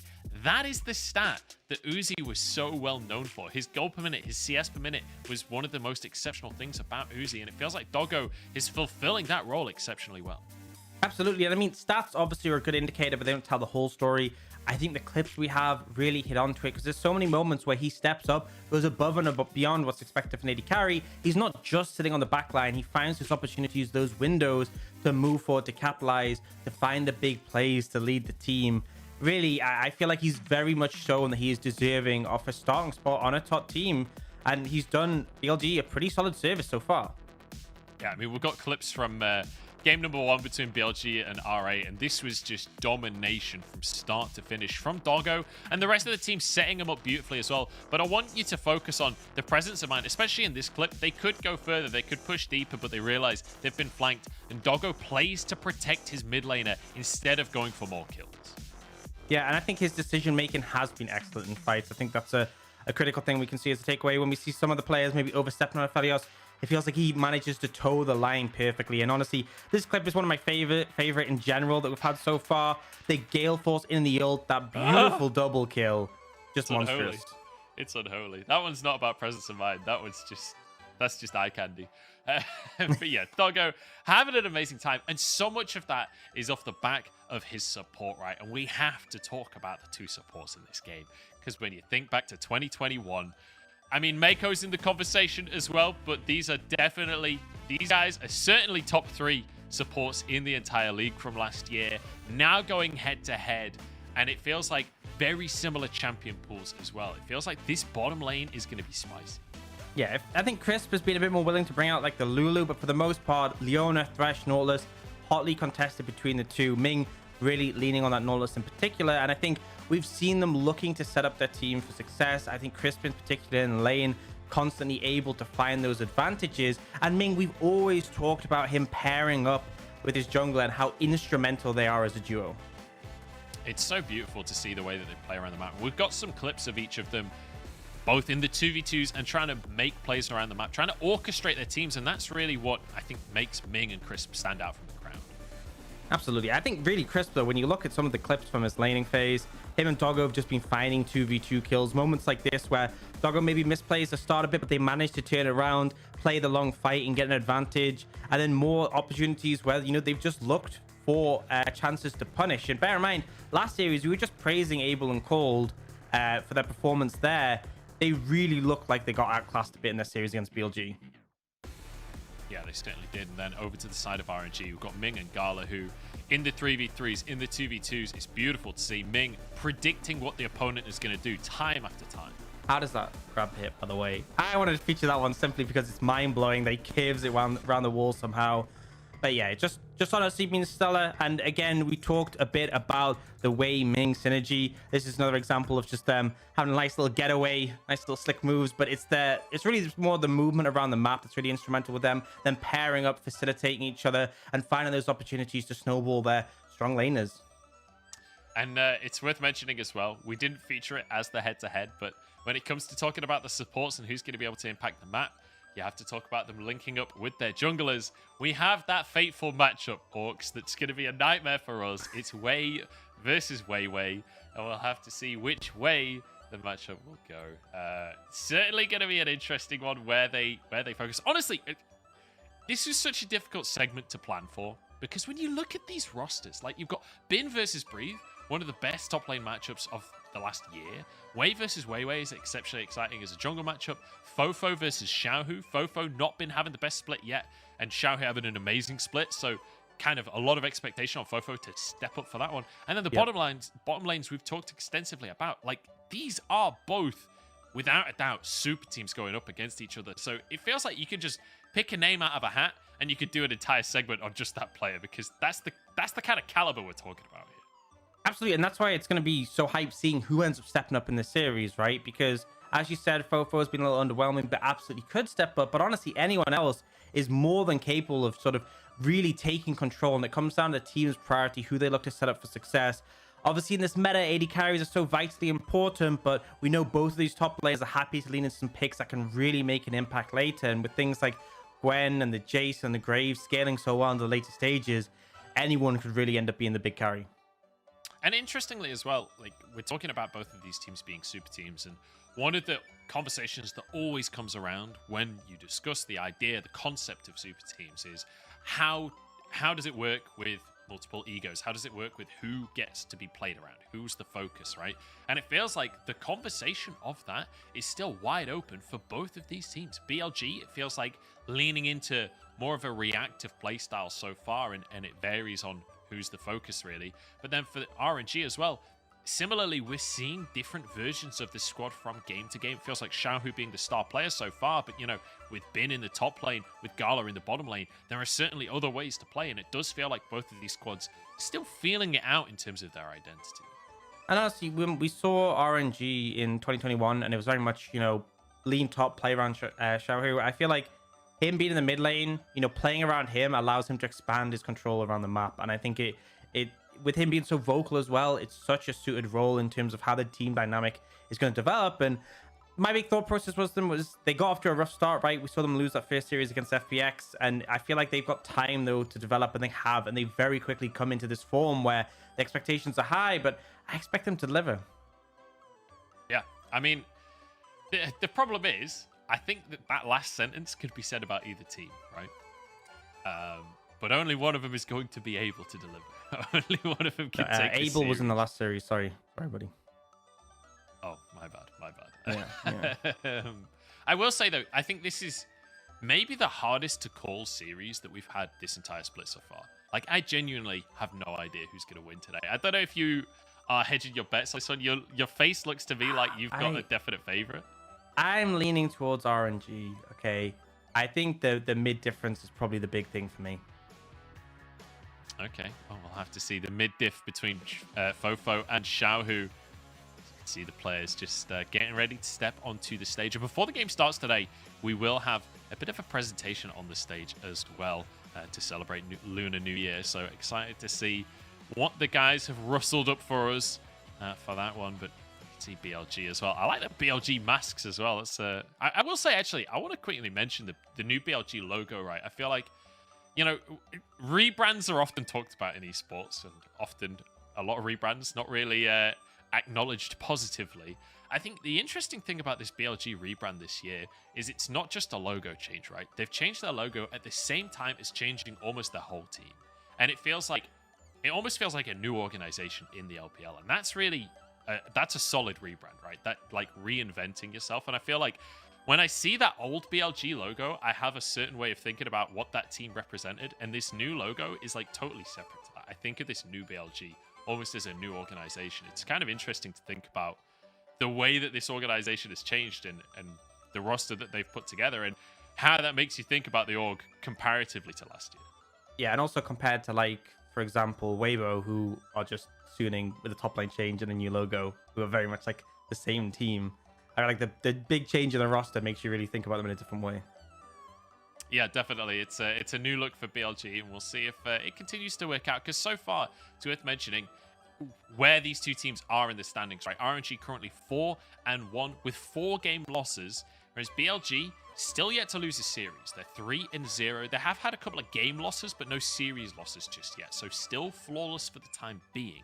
And as we said, kind of that reactive play style. It does feel like the way that BLG have been playing the game so far is kind of feeling it out in the short term, trying to figure out their opponents, and then the longer the series goes on, the stronger this team looks. Yeah, and I think that's a super important thing because I think with it being best of 3, we've seen a lot of teams are able to take games, right? We've been critical of top esports. They took a game of V5. I think there are definitely moments, especially when you have picks like the Corki, who if you get them ahead, it's so hard to even compete with them at any point in the game. But when it comes down to series, it's like the adaptations are so vital. Being able to change your comp quickly, being able to work out a strategy, a solution. And I think that's something they've really shined on. Yeah, definitely. It feels like they're the kind of team, I don't want to go too cliche, but they're the kind of team that downloads their opponent, right, over the course of the first couple of games. And then game 3, they deliver the haymaker and finish the job. But for the side of RNG, it feels a little bit more like there's a little bit of mojo in there. I don't want to overstate it. I don't want to lean too hard into that. Is there a team that doesn't have any mojo? Because you keep mentioning mojo, man. You've had a lot of mojo going on today. Well, the team that didn't have mojo, I would have said BLG last year. Let me have a think about it. Let me look at the standings quickly. We're going to go to this stage, though. While I think about that, we've got our performance. So let's get Lunar New Year kicked off.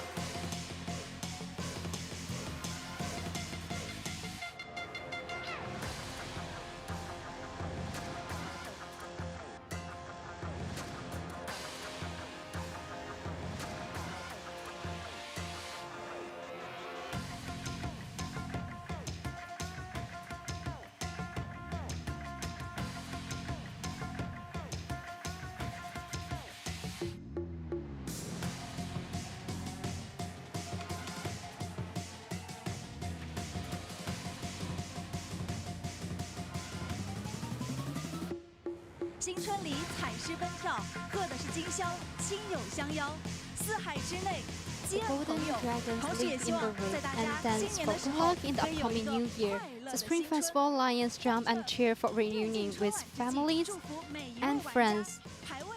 So in this esports spring gala, I wish every summoner a new year with higher winning rate and happier gaming time. 伴随着春晚的气息 With the esports spring and gala, I hear there are cheers and laughters. I saw there are lanterns and delicacies.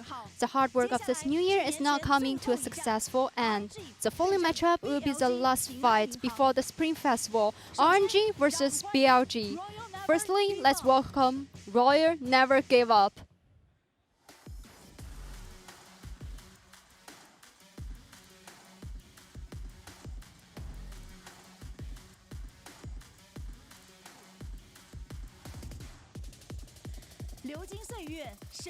The golden years, the sword moves between heaven and earth.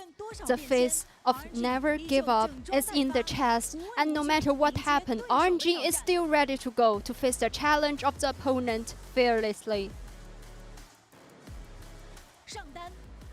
Top laner, Bin. Jungler, Wei. Mid laner, Xiaohu. Bot laner, Gala. Support, Ming. Head coach, Kenju. Let's welcome to RNG.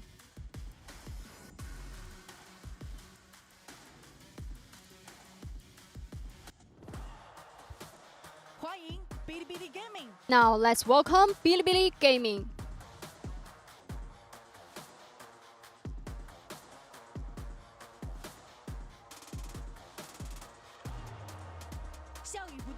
The laughter continues, and we raise our glasses together to cheer with each other. Happy hour is about to begin. So now, let's welcome Bilibili Gaming. Top laner, Breathe. Jungler, Wei Wei. Mid laner, Fofo. Bot laner, Doggo. Support, Chris. Head coach, Dian. Welcome to Bilibili Gaming.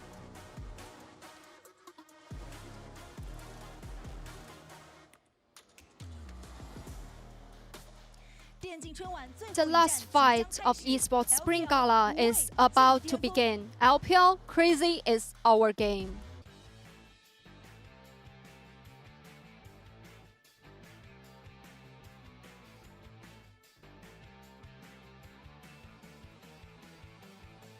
All right, the Spring Gala is underway, and obviously we've slightly changed the teams that have participated in the Spring Gala from last year, but it should be an absolute banger. And I'm so excited to see how this one's going to pan out, how these two teams are going to play. And I feel like this is one of the things that often isn't translated super well to the Western audience, how important the Spring Gala is. This is a big event in China, and this is almost always one of the highest viewed series of the entire year. It's the final series before Lunar New Year. So there's a lot of pressure on these players to perform. There's a lot of opportunity to stand out and put yourself in the history books if you can make a big impact during the Spring Gala.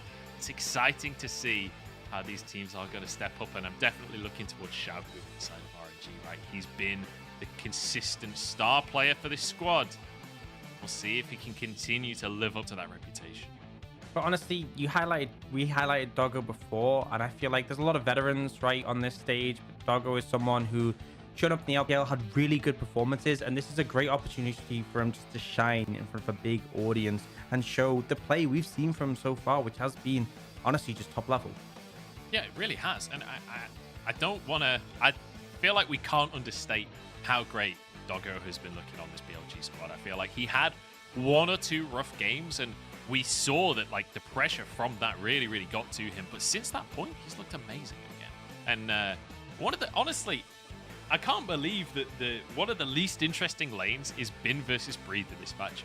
That blows my mind, right? Bin versus Breathe last year would have been easily the most hype lane in almost any series, but it feels like the meta has changed away from top lane focus, and also with that fact, you're not going to be able to see the same level of direct impact for these players. So it feels like for those guys, less about the 1v1 and dominating their lane, more about how they can influence the game and how they can set their own AD carries. And honestly, just a lot about how they can farm up, right, and have an impact later. I think that's the thing, is that even if you wanted to play around bot before, a good gank top early would make sense because you burn their TP. They can no longer join in with those bot lane TP fights. But since the TP changes, no one really cares, right? If you gank top and they TP back up, you haven't really done that much to impact them. And then the difference in TP makes very little difference in the bot lane. So I think it just has so little impact. I feel like we'll expect to see comfortable matchups for both of them aimed to be picked up. And then we'll see picks that scale well, like the Gwen, the Jace, Graves. Maybe we see some counter picks coming out, but for the most part, the bot focus is expected. And flying into the ban phase, Caitlyn and TF very common, but the Jarvan also taken off the cards, something that provides great lockdown on those immobile carries. Honestly, after last series, I'm okay with the blue side team banning Jarvan. I'm a-okay with that one. Akali taken off of the board as well. I don't know why I'm memeing on Top Esports at this point, because we're heading into this spring gala. It's game number 1, and our draft is underway with the LeBlanc as the final ban. So things like the Gwen, things like the Zhao still available, as well as that Jinx and the Aphelios. Big one for me is Corki still open. That thing has been so impactful. Honestly, in recent series, we've seen it banned in the first rotations by one of the teams. So we'll see how much of a priority it is, but they're going to instantly grab that Aphelios for Doggo, and he has been so good on this pick. Now for RNG, Xin would make a lot of sense if they wanted to lock it down. They could be pretty non-committal and taking that 80 carry alongside. They could prioritize support. Leona, very high priority with Thresh down. It looks like they might just go for the Jinx and go for the matchup we've seen quite a bit in this meta. Yes, we have. And importantly, I want to mention the fact that Doggo's taken this Aphelios, which, he's played 3 times. Everybody's been playing Aphelios. Gala has 8 Aphelios games this split. There are players that don't even have 8 games this split. Gala's played Aphelios 8 times, so feels like taking a crutch away from RNG a little bit there, and the Nautilus taken by Ming. And it feels like with the Thresh off of the board, these peel supports really not as favorable as they were in week number 1 of the split, and much more of the hard engage being locked in for the support role. And we often see the Nautilus picked into the Aphelios simply because Aphelios' range kind of forces you to be in a position where Nautilus can ult you and can make such a big difference. You can't dive away from it, can't dodge it, Gale Force won't help. BLG going to lock in that Viego, so not quite as much early impact as some of the other junglers that we see in the high priorities, the Lee Sins, the Xin, but after level 6, the skirmishing is pretty insane. Now, BLG, they could take the Cork here, or they could match the support. Leona is a good matchup in the Nautilus and very powerful at setting up plays with Glacial Augment, so they will secure that one. RNG, I feel like it has to be a jungler. Xin makes sense in my mind. They could go for the Lee Sin, but I feel like Xin is the obvious prospect. Alternatively, they're fine to leave jungler. They could take the Corki in this situation, or even go for the Gwen. There it is, lock in for Gwen for Bin in that top side. So getting a strong top laner. And now they have 2 bans as well to work with to set Bin up for success in the top side. And then they can always go for counter pick for Xiaohu as the last one. So I like the way that RNG are approaching this draft. Yeah, and the thing is, as much as they lose a bit of jungle priority, and we'll see BLG targeting the Xin that we talked about, it secures a really strong pick at the top lane for Bin. Jace, one of the really bad matchups for Gwen, could also look towards things like the Jax, even just like the stable blinds that go into it, like the Graves, like the Gragas. We'll see what RNG up to go with that second one. And for BLG, you could just ban the Lee Sin here as well, right? Take away, there's those upper 4 junglers that are really heavily prioritized. The Xin, the Jarvan, the Viego, and the Lee Sin have been just far and above prioritized than anything else we've seen. So it would make sense just to thin the pool on that.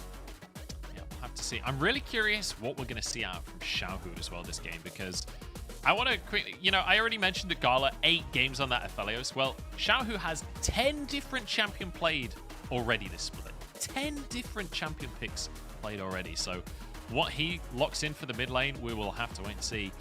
I'd be surprised to see a mid lane lock-in, though, instead of jungle when you already know what jungler you're up against. Well, I think the thing is, it depends if there's a mid laner you want to prioritize. And we've talked about how hotly contested this Corki is because of how well it scales. And already RNG's composition looks monstrous in the late game. BLG aren't going to pick a jungler because they already have one. So you take that pick for BLG. Bofo can look to pressure this with a more aggressive pick, something like the Syndra, the Zoe, the LeBlanc, LeBlanc's band, Zoe, the Syndra. Or you could just take the Victor, a matchup we've seen a lot, and it will have the early pressure. For Breathe, I think you can go the Jax if you want to be able to match Gwen in the side lane later on, but you won't be as useful in team fights. So we'll see what he opts to go for. Definitely would suit him. Yeah, we'll have to see. The Jax certainly can do well into that Gwen during the laning phase as well, being able to dodge a lot of the damage, and it will be locked in. So Breathe versus Bin, and we have Gwen versus Jax. That is an exciting top lane. It goes against everything we were saying about top lane in the opening segment. No tanks up there today. And now down to this jungle pick for RNG. A lot of them banned away. Curious where they go. Yeah, I mean, maybe things like the Trundle. I mean, Olaf's been hovering. They're just going to lock that one straight in. So obviously going to ignore a lot of the CC offered about by BLG, right? Can run through the gravity field. Leona doesn't really do anything to slow you down. And I think it's important that they have a jungler who can contest early. Yes, there are picks that can obviously scale quite well and farm up, but you're not going to have the most pressure in the mid lane thanks to Corki. You know, the bot lane as well, the Aphelios does tend to have more early pressure. So I think this makes sense. Wei needs to have some agency to allow his laners to scale, because honestly, as much as you look at Jax, Victor, and Aphelios and think, wow, those are great in the late game, RNG having Corki, Gwen, and Jinx is just insane. The range discrepancy is a massive thing, and Corki, I feel like he just outscales anything in the game almost.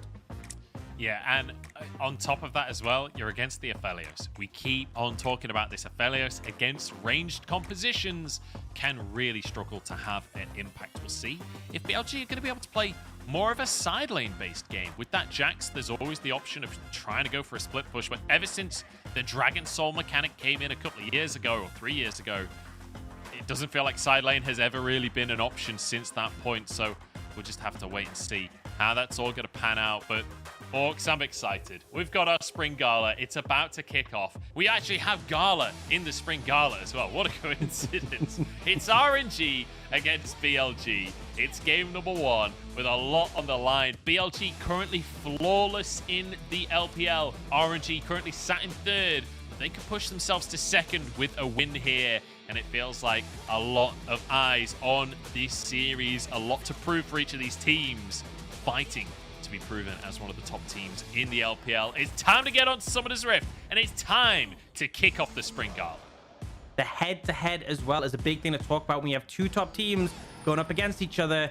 Seeding could come down to the wire, and if you get this series win, this is the only time you face them before playoffs. It will give you that head-to-head advantage. Oh my god. That's huge. We're in a box. It's like the Truman Show. I feel like I'm just... Wait, we're toys all along? Oh my The lord. whole time. Found out the secret law. My entire life has just been flipped upside down. I feel like Will Smith about to go to Bel Air or something. I don't know where I'm going with that. Let's talk about the junglers here. Wei versus Wei. Now, as funny as it is to say that matchup, it's going to be crucial how these two junglers are able to impact the early game, right? We keep on talking about scaling, but we've seen in the LPL, teams don't necessarily respect scaling, right? Teams don't necessarily only play for scaling. Even if they have late game picks, that won't stop them playing for the early game. Absolutely. I think that's the big thing, is that like a lot of people think when they hear scaling, they think, oh, you're going to do nothing until 30 minutes. It's like scaling just means you're really strong in the later stages. That doesn't mean you don't need to do anything. And as much as Victor and Corki are both scaling picks, you know, Victor has more early impact, and that's what I want to see Wei play around, right? You should have priority in that mid lane, and it's going to lend yourself quite heavily. Really, I think Wei can be quite comfortable as long as his laners aren't getting significantly punished. But both of these two could end up just seeing them just trying to provide, right? If a laner ends up overextended, you sort of help them out, you help them push the wave in, you make sure they're covered, and not really needing to force too many ganks or anything at this point of the game.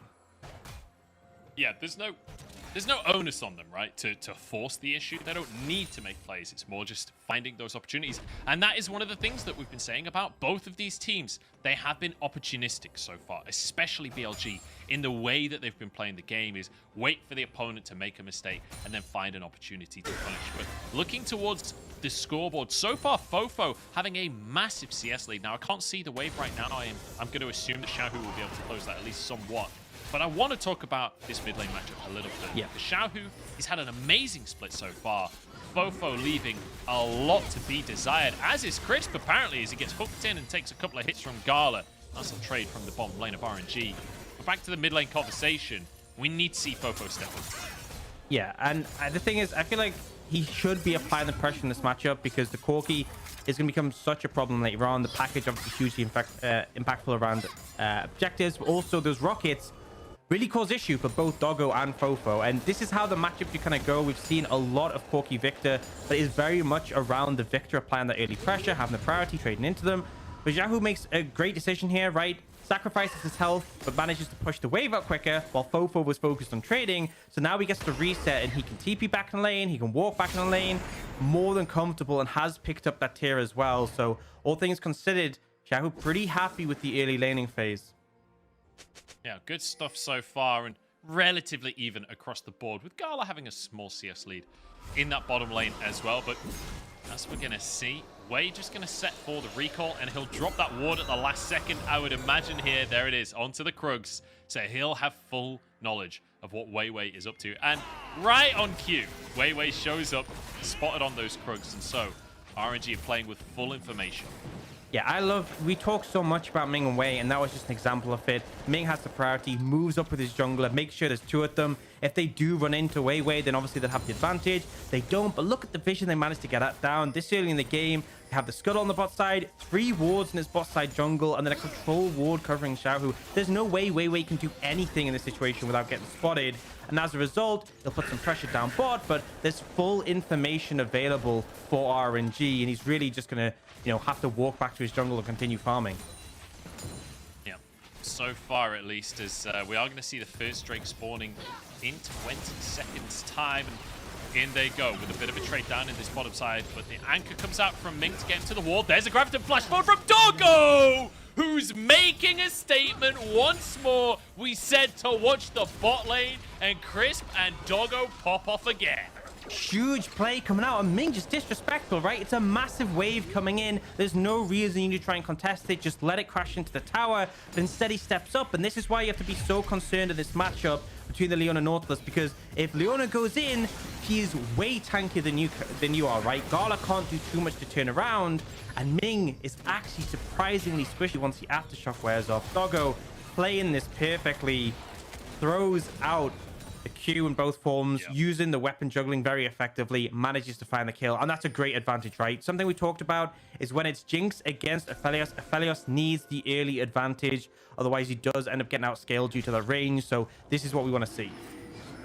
Certainly is. Wei will get spotted on the way out of the jungle there. The ward in the Dragon Pit should mean that BLG at least have an idea that he was in there trying to get vision. You can see Chris moving down through that jungle, might be able to find that pink ward and clear away that deep vision that RNG are working so hard to get. See, Chris actually walked past it, didn't spot it. So the ward will still do a lot of work for RNG. That's a nice little interaction for them, nice little find. Deep vision as Breathe just going to TP back up towards that top lane. In the meantime, Wei going to start off a Drake. Yeah, and honestly, as much as the early kill, the Doggo in the bot lane isn't ideal for RNG, I think RNG have been playing this early game exactly how they want, right? They've been setting up that vision repeatedly in the bot side to kind of track Wei. They don't want anything to happen. We have a comfortable top lane scenario with Bin just happy to farm up, and Wei starting to stack up objectives. All are very good at clearing, very good at dealing with those objectives solo, and if you can continue to do this, it will really set the team up for success. Now, Wei is approaching that level 6 point, and the skirmishing does spike very hard once Viego gets access to that. Obviously, it's the fact that you can use your passive and then ult for the reset, obviously, which is a ton of damage, but also you choose when you leave a target, because there's been so many times I've seen, a support dies before level 6, Viego jumps in, and then it's like, I don't want to be a Thresh anymore, right? I've used my abilities, and it's just so useless. Yeah, there's a lot of Threshers that feel like that, but they don't have the option. Throw out the hook, throw out the E, wait for 20 seconds while you try and get your abilities back again. Does feel good to be a Viego player, I guess. But there it is, that level 6 mark that you were talking about, just been hit by Wei. We'll see if he'll find an impact on the game. That pink ward we talked about has been cleared by BLG at this point, so not the same level of information as before. Wei is trying to find an opportunity in this bottom side of the map by the looks of things. Whether or not he finds it is a different question. We've kind of seen this top lane matchup going pretty favorably for Bin so far. I think a big factor is we see Gwen taking the Ignite, right? Sometimes we see Ghost for the more teamfighting power, but Ignite really can change a lot of matchups. It's very hard for Breathe to look for an all-in when you know that extra damage, the healing reduction can make a big difference. He is reliant on the Corrupting Potion and put it down. Xiaohu just waiting patiently, tapping his foot, looking at his watch, just like he's waiting for a bus. The package finally shows up. Okay, time to fight, says Xiaohu. Oh, He's got the everyone's package. moving. How does this happen? Talk me through it, Orcs. Well, I think the big thing for BLG is you get a kill. You get a kill, you get the resets. That's how you find the momentum. If you don't find an early kill, I think RNG are favor the package so instrumental when it comes down to these fights. Yeah, this is pre-package changes as well, so still going to be just as strong, still going to be just as common. But the crab taken away here, that was actually a smite out from Weiwei. Looks like the second one a little way off coming up. Perhaps a misplay by Weiwei, but looks like there will be enough time for that to come up before the Herald is actually kicked off properly. But RNG on the scene right now. Vision fully here for BLG with that Scuttle Crab as Xiaohu playing very aggressively, using the package as an equalizer to try and stop BLG pushing in. They're happy to wait, at least for the time being, but the Herald has already gone down. RNG, they take the Herald. Can they all escape with their lives? Spin away over the wall. Crisp has gone a little deep on this one. He realizes it, backs off straight away. But hey, RNG, it's daylight robbery. I love the call from RNG, right? They know the package is down. That's their big team fighting tool. That's the reason they were so confident there and why BLG was so hesitant to walk forwards. As soon as it's gone, they could still fight, but why risk it? Why try and take a fight when you're trapped in the Herald pit, when there's the potential for Viego resets? So they simply opt to get out. All they lose is the flash from Wei. So 100% the right call. And RNG playing this early game really effectively. Second objective neutral that they've managed to secure. Going to dash away on the top side as Weiwei makes an attempt there, but nothing going to come of it. Xiaohu was spotted on a ward, perhaps looking for an opportunity to get a bit of a fight with Fofo, who's just desperately trying to clear the waves, get priority in the mid lane. But it's always going to be difficult against a Corki post 6. Those rockets just so good at clearing the wave as quickly as he likes, just finding that priority for the mid lane.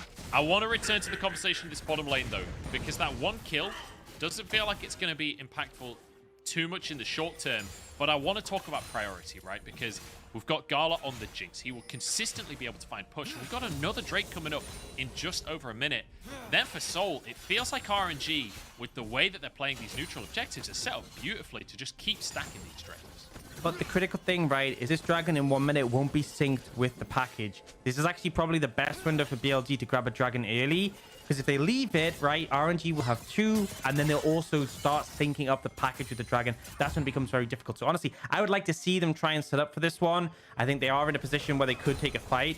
And again, not having the package available to RNG significantly weakens them. So we'll see if they try and make moves on that side. You can already see Crisp is looking to push up from the river and trying to establish some control. But not sure if you'll be able to find too much in the meantime. Herald's going to come down mid, applying a lot of pressure here. That's going to be 3 plates and 2 plates worth of gold just being pocketed by Xiaohu directly. So nice little influx for the RNG mid laner and very much the star player on this squad, or at least so far this split. And, you know, it's exciting to talk about the fact that Xiaohu has been pretty much the star player for RNG so far, considering coming into this year, I remember a lot of people talking about this roster, a lot of people in the community believing that RNG wouldn't be able to function with Xiaohu as a mid laner instead of a top laner, not feeling confident that this was going to work out. So far, so good though for Xiaohu. It feels like he has really started to split off well. Absolutely, and this matchup's been going really well, right? Fofo has a slight CS advantage, but we've seen this matchup go so much with. I specifically remember Xiaohu on the Victor playing into Gory and the Corki at the start of the split and solo killing him. That is obviously an extreme example, but Victor should be able to garner advantage here. And the fact that it's only a very minor CS advantage shows that Xiaohu's been doing great. And in fact, because he has First Strike and because he got those plates, he's going to be ahead in gold and scaling excellently. So we also see RNG make the call not to contest the dragon, which, you know, I said this was BLG's window to potentially contest. RNG don't even give them the opportunity. And I think they've played this so smart. They really sort of respect the fact that they have this powerful scaling aspect in the Corki Jinx, and they don't take any fights they don't need to. And you know, it feels tense, doesn't it? Because we have these two teams that are both good at acknowledging win conditions. They're both smart about how they play the game, and they're both playing I don't want to say necessarily a reactive style, but a very intelligent style where they are going to play towards the appropriate options that they have. And so it feels like both teams playing with a lot of respect. And part of that is down to the fact that we have essentially 9 veterans on the Rift today, right? like, outside of Doggo, pretty much everyone has been playing for 2 years or more across the course of this. And Doggo, you know, very, very fresh. It's his first year in the LPL. It's his second year as a competitive player. It feels like, despite that experience deficit, he's been one of the most exceptional players on BLG this year. But definitely feels like, with that pressure, it's good that he's got these veterans.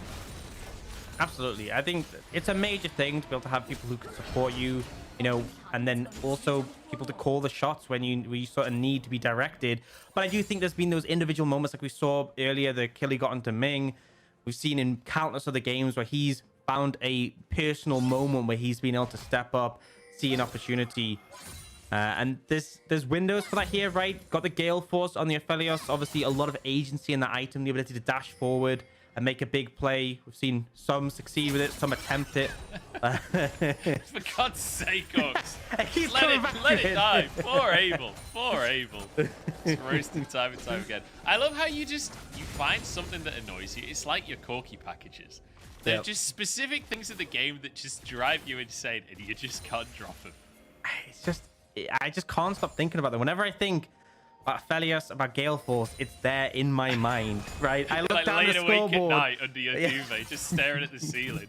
Abel's Aphelios in your head. Honestly, I wish it wasn't true, but that's literally how it is. That's the life that we lead. We're going to see vision cleared by BLG here.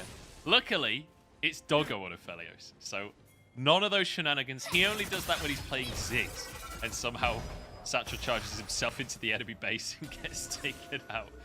They still won that game, though, so not too bad. Wait in the top side. Breathe could be in trouble here, but the Counter-Strike will buy him a lot of time in this kind of 2v1. As Weiwei moves in, it's going to be a 2v2 here. Breathe forced to flash immediately. And Weiwei decides that's not a 2v1 he wants to take. And it's just, you know, we've seen these top laners, a little bit of skirmishing back and forth, a little bit of fighting. Just the bait there, getting Breathe to jump on you, because Breathe could have just backed off, wouldn't have had to burn a flash. So it's a small advantage, but it's something. And the thing is, not having the flash and the jacks definitely hurts your ability to team fight. Being able to use that flash stun mechanic and catch people off guard. But after that, they are just going to reset. Weiwei's looking for this Herald on the top side, but he is on vision. Xiaohu has synced up the package with the Herald, and it will be burnt now. So big play from Crisp. A Dragon Up coming in from 1 minute 20 will be packageless. And honestly, I'm going to say it, right? We were just talking about the packages. Why are you grabbing the package now if you're not fighting for the Herald? That's my question. Yeah, definitely not ideal from the side of Xiaohu. And it kind of shows a weakness of the package that people don't often talk about as well, is you lose your Valkyrie, right? When you're holding that package, you cannot just Valkyrie to safety without using a massive cooldown. And it's like, honestly, sometimes it feels like there's a question of, should you actually package out there or should you just flash, right? And you know just what? to try and save that package for the fight. There's also the second hidden impact, the downside of the package, is that when people grab it, they get super hyped and just run forwards into super close range. Where's Chris going to engage on you? I swear, it's every time you see a Corky come on the base of the package, he's always up in people's faces. Like, you have there's an a million range. You gotta go. Crisp is in trouble though, but he has that aftershock. He's damn tanky, and Ming is finding that out firsthand. But Weiwei looks to be the first to go down. As Gala following up with the damage. Weiwei falls finally. 1-for-1 so far. As Fofo trying to get this damage down on the Victor, trying to finish these health bars off. Not quite close the gap, at least for the time being. At Gravity Well, keep everyone safe though. As BLG now wrestle control of the area. They don't have a jungler though, so trying to start the Drake, I'm not sure that would be a play. In the meantime, I'm pretty sure Bin got a solo kill. Yeah, just took him out. Obviously, the flash being unavailable, hitting Breathe chances, but it feels like Bin has been edging ahead in this matchup, and this is a disaster for BLG. You had the counter pick. You didn't opt for a safe blind. You opt for something to match the Gwen, and the fact it is losing 1v1 is a disaster. First tower going to go over to Bin and just make the matchup even more painful. And that's the thing, right? This is why this champion is so insane. It's not just that he's good in the side lane. Bin will be a monster in team fights. Now, we're going to get a replay of this. So, Aftershock obviously makes Crisp a difficult target. But I think the big thing is Weiwei just gets chunked and he doesn't get a reset for so long. This stopwatch is huge because it baits Weiwei in for the reset. He ends up taking so much more damage. And by the time he finally does reset, he's so low already. We do get the replay here. And yeah, I mean, Gwen is just so strong. And I think Breathe, been in the Counter-Strike and then going back in range, definitely a mistake. Yeah, and that third needlework always just completely shreds an enemy. died. Feels like there's nothing Breed can do on that one. The counter-strike is not going to stop the true damage coming on in. So fantastic stuff from Bin, and it feels good to see Bin doing so well on this RNG roster, because as RNG start this Drake off, I don't think there'll be any contest from the side of BLG, so I'll continue my point. Bin having to replace Xiaohu in the top lane, weirdly enough, feels like massive pressure, right? Xiaohu was such a prolific top laner last year that it felt like there was pressure for Bin to show up on this roster. Especially when he's still on your team. So Yeah. anytime you like lose a 1v1 or something, you like, is he just sitting there thinking, I would have won that, you know? It's like that famous quote from the Beatles. John Lennon was famously said in an interview that, you know, someone asked him if Ringo was the best drummer in the world. He was like, Ringo's not even the best drummer in the Beatles. It feels like Bin could end up in that kind of situation if he's not careful. So it's good to see him showing up. Herald using that top side to get themselves a tower here. It's 2 towers to 1 though in favor of RNG, as they've done an excellent job of playing the map so far. 1,000 gold lead as we broach the 19-minute mark. Yeah, and the big thing is, right, yes, they have the Herald, but it was a 1-for-1 tower trade, so the Herald didn't really accomplish much. And we look at the earlier usage from RNG, they got a couple of plates mid lane, but on top of that, that mid tower is low, and it's such an instrumental one, especially with Corki and Victor in the mid lane, both with a lot of wave clear. Hard to take those mid towers. Getting it low already, really instrumental for RNG, so they've definitely gotten more value out of their first Herald now. BLG looking for Way, but he will just be able to walk off this one.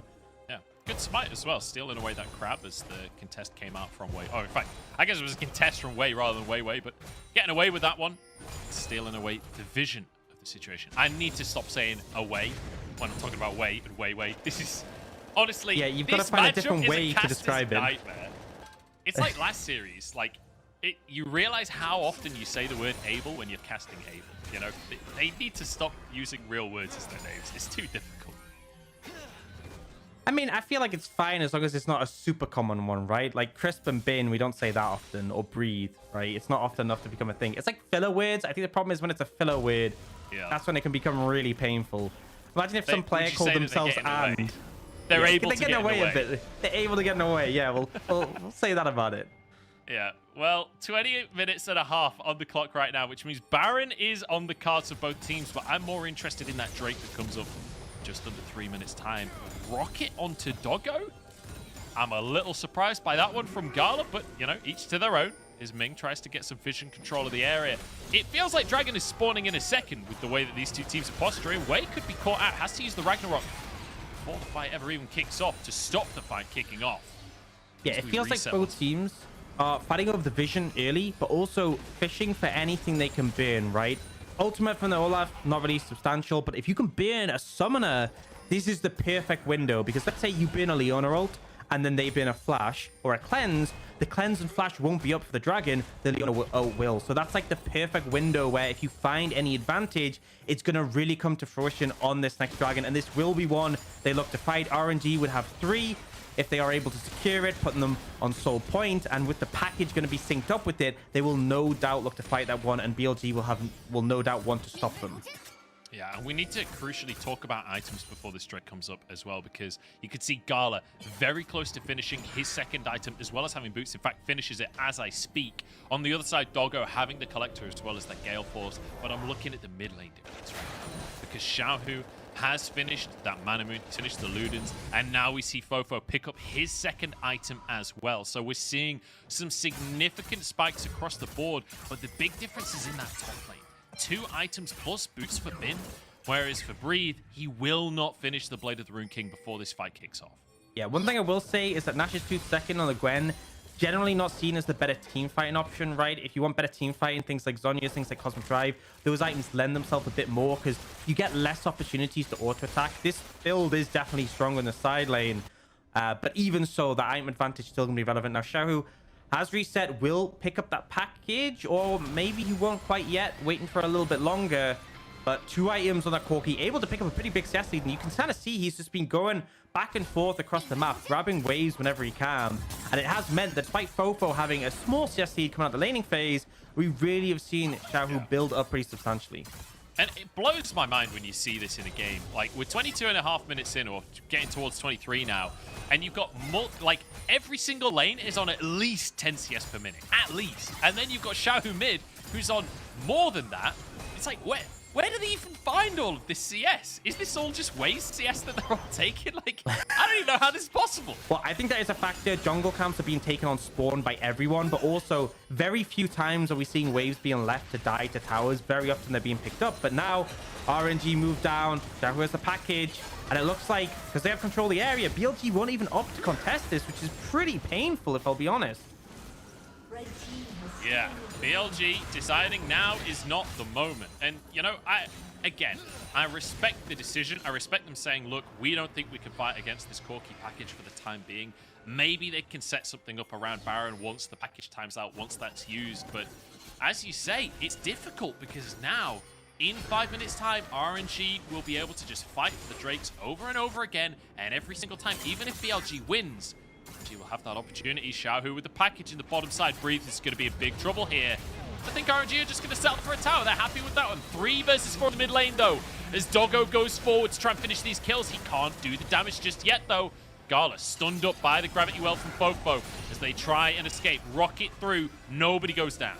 Yeah, but critically, RNG managed to get the tower bot and should get this tower mid as well. So despite the fact that BLG get out without losing anyone, they lose out in terms of these objectives, and RNG is just bolstering the lead. And I feel like they really haven't missed a beat. There was that one mistake in the laning phase from Ming. Other than that, it feels like they've made decisions throughout the game. It hasn't been them being caught off guard. It's like them saying, okay, we're not going to fight this dragon. We'll fight this one. We're going to put the vision here. We'll do this. We'll do that. Very orchestrated, and as a result, they feel fully in control. A 3,000 gold lead, 3 minutes and 45 seconds until that dragon for them to get soul, and you can see how strong their carries are right now. It's really starting to feel rough for BLG.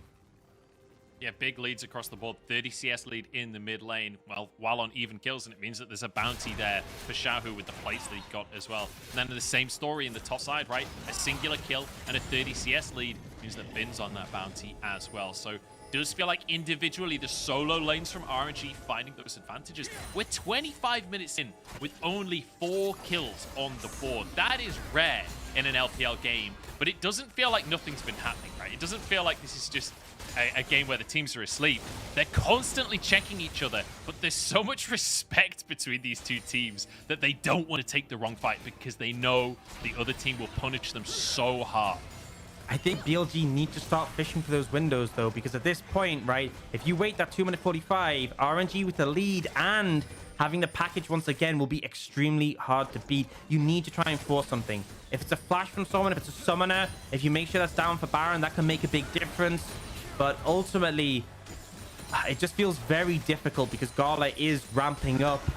Xiaohu is very strong on his Corki, almost level 16. The Rockets get a big spike then, and it's hard to see how they're going to close the gap on this Corki. Yeah, feels like playing from range will be the way for RNG as Crisp finds the engagement. Solar Flare!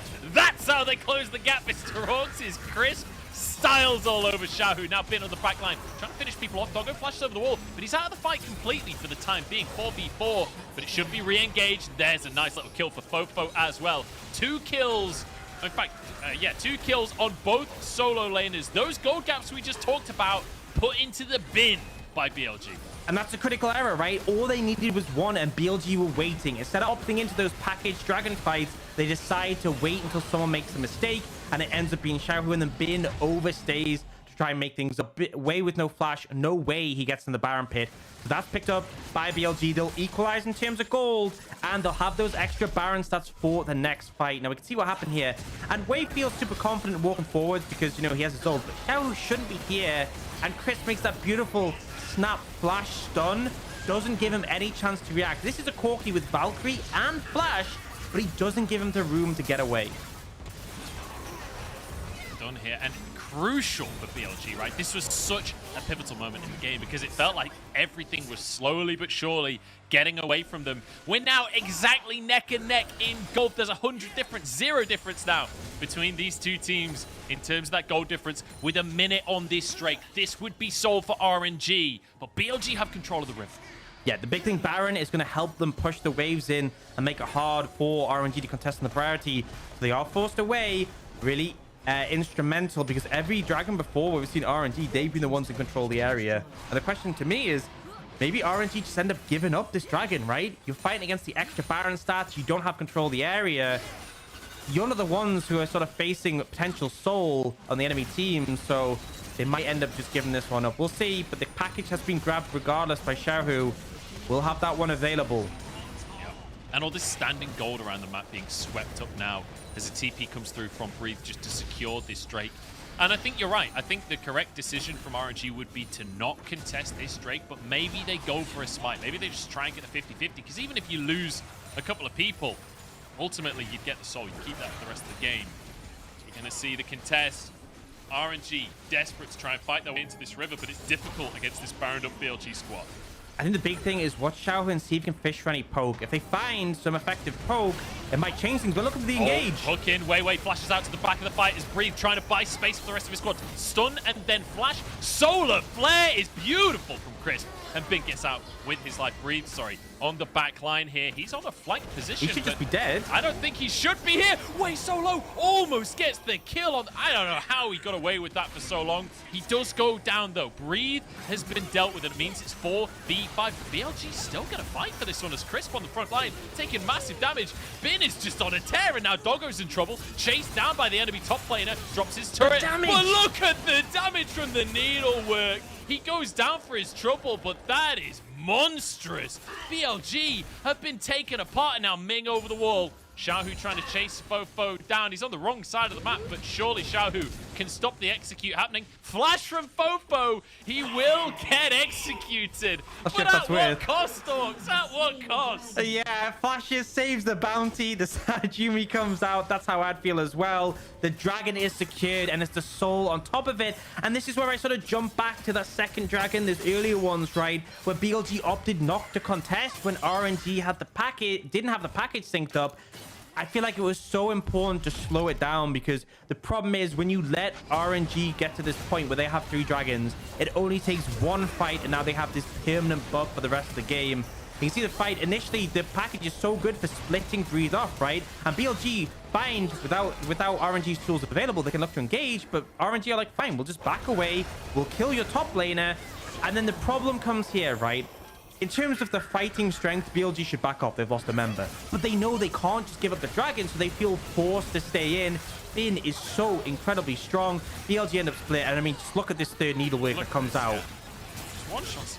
It's so... What is this champion, honestly? I mean... This is what I'm talking about, right? They have this Gwen who's so monstrous. Now, 4 items, by the way, has both the Banshees and the Zhonyas. So basically immortal at this point and doing 1 million damage. You have Corki Jinx, who are spiking super hard. 3 items plus a stopwatch each. And to top it all off, triple Mountain Soul, big shields, extra resist. It is very hard to see BLG finding a way in. But I said that before, and they definitely found a fight. We'll have to see what they can do. I love that. This is the most liberal use of the Jinx ults that I've ever seen. These Super Mega Death Rockets just being used as poke on full health targets. I'm not sure I've ever seen an AD carry doing this before.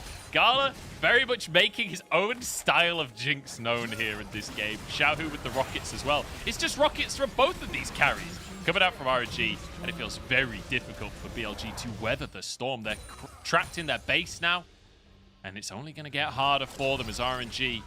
They've got a minute until this Baron comes up, and they have complete control.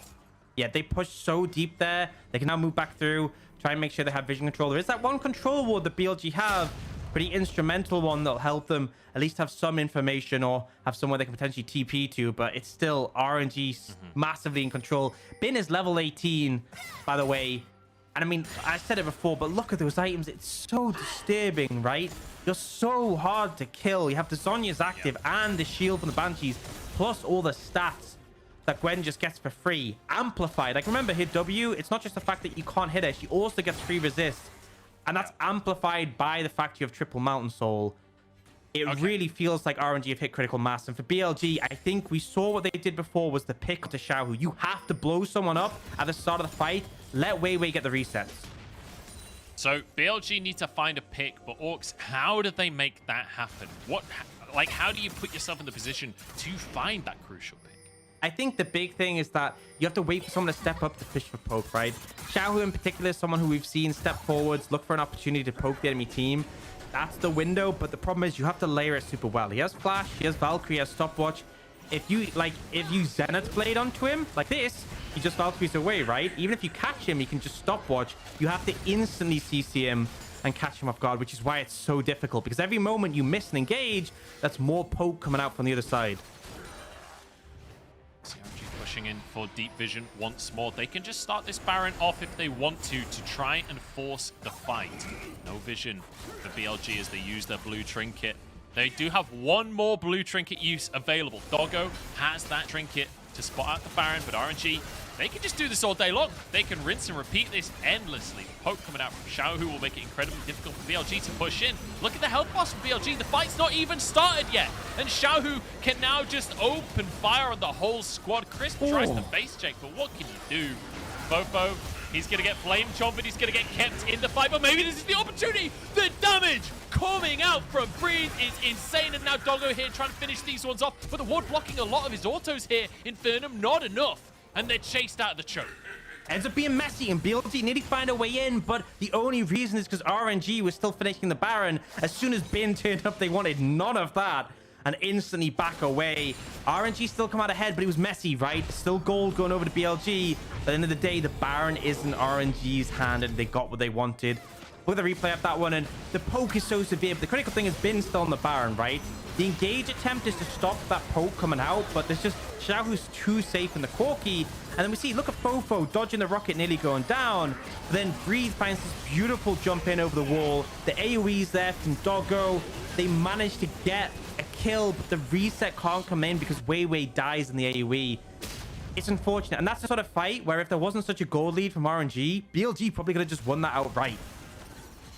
Yeah, exceptional stuff from Breathe and Doggo there. Breathe getting the stun on everyone, and then the ulti coming out from Doggo to follow up.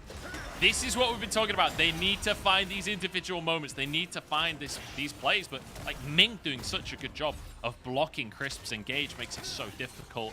And guess what? Another Drake is coming up in 30 seconds. This time, though, it's the Elder Drake. This is not one that BLG can afford to lose. They thought they had to fight for the last one. Well, this one's a game ender. As Wei pushes into the jungle. Xiao's been caught. Package used. That's a good find from Wei Wei.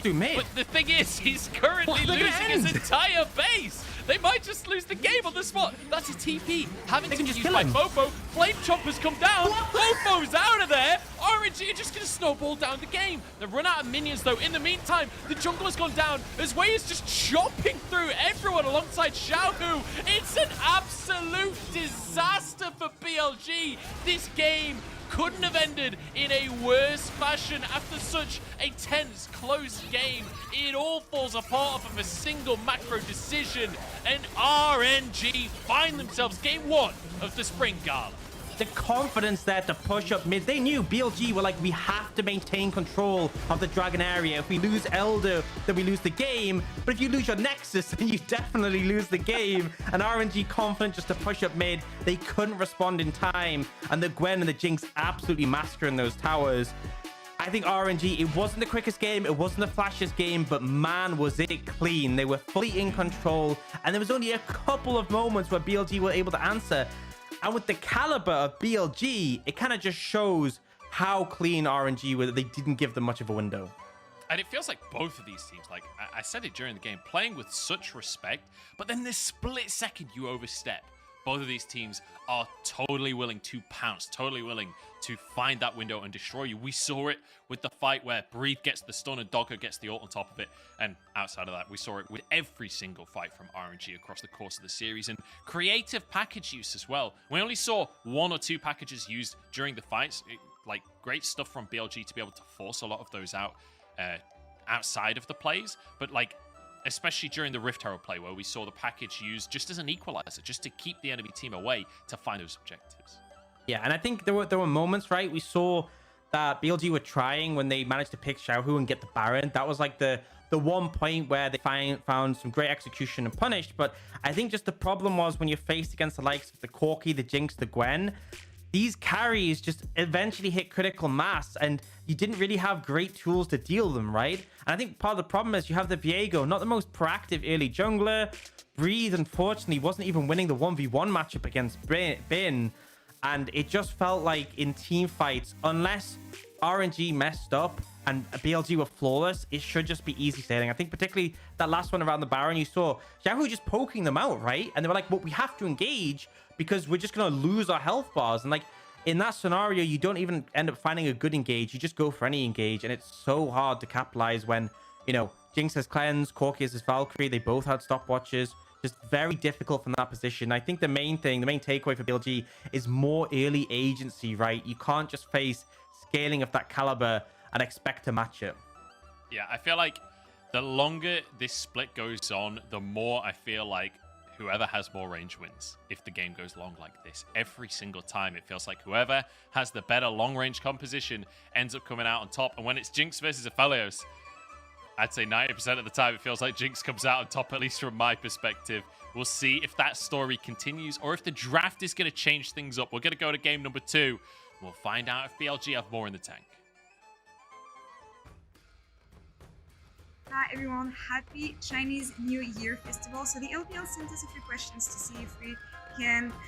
What do we know about the Chinese New Year Festival? So I will try to answer the questions. The first one being, according to the Chinese zodiac, this year is the year of... It's the year of Tiger. Like, this is something I saw on social media and the whole aesthetics around this year, so I'm definitely sure it's the year of the Tiger. Each Chinese year is associated with an animal sign that is linked to the Chinese zodiac. It features 12 animal signs in the order of rat, ox, tiger, rabbit, dragon, snake, horse, goat, monkey, rooster, dog, and pig. So now you know that in 2023 it will be the year of the rabbit. Second question is, when is the Chinese New Year this year? It is on February 1st. I think, I know it depends sometime, but this year it's on February 1st, from what I read. The date of Chinese New Year is determined by the Chinese lunar calendar. Although the date changes every year, it is always somewhere between January 21st and February 20th. The third question is, how many days the Chinese New Year celebration lasts? A 14, B 15, C 16, and D 17. Well, I think it's 16. Oh, okay, I think it's 16. Okay, I would answer 16. I don't know if I got this one, but... Chinese New Year starts with the new moon on the first day of the first lunar month and ends on the full moon 15 days later. The 15th day is well known as Lantern Festival, which marks the end of the Chinese New Year celebrations. On this day, all types of lanterns are lit throughout the streets, families gather and eat tang yuan, which are glutinous rice balls in sweet soup, and these symbolize reunion. In what color envelopes are gift of money usually given Chinese New Year? A red, B orange, C green, D blue. Red. Option A, red. I think it's because similar. It means good luck, right? Good luck, good fortune. It's so cute. The colour red denotes good luck and fortune, as well as happiness, abundance, prosperity, and energy in Chinese culture. This wards off evil spirits and negativity. It is often worn or used for decoration and celebrations, such as red packets, red lanterns, and red couplets. And the last question is, what special food do Chinese people eat for celebration in the New Year festival? I don't know this one either. I'm so sorry. I would say beef, chow long bao, and mooncake. And this, I'm sorry if I got the wrong one. Lucky food is served during the festival, especially during the family reunion dinner. Dumplings, shaped like Chinese silver ingots, are shared as a symbol of the family unit and of abundance. People eat rice cakes, or nian gao, to symbolize a higher income or position, as it sounds like year high in Chinese. Fish is also a must, as it sounds like surplus in Chinese, and it symbolizes abundance. Hi LPL and Happy New Year. The question is, what wishing and lucky words do people say during the Chinese New Year? And I'm sorry, but I don't know the answer. I'm going to give it my best guess, which is C. Duibuqi meguanxi. What wishing and lucky words do people say during Chinese New Year? People in Chinese, I think this one I got it. It's the letter A, because 新年快乐, it's Happy New Year. And the other option doesn't make sense for me. 生日快乐 is happy birthday, 对不起 is sorry, and 你好吗 it's how are you. So I'm gonna go for letter A. G'day guys, it's Derek's here, and if you answered A, then you are absolutely spot on. 新年快乐，恭喜发财, meaning Happy New Year. May it be a happy and prosperous one for you as well. If you answered B, of course that was 生日快乐，谢谢. Happy birthday and thank you, bit far off. 对不起，没关系, sorry. No problem.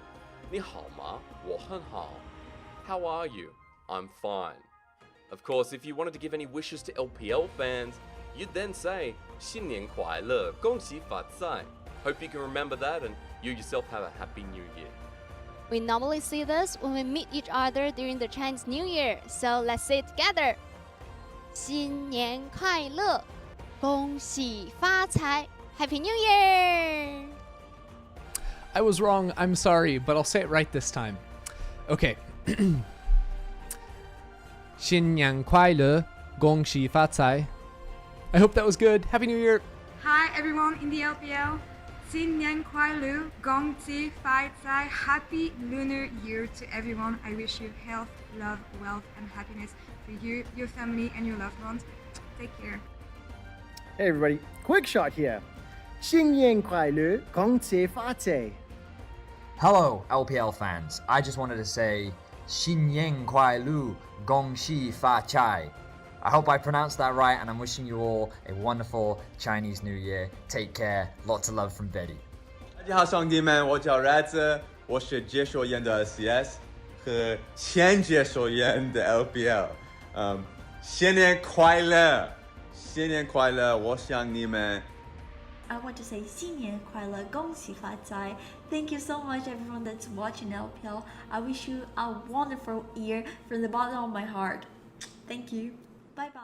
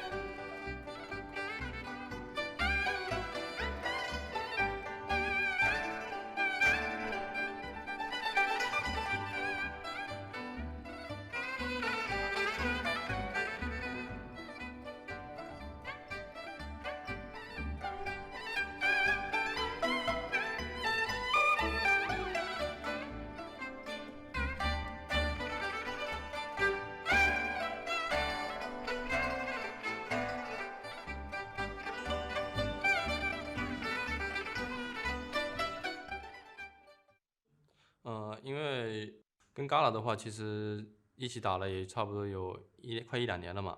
然后搭档这么久的话，就是他也是越打越好嘛。然后自己改进的话，其实就是我们可能细节能做得更好吧，就一起磨合啊什么的，再做得更好一点，我们两个。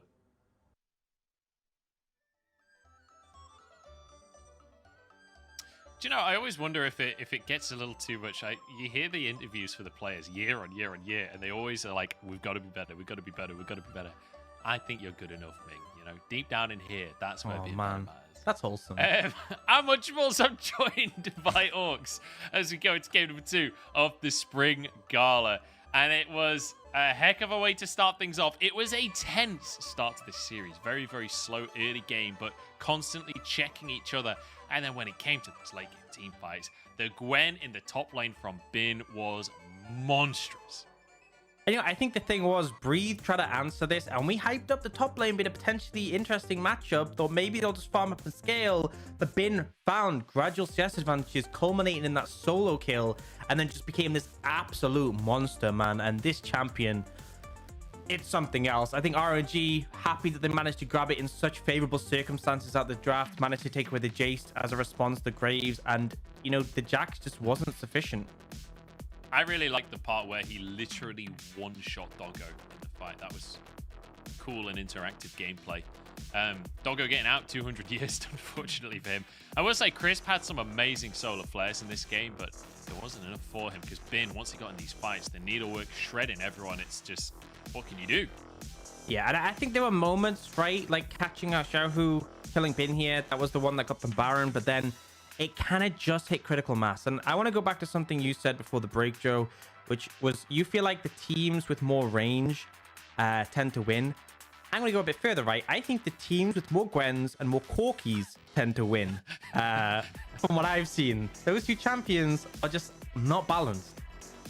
They are relatively strong, I'd go as far as to say. Yeah, that unfortunate TP from Fofo at the end. I can't believe we're highlighting that, the poor dude. Yeah, I mean, this was a tough one for BLG. And that last macro decision that they made, really getting taken apart because of it. And it feels unfortunate for them that they actually played relatively well for the vast majority of the game. We said how they managed to find a couple of combos. They managed to find somewhat of a foothold around the 30-minute mark, but ultimately not enough. And RNG, like I said before the break, the second that a mistake was made by BLG, pouncing on that and just taking them apart. It's clinical, honestly, and it's beautiful to see. And now going into the next draft, you've got to believe BLG are going to change things up.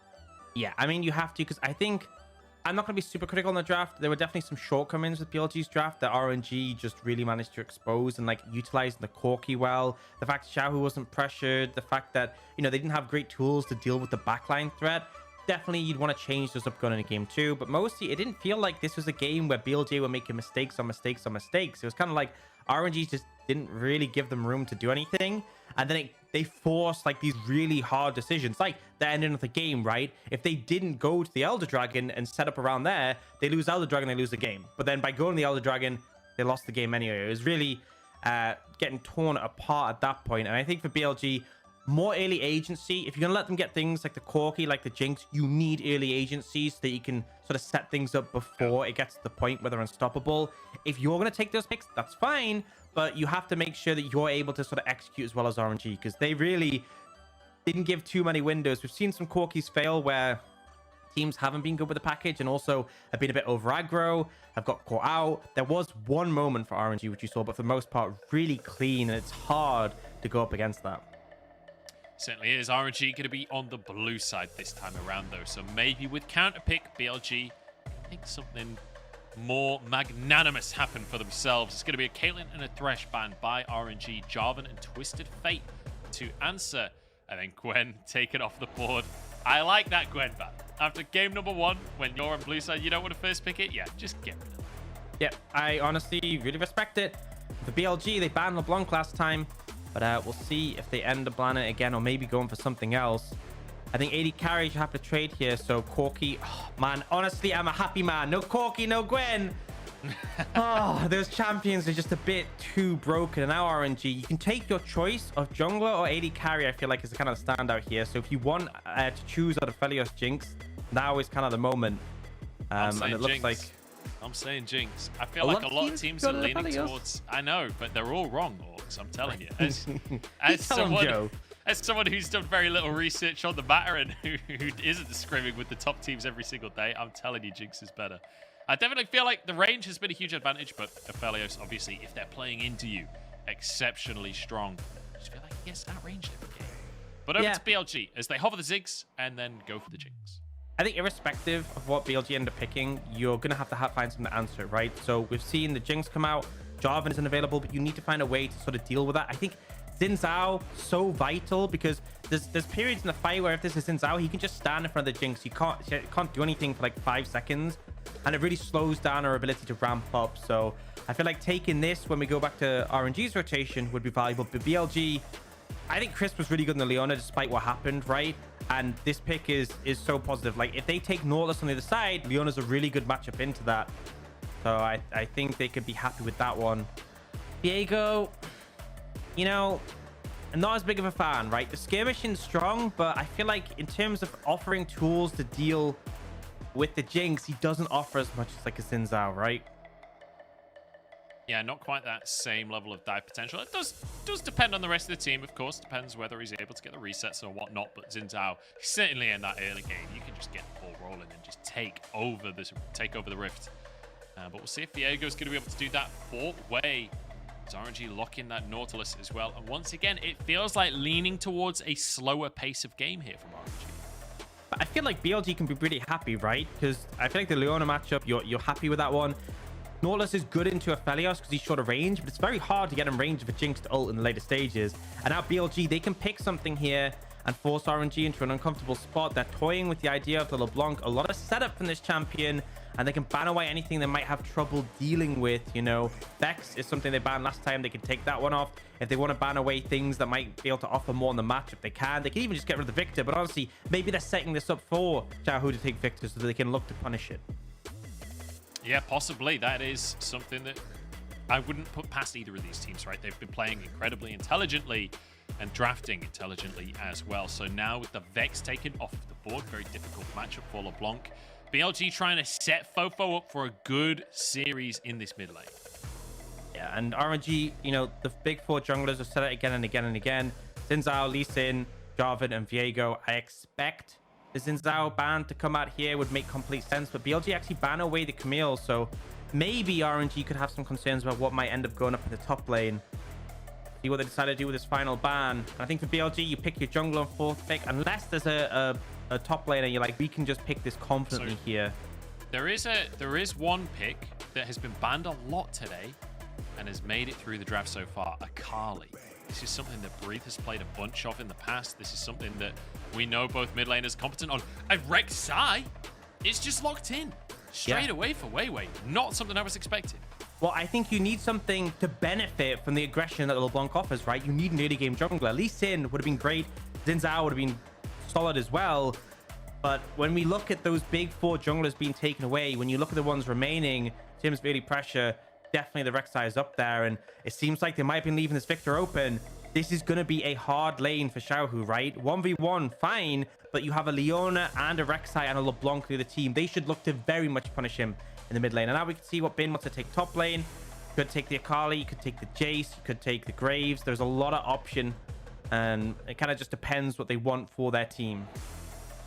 Yeah, but a blind pick, so they need to have something that they feel like Bin will be able to take into any matchup that's available. Graves has been one of the standard go-to blind picks this split. It's very safe. A lot of sustain up in that top side. And instantly Tryndamere is locked in. We heard Xiaohu talking about the Tryndamere mid in the one of the interviews leading into the series. It's not going to be in the mid lane. That's looking up top. Yeah, and this is one of the few matchups that can really punish the Graves. It's actually quite difficult because Graves has dashes, but he has a limited number, right? You can dash away, you can use the ultimate, you can even flash, right? But the Tryndamere can just chase you down, and if he finds an advantage in this matchup, he can just dive you under tower repeatedly, right? It's not like Graves is not too hard to dive because obviously he has a limited amount of damage.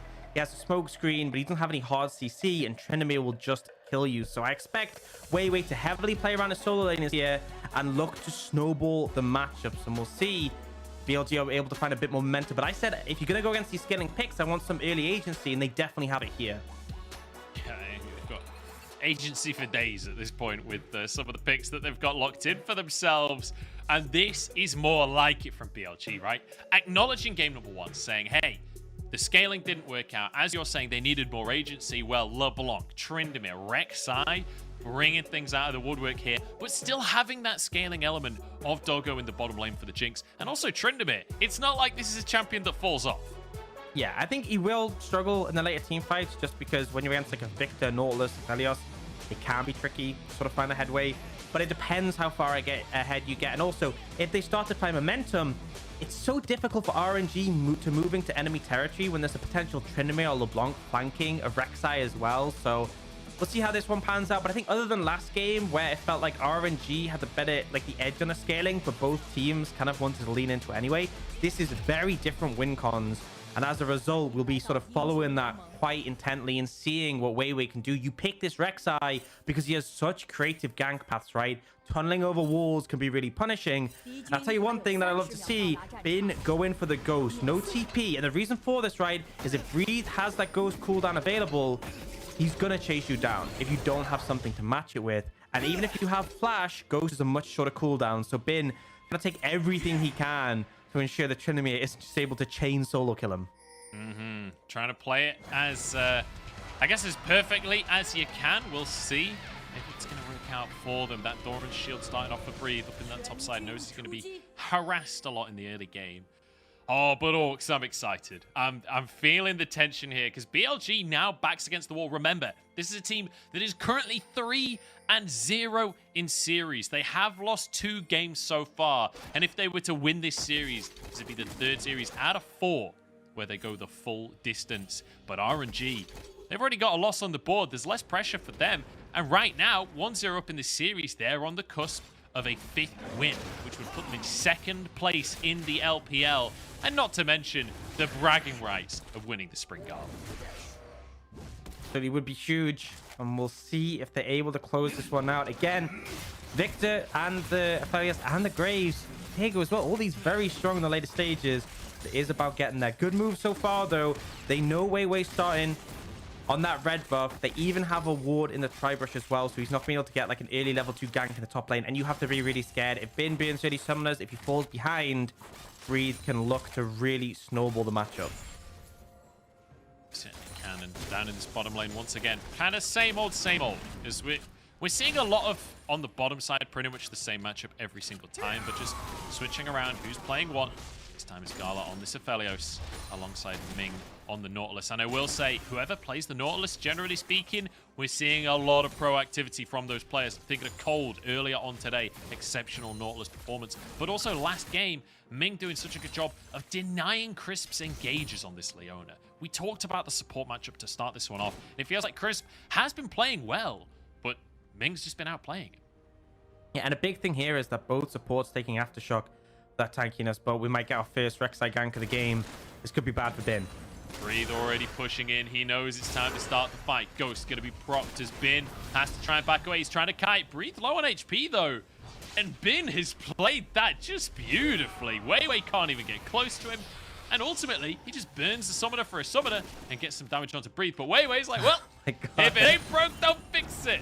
If at first you don't succeed, try again. Listening to Mum's advice his way, as it's time to try and make another play onto Bin, who just goes towards Breathe. Has Flash available, gets towards this wall, but so far no Flash coming out. That's going to be Flash for Flash. Breathe will not answer, but Bin, once again surviving, keeping his presence in this top side. And the counterpoint here is for RNG to invade. They know that there's a heavy commit on the top side, so they'll steal away some buffs. Now, Yahoo trading well with Profo, and actually Bin. He's not done. Bin is like, how dare you come to my lane? He takes his shotgun out. There's a land shotgun out territory. Chases him out, doesn't get the crab, has to go back up to top. But there's sort of 2 takeaways. So firstly, Bin played that expertly, but also is the fact that there was a massive minion wave, which was dealing a ton of damage to Breathe. On the first gank, Breathe didn't even have his W, so couldn't obviously slow him down, reduce his AD. But the takeaway is Breathe has a summoner advantage at the end of this, so still could be a little bit dicey in the future. But one of the things that I always think about Rek'Sai is how different his ganks are when you have flash, right? We've all seen those moments where like a Rek'Sai tunnels in and he's like just inches away from being able to knock them up, but just can't get in range. Wei Wei's first flash didn't really amount to much, right? And as a result, it's going to really slow down his early pressure. He's already down in terms of XP compared to Wei, down in terms of farms. We have some catching up to do, and his ganks aren't going to be as effective. So with 4 minutes 45 in the game, and already Wei Wei not quite had the impact you'd hope for. I will say, I'm a little disappointed that we don't have a Kai'Sa in this game, or a Talia. After the cinematic came out, I feel like that would have been just beautiful to see play out in real time. But I will say, I'm waiting for the moment where they patch things up so Kai'Sa can go into Rek'Sai's tunnels. We've got to keep things in line with the lore, you know? Yeah, I feel like they established a lot of lore. Like, did you not see Talia when she knocked down that mountain? I feel like Talia should just be able to, like, close off the Baron pit and lock the enemy team in. That would definitely be balanced. Yeah. Oh, I thought it was just a metaphor for Talia knocking down all of the low elo players that try and lock her in the first place because they just can't pull it off. But we'll have to see if any of those kind of picks end up coming into the LPL. For the time being, things like Viego are working out. Because right now, Wei soloing that Drake with the priority that he has in the bottom lane. That will be the first Drake taken by RNG. And yeah, like you say, almost 20 CS lead on top of a Drake as well. That is insane from Wei. Yeah, this is the cost of that gank, right? You stayed so far along on the top side, and the fact that Bin didn't die, it's just a signal on the other side. Oh yeah, take everything you want. Now, this is where it gets a little bit scary. Level 6 picked up for Breathe. Don't think he's quite ready to dive yet, but man, look at that crit that just comes out. He doesn't have any items, just a Doran shield and 132 damage just off the base stats of the Tryndamere. The hilarious thing about that as well is Graves' passive gives him a ton of armor. Graves is meant to be good against AD picks, and it still just doesn't matter when Tryndamere is in the equation. Wei does spot Wei out here. Gets him with that Scryer's Bloom and maintains that CS lead. Chris blocked up under his tower. Bit of extra damage out from Gala. This bot lane matchup going very, very well for RNG so far. Yeah, going pretty good. I mean, the CS advantage hasn't really shown, and bear in mind, Duggo's gone for that early cull, so he'll be able to cash out later, but it feels like RNG's bot lane have had the pressure, and we've seen Ming trying to move around.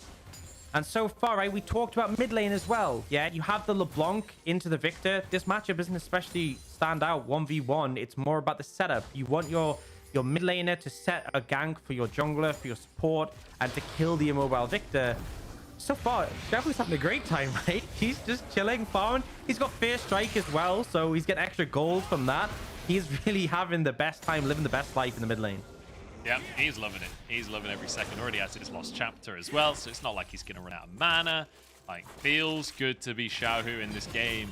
Feels good to be RNG in this game, honestly, because like we said, scaling, certainly a comfortable position for them.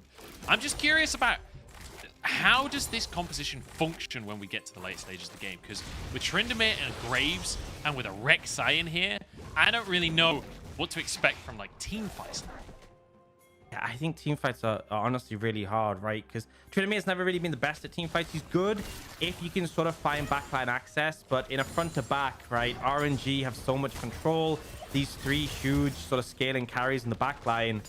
It's kind of going to be like BLG need to assassinate someone, and then Doggo gets resets and they just charge forwards. You have to think as well with the Ghost on Breathe. If he kills someone, the duration's extended and kind of let him charge forwards more. But yeah, I definitely don't think BLG are going to be super comfortable in the team fights unless they're ahead. It's more going to be about the split push pressure from Breathe, the pick potential of Wei Wei and Fofo, and it's kind of relying on them being ahead. Well, that's a little tough for them. Because right now, they're not finding any leads for themselves. And it feels like RNG are having their way with the map to start things off. It's 2 minutes until that next Drake comes up. But Herald is onto the map. And so that has to be the next topic of conversation, Orcs. What do we want to see? Because we've seen some pretty scuffed lane swaps across the course today. But RNG versus BLG, you expect both teams to have a solid plan around the Herald. For sure. And I think it might be that BLG just get it free, but the counterpoint is RNG looking towards the bot side, going to zone BLG's bot lane away. Fofo just TP'd mid, by the way, so he can't even TP in here to defend. Breathe obviously doesn't have it, so they're just going to get zoned out, plays being taken. Oh my lord, look at it go down. Look at the speed at which Gala's just shredding this. Forget your Herald, that's 2 plates already answered. And Xiaohu having to flash in the mid lane. We said Fofo needs to step up in this matchup. So far, so good for him. This LeBlanc pick working out as Gala continues to shred the tower. That's 3 plates. Let's make it 4 as well. Gala has just become monstrous in this bottom lane off the back of just not contesting Herald. Yeah, 4 plates and denying a ton of farm away from Doggo. Now, if BLG can get us to our top lane, it'll be worth, but they're not even going to get it, right? It's not gone down to the 2-plate point where the Heralds would secure it. And critically, RNG reset to be top in time to defend. So at the end of the day, it's a massive advantage for RNG. Yes, BLG still have the Herald they can cash in on, but RNG have already managed to get a 2-plate advantage. So BLG going to need even more if they want to make it a worthy trade. It's a tough one, but there is an advantage in that top side still, right? 2 plates taken, a 20 CS lead in favor of Breathe. And let's be honest, if there's a player that you want to have a Tryndamere and try and take over either in team fights or side lane, I mean, we saw the team fighting from Breathe in the last game. We've seen many, many great moments from Breathe in team fights. Like, I'm excited that it's Breathe that can be the one to step up in this game for BLG, because I feel like he's a player that really can show his quality. And especially showing a bounce back from that game 1. And he has really been punished in the matchup. It's a shame about the early plays, but this matchup is just going to become harder and harder to deal with for Bin. His kind of goal is just kill the waves, back away, right? And for now, we see Dragon spawn in a few seconds. We're just see if any teams be prioritized. That RNG getting that first one, definitely favorable. And you see pings coming out, right? They've actually moved Breathe down here to contest this Dragon, making sure that they have the numbers advantage. RNG don't need to contest this, and based on the resets coming out, they aren't going to. Yeah, this will be a Cloud Drake as we even things up in terms of the Drakes. That'll be one piece here next morning at around 16 minutes. It will be a Mountain Soul once again. 2 games in a row here. And this time around, it doesn't feel like one team has a massive poke advantage like we saw last game, right? That Mountain Soul felt so impactful with the range advantage that RNG also had on top of it. This time around, it's going to be much more about the all-ins in the fights. And so Mountain Soul, still extremely valuable, but maybe getting less value out of the actual shield itself, and more value out of the resistance.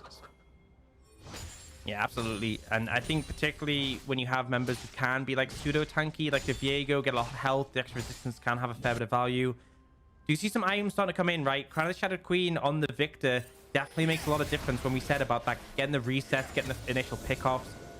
Gale Force on Felios pretty much just standard at this point. Breathe, looking for something here. That's the thing, you can go for the poke, you can heal up, you can keep playing with it. Bin is desperately trying to clear out the wave. Well, there's a Herald coming. No. You're not going to clear that one out, Bin, as Breathe is clearing this wave. And actually, Bin goes for a 1v1. He barely even wins it. In fact, he didn't win it against Weiwei. Then Breathe spins in and finishes the kill. Bin, I mean, he's... let's be modern. He's recycling now, okay? No longer trash, he's recycling. This is 2022. We're trying to save the planet here. But regardless, whether it says recycling on the bin or not, it's ending up in a landfill. And now Weiwei knocked up by the depth charge. Can Breathe save his jungler as Ming is here? Wei trying to do some damage, but BLG still with the numbers advantage. I feel like this was a massive overcommitment from RNG as they just cut down and Doggo gets himself a bonus kill. Crisp walks away on a sliver of HP with a stopwatch, and Xiaohu will fall for his trouble. Doggo with the double and everything going the way of BLG.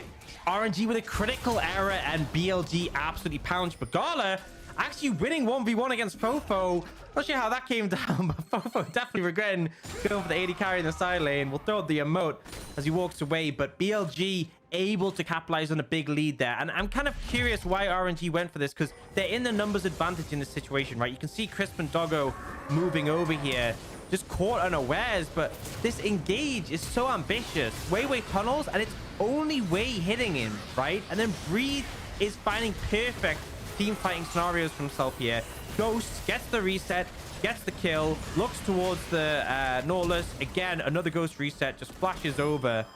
No way that we're going to see Xiaohu get away. And it's just very unnecessary from RNG, very overforced, and you're just giving more gold to the other side. Honestly, that felt like a desperation play, which we're only 13 minutes, 14 minutes in. They're not that far behind. I'm surprised to see them commit like that. They weren't even behind before that fight, I feel, really. Oh, Fofo's found an opportunity onto Bin, but he's run out of cooldowns. Bin still has a shotgun, which is always going to be big. Laser comes on through. That's the clone gone down. Fofo, though, think will find his way to safety. Wayne's trying to catch him off guard. We're waiting for that Mimic to come off a cooldown, but that's a long way away. Fofo could be in trouble as the rest of the team trying to corral them as well. Ming, though, is just going to get caught by Weiwei. Void Rush available if he wants to try and finish it. Rocket goes wide. Void Rush comes through. Ming, though, gets the CC, and Xiaohu just one-shots Wei. What is happening in this game? Game 1 was so clean. It was clinical. Game number 2, it's like a monkey surgeon. I have no idea what Wei was going for there. Like, you land the Prey Seeker, you're like, yeah, I can ult in here. It's like, no, man. I mean, even if you killed Ming, you're just trading. There's still a low chance that's going to happen. It's messy, right? RNG getting answered back, but in the meantime, Breed is just causing problems for you, and Chris might have found Bin as well. Yeah, Bin, I mean, he's used all his dashes, and that's going to be 1, 2, give it a third auto, and that's the job done. But Breed actually can't close the gap. Luckily, he's Trinimir, so he'll just kill Ming instead. Gaming. Now Xiaohu's the target as more crits come on through, and Breathe, the absolute gamer, is destroying these fools. Finally goes down, but Bin will answer for his crimes as Fofo is here to finish the kill off, just waiting for that W. Doesn't even need it, as the Sigil of Malice will do it. But now Gala answering and charges on forward. His Aphelios is terrifying as Fofo zips back, drops a little kitty, but he's on the wrong side of the map once again. Actually, no, he's on the right side of the map. He's made it out. You got out, and again, it feels like these fights are messy, but BLG answering on either side. Doggo threatening this mid lane tower. Oh, they're looking for a play. Wei's already dead. Everyone's just getting one-shot this game. It's just pure damage on both sides, and it's leading to a bloodbath. Absolutely. Considering how slow game 1 was, this is just hectic fighting non-stop, and it really favors BLG in this situation. Bin overstepping, should have expected at least someone to show up, but bare minimum, you can't step up to the Trinimir. And honestly, Ming comes in with the CC. Bree's like, whatever, I'll just kill Ming. Tanks up the tower for so long, and then Xiaohu mistimes it, right? He lasers him when his ult's still there, and then doesn't have enough damage to finish him off, waiting for his cooldowns. They eventually do get Breathe, but this Trinimir is causing massive issues for RNG. Yeah, Fofo just chasing that kill down, and then Gala, fair play to him. Like, the follow-up here, the fact that Gala is comfortably 1v1ing Fofo every fight, that's not how this matchup is meant to go. In the meantime, Drake taken by BLG. That's 2 on the trot for them. And now there's a 2-level lead. 30 CS, 2 kills more in favor of Breathe. This matchup is becoming more and more painful. I feel like RNG, that's why they're starting to feel desperate, right? They know the side lane might become almost impossible to hold. And despite the fact they have strong scaling carries, it's not really necessarily about that. They are going to pick up this Herald, though. No real contest coming out from BLG. But BLG can easily just fan out. And that's another thing. It's not only the fact that Breed is winning in his side lane. The fact that Fofo in a side lane forces Xiaohu into an uncomfortable position, right? You don't want to be catching side waves as a Victor when there's a Rek'Sai, when there's a LeBlanc running around. Yeah, that Prey Seeker lands. The Void Rush comes on through with LeBlanc there to finish the job. It's a difficult life for a Victor main in this kind of game, as Weiwei already been spotted now, so Xiaohu knows he needs to back away from this one as Wei trying to find his opportunity onto Fofo. But it's a LeBlanc, right? You're never going to find that same level of kill threat. It feels like Wei just shadowing to try and keep Xiaohu safe for the time being.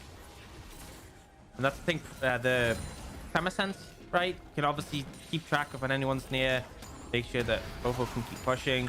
Actually, a little skirmish coming out here. A little tunnel away from Weiwei as Fofo deciding not to engage, at least for the time being. And RNG will just have to back away from this one as Fofo zips on out of the situation.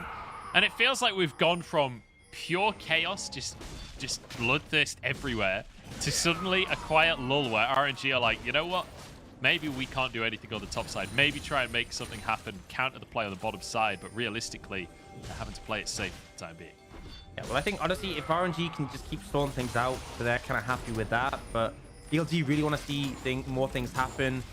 The matchup between the Graves and the Trinimir, it's not that the Graves is necessarily going to get to the point where he can match the Trinimir in terms of like 1v1ing him, but eventually hoping he's going to get a bit more sort of defensive tools, be able to sustain up, be able to clear out the waves quickly. Actually gone for the Warden's Veil, so really, like, I just don't want to die in the side lane. That's my job. But also, Rek'Sai is going to fall off a cliff this game, right? This pick, very good at bursting people out, but in late game team fights, doesn't really offer even what it used to, right? It used to be when it was the original Rek'Sai, you used to be able to AoE knock up, and you'd go tanky and you'd have a lot of value there. It's not like that anymore. You have single target damage, well, you have AoE, a little bit of AoE damage, but it's mostly about burst him on target. I miss the farm alarm, dude. Oh, You're dude. reminding me of the old days of Rek'Sai just ulting back in to continue clearing the jungle. The pool party skin when he had like the jet ski. Yes. That was the best. I mean, He that had the still jet ski. exists. That still exists. Doesn't it? Is that his home guard? I thought. Maybe? I don't know. Here, home guard, remember? Oh, sorry, her. My apologies, Rek'Sai. Yeah, I don't know, honestly. If it's not in the game anymore, that is a severe oversight by Riot Games, and I'll be sending a very angry email. It's one of the best assets, right, that Rek'Sai has. So, definitely value there now. I think Bin just gets the recall off here. They're kind of planning out, looking for him, and he will be able to get away. As you said, slowed down a fair bit. Feels like RNG managed to stabilize a little bit, but it's a minute 30 on the next dragon. This would be the third for BLG, and I think they should just keep looking to chain this one. Look towards that soul and kind of force RNG into them. But kind of one of the win conditions I said before is if it does come to team fights, they really want RNG to come in late, right? Have to move into territory they don't have warded, and that's where Fofo and Breathe can find the flanks.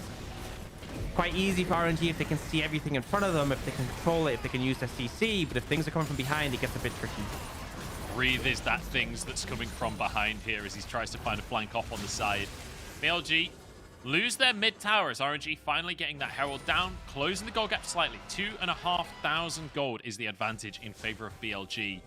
And even though it's not the biggest gold lead in the world, it feels massive because of where that gold is, as Fofo just gets absolutely destroyed by Xiaohui. That was damn close to just being an immediate solo kill. Fofo does have teleport, so he'll still be able to participate in a fight if there happens to be a fight around this dragon.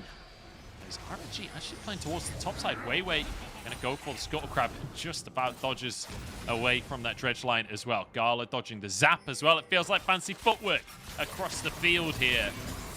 Need to see BLG on top form if they want to stay in this series. Remember, RNG already one game in hand and now looking for a fight as well. Hook comes on through as Ming starts the fight off, but Fofo's there. One-shots Ming, but he survives, walks away with his life at very least. And Doggo is just about out of mana. He won't be able to use his rockets in this upcoming fight. And I think you can see, though, the tankiness difference between these supports, right? Ming getting absolutely shredded, but Leona is kind of immortal. Popping that W with the Aftershock as well makes such a big difference. BLG, despite the fact Doggo doesn't have much mana, they have the mana advantage as Ming has to reset. They will be able to pick up this dragon. That's now 3 in pocket. The Soul, definitely a win condition they may have to lean on to carry this game out to finish it off. Now, we do have some big items coming in, right? Breathe with the Navori Quick Blades makes a big difference, right? Because basically, one of the reasons Tryndamere is so frustrating to play against is anytime he crits, it sort of lowers the cooldown. Well, anytime he autos, it lowers the cooldown on his spin. If he crits, it lowers it by even more. Navori also lowers your cooldowns when you crit. So essentially, the whole game plan is you spin, you auto, you spin, and you just keep doing that, and you can't be escaped from, especially with Ghost as well. As a Tryndamere abuser myself, I can tell you it is disgusting. It is absolutely filthy. You're just permanently spinning. And the spins do massive damage by themselves as well. Fofo is not going to feel the wrath of a Tryndamere, but he's going to feel the wrath of a very big sword as well as a wizard's laser. Is Victor a wizard? I don't know. I'd say he's a techno wizard at very least. RNG, they're biding their time. They're certainly playing this one safe. I feel like they need to make something happen here. They're just going to recall. Yeah, they're not going to recall? What? Pull the trigger, guys. What's happening? It's so hard to like pin down this Splunk. I think maybe they're waiting for Fofo to burn enough mana. He's quite low on mana now. No distortion. Could find him. Okay, here we go. Chaos Storm comes on out. Gravity Well on the spot. Nicely done. That's going to be the ult coming out from Wei as well. They're desperate to lock Fofo down, but Xiaohu's the stopwatch? I mean, you already bought enough time. I know what it is. 1 minute of waiting in the I know brush. what it is. He's got Corrupting Potion. He wanted to pop it for Time Warp Tonic, so he got the movement speed. He clicked the wrong button. Oh, it hurts to see. It's painful. Hey, you know what? We can take this as a positive. Everyone at home, even the pros make mistakes, all right?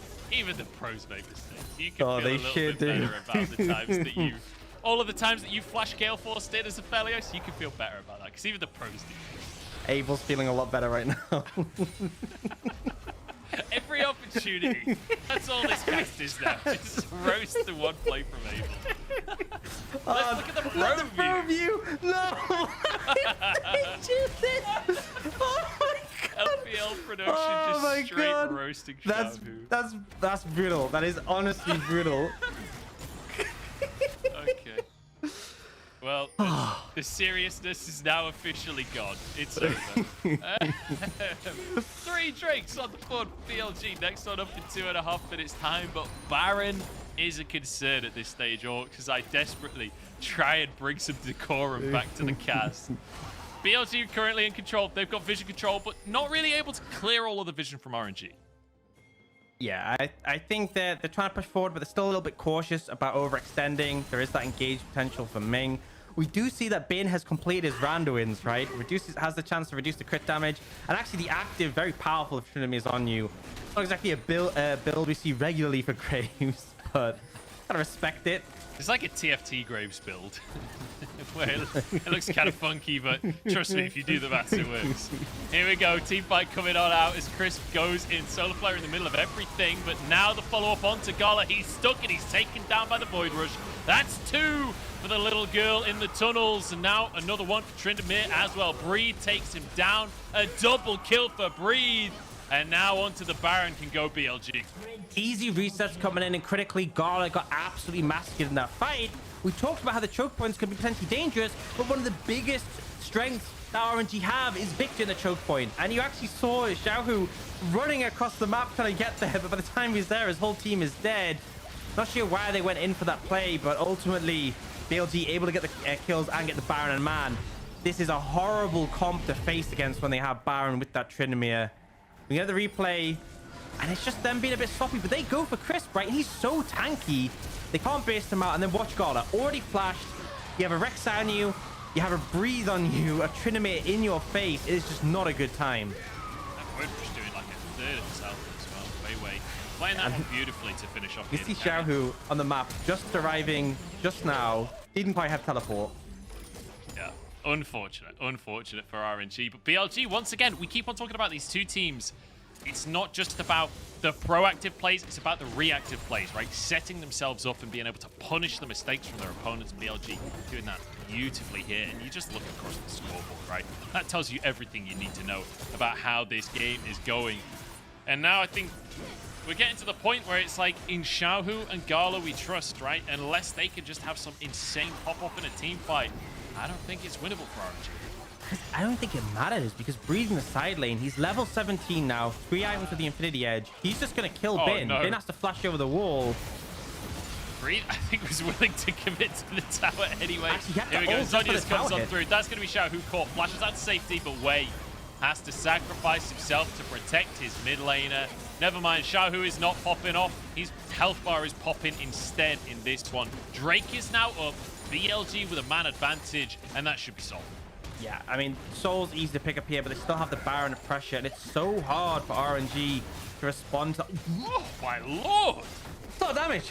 That's a lot of damage. That was just a Fortunately, QE. That was just Yeah. a QE. Pretty nuts, right? LeBlanc pretty strong, got the triple pen items, and BLG just going to pick up that Soul. It's just getting worse and worse, and this game really feels like it's hitting critical mass at this point. BLG massively ahead, and these answers we said RNG had, the team fights, they just never really found the opportunity now. They're looking for a potential pick. Goodbye, Ming. Yeah, over the wall. Does get locked up, but they can't finish it off. And Crisp now stunned. It doesn't matter.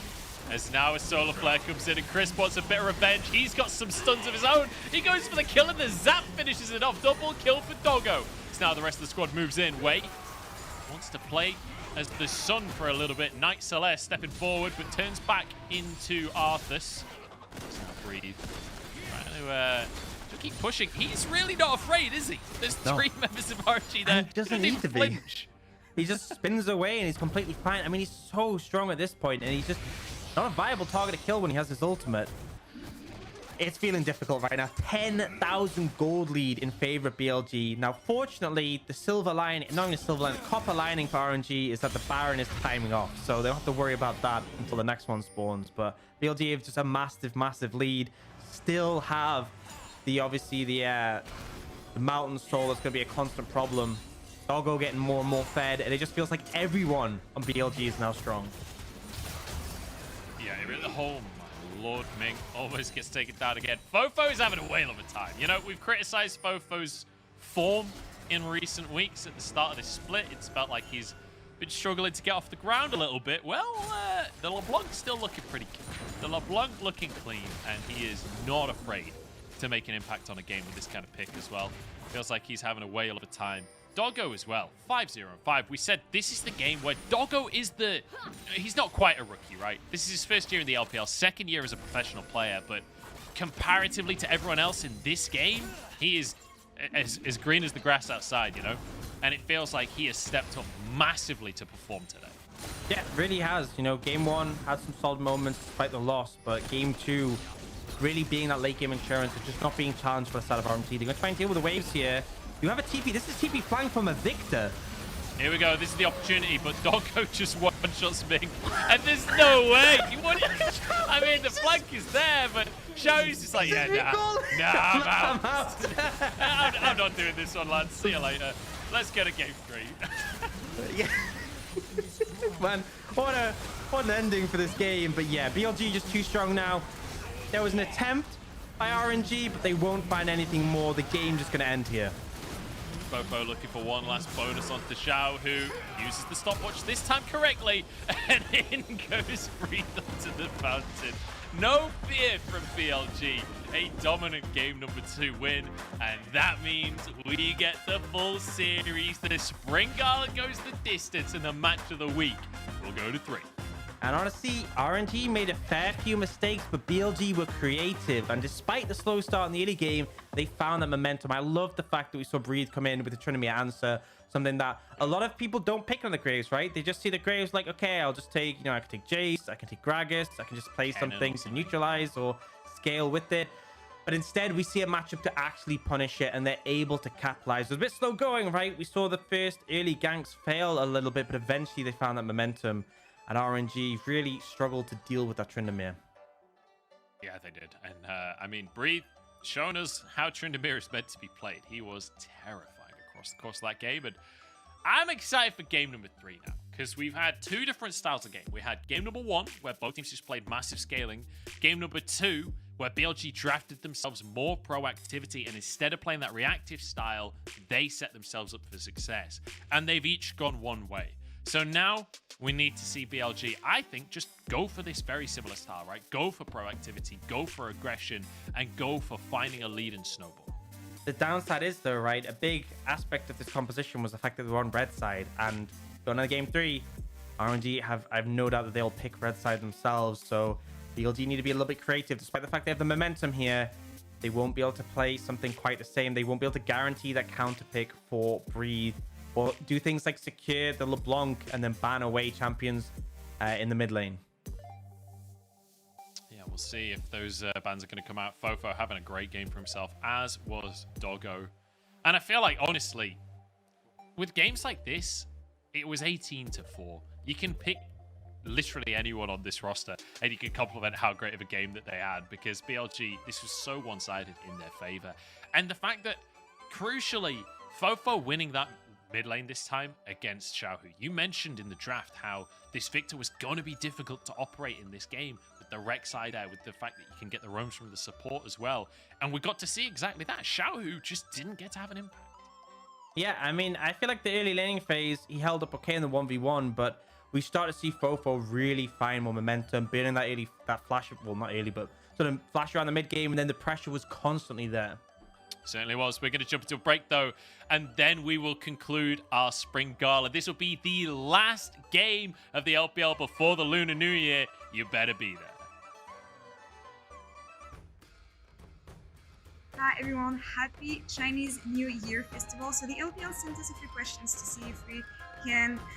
What do we know about the Chinese New Year Festival? So I will try to answer the questions. The first one being, according to the Chinese zodiac, this year is the year of, it's the year of tiger. Like, this is something I saw on social media and the whole aesthetics around this year, so I'm definitely sure it's the year of the tiger. Each Chinese year is associated with an animal sign that is linked to the Chinese zodiac. It features 12 animal signs in the order of rat, ox, tiger, rabbit, dragon, snake, horse, goat, monkey, rooster, dog, and pig. So now you know that in 2023 it will be the year of the rabbit. Second question is, when is the Chinese New Year this year? It is on February 1st. I think, I know it depends sometime, but this year it's on February 1st, from what I read. The date of Chinese New Year is determined by the Chinese lunar calendar. Although the date changes every year, it is always somewhere between January 21st and February 20th. The third question is, how many days the Chinese New Year celebration lasts? A 14, B 15, C 16, and D 17. Well, I think it's 16. Oh, okay, I think it's 16. Okay, I would answer 16. I don't know if I got this one, but Chinese New Year starts with the new moon on the first day of the first lunar month and ends on the full moon 15 days later. The 15th day is well known as Lantern Festival, which marks the end of the Chinese New Year celebrations. On this day, all types of lanterns are lit throughout the streets, families gather and eat tang yuan, which are glutinous rice balls in sweet soup, and these symbolize reunion. in what color envelopes are gift of money usually given Chinese New Year? A red, B orange, C green, D blue. Red. Option A, red. I think it's because similar. It means good luck, right? Good luck, good fortune. It's so cute. The colour red denotes good luck and fortune, as well as happiness, abundance, prosperity, and energy in Chinese culture. This wards off evil spirits and negativity. It is often worn or used for decoration and celebrations, such as red packets, red lanterns, and red couplets. And the last question is, what special food do Chinese people eat for celebration in the New Year festival? I don't know this one either. I'm so sorry. I would say beef, chow long bao, and mooncake. And please, I'm sorry if I got the wrong one. Lucky food is served during the festival, especially during the family reunion dinner. Dumplings, shaped like Chinese silver ingots, are shared as a symbol of the family unit and of abundance. People eat rice cakes, or nian gao, to symbolize a higher income or position, as it sounds like year high in Chinese. Fish is also a must, as it sounds like surplus in Chinese, and it symbolizes abundance. Hi LPL and Happy New Year. The question is, what wishing and lucky words do people say during the Chinese New Year? And I'm sorry, but I don't know the answer. I'm going to give it my best guess, which is C. 对不起，没关系. What wishing and lucky words do people say during Chinese New Year? People in Chinese during I think this one I got it. It's the the letter A. Because 新年快乐, it's Happy New Year. And the other option doesn't make sense for me. 生日快乐 is happy birthday, 对不起 is sorry, and 你好吗 it's how are you. So I'm gonna go for letter A. G'day guys, it's Derek here, and if you answered A, then you are absolutely spot on. 新年快乐，恭喜发财, meaning Happy New Year. May it be a happy and prosperous one for you as well. If you answered B, of course that was 生日快乐，谢谢. Happy birthday and thank you, bit far off. 对不起，没关系, sorry. No problem. 你好吗？我很好. How are you? I'm fine. Of course, if you wanted to give any wishes to LPL fans, you'd then say 新年快乐，恭喜发财. Hope you can remember that and you yourself have a happy new year. We normally see this when we meet each other during the Chinese New Year, so let's say it together. 新年快乐，恭喜发财, Happy New Year! I was wrong, I'm sorry, but I'll say it right this time. Okay. 新年快乐，恭喜发财. I hope that was good. Happy New Year! Hi everyone in the LPL. 新年快乐，恭喜发财, Happy Lunar Year to everyone. I wish you health, love, wealth, and happiness for you, your family, and your loved ones. Take care. Hey everybody, quick shot here. 新年快乐，恭喜发财. Hello, LPL fans. I just wanted to say 新年快乐，恭喜发财. I hope I pronounced that right, and I'm wishing you all a wonderful Chinese New Year. Take care. Lots of love from Betty. 大家好，兄弟们，我叫 Red， 我是解说员的 CS 和前解说员的 LPL。新年快乐，新年快乐，我想你们。I want to say 新年快乐，恭喜发财. Thank you so much everyone that's watching LPL. I wish you a wonderful year from the bottom of my heart. Thank you. Get up, let's go. Get up, now let's go. Wake up, we never stop. Gotta get it done, show me what you got. Like, I'm gonna turn it up. Walking on the block, girl, I'm feeling hot. Like, nobody can touch me. They wanna be like me. But I got no time, see. Get up, now let's go. We gotta move on up. We gotta move on up. We gotta move on up. We gotta move on up. We gotta move on up. We gotta move on up. We gotta move on up. We gotta move on up. Get up, now let's go. Get up, let's go. Get up, let's go. Get up, let's go. Get up, now let's go. Get up, let's go. Get up, let's go. Get up, let's go. Get up, now let's go. Wake up in the morning feeling super fine. Now let's go, don't got no time. Hi everyone in the LPL. 新年快乐，恭喜发财. Happy Lunar Year to everyone. I wish you health, love, wealth, and happiness for you, your family, and your loved ones. Take care. Hey everybody, quick shot here. 新年快乐，恭喜发财. Hello, LPL fans. I just wanted to say 新年快乐，恭喜发财. I hope I pronounced that right, and I'm wishing you all a wonderful Chinese New Year. Take care. Lots of love from Betty. 大家好，兄弟们，我叫 Red， 我是解说员的 CS 和前解说员的 LPL。新年快乐，新年快乐，我想你们。新年快乐，恭喜发财. I hope that was good. Happy New Year. I want to say 新年快乐，恭喜发财. Thank you so much everyone that's watching LPL. I wish you a wonderful year from the bottom of my heart. Thank you.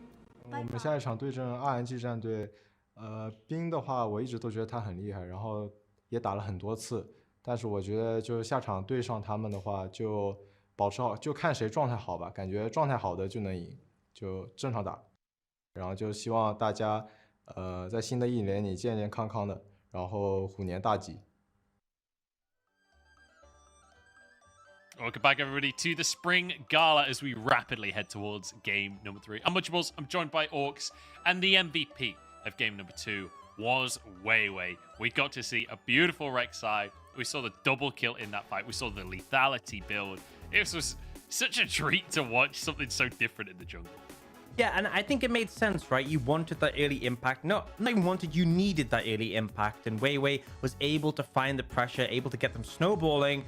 And I feel like a lot of Breeze's success came off the fact that they had this Rek'Sai in the jungle who was being proactive.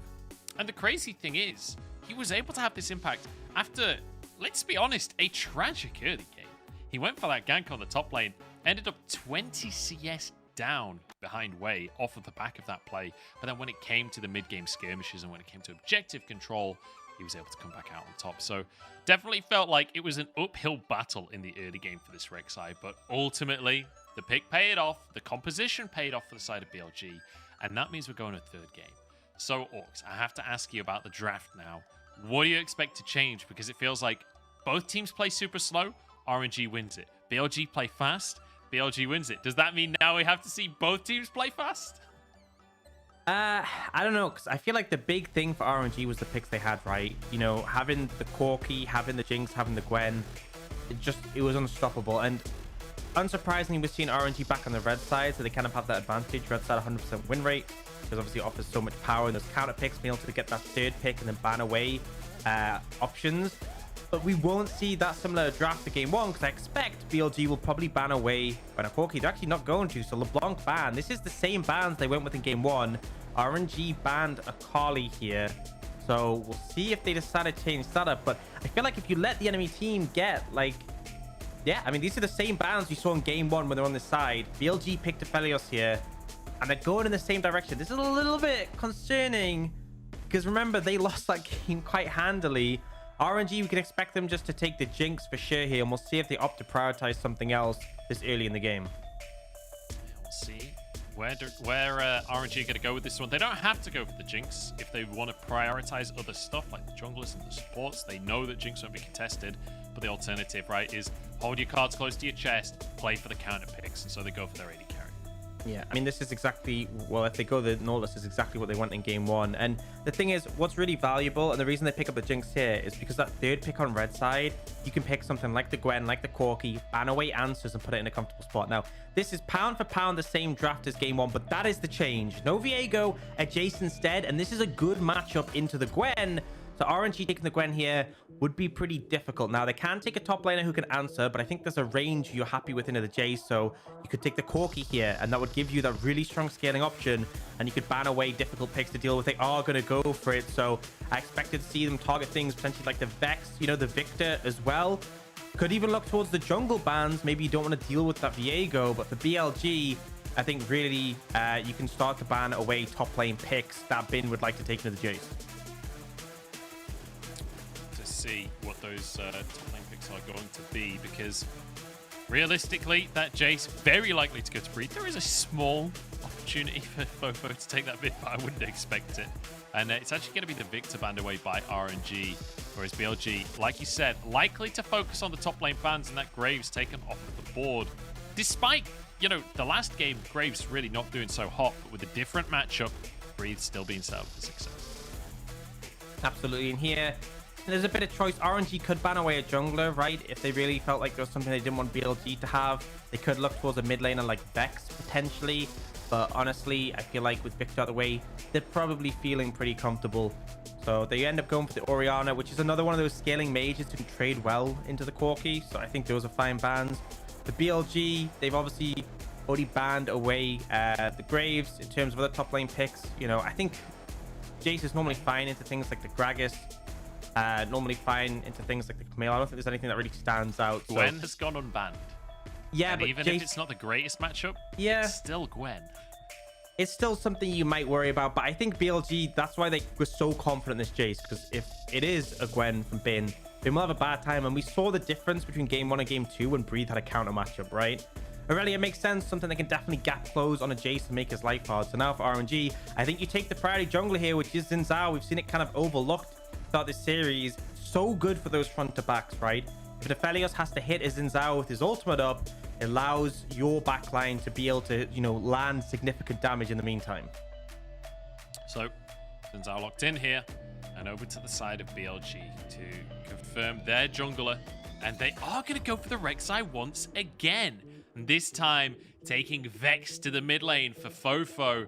And this will be the second time that we see Fofo playing Vex on the LPL stage here, and he looks happy about that. He looks over the moon with that lock-in. Now over to the side of RNG to see what they want to take up against this Jace, hovering the Camille currently, and it will be locked. Yeah, so something that obviously scales well into the matchup. Later on can be a threat that can set up sort of plays, but also decent in that team fight for jumping on the enemy backline. I think the main thing that take away from this is RNG have ended up with a pretty similar comp that they had in that first game. Xin Zhao scales better than the Olaf, but obviously Gwen scales better than the Camille. She's so monstrously broken in team fights, but still very similar in how it wants to win. Get to that late game, be incredibly powerful. But BLG, the big difference, instead of trying to match the scaling, they've gone, right, we want early pressure. Jace is going to have priority top. We've got the Vex Rek'Sai, which is a really strong duo. And on top of that, if you land a Prey Seeker, you land the ult from Vex, that is a dead target.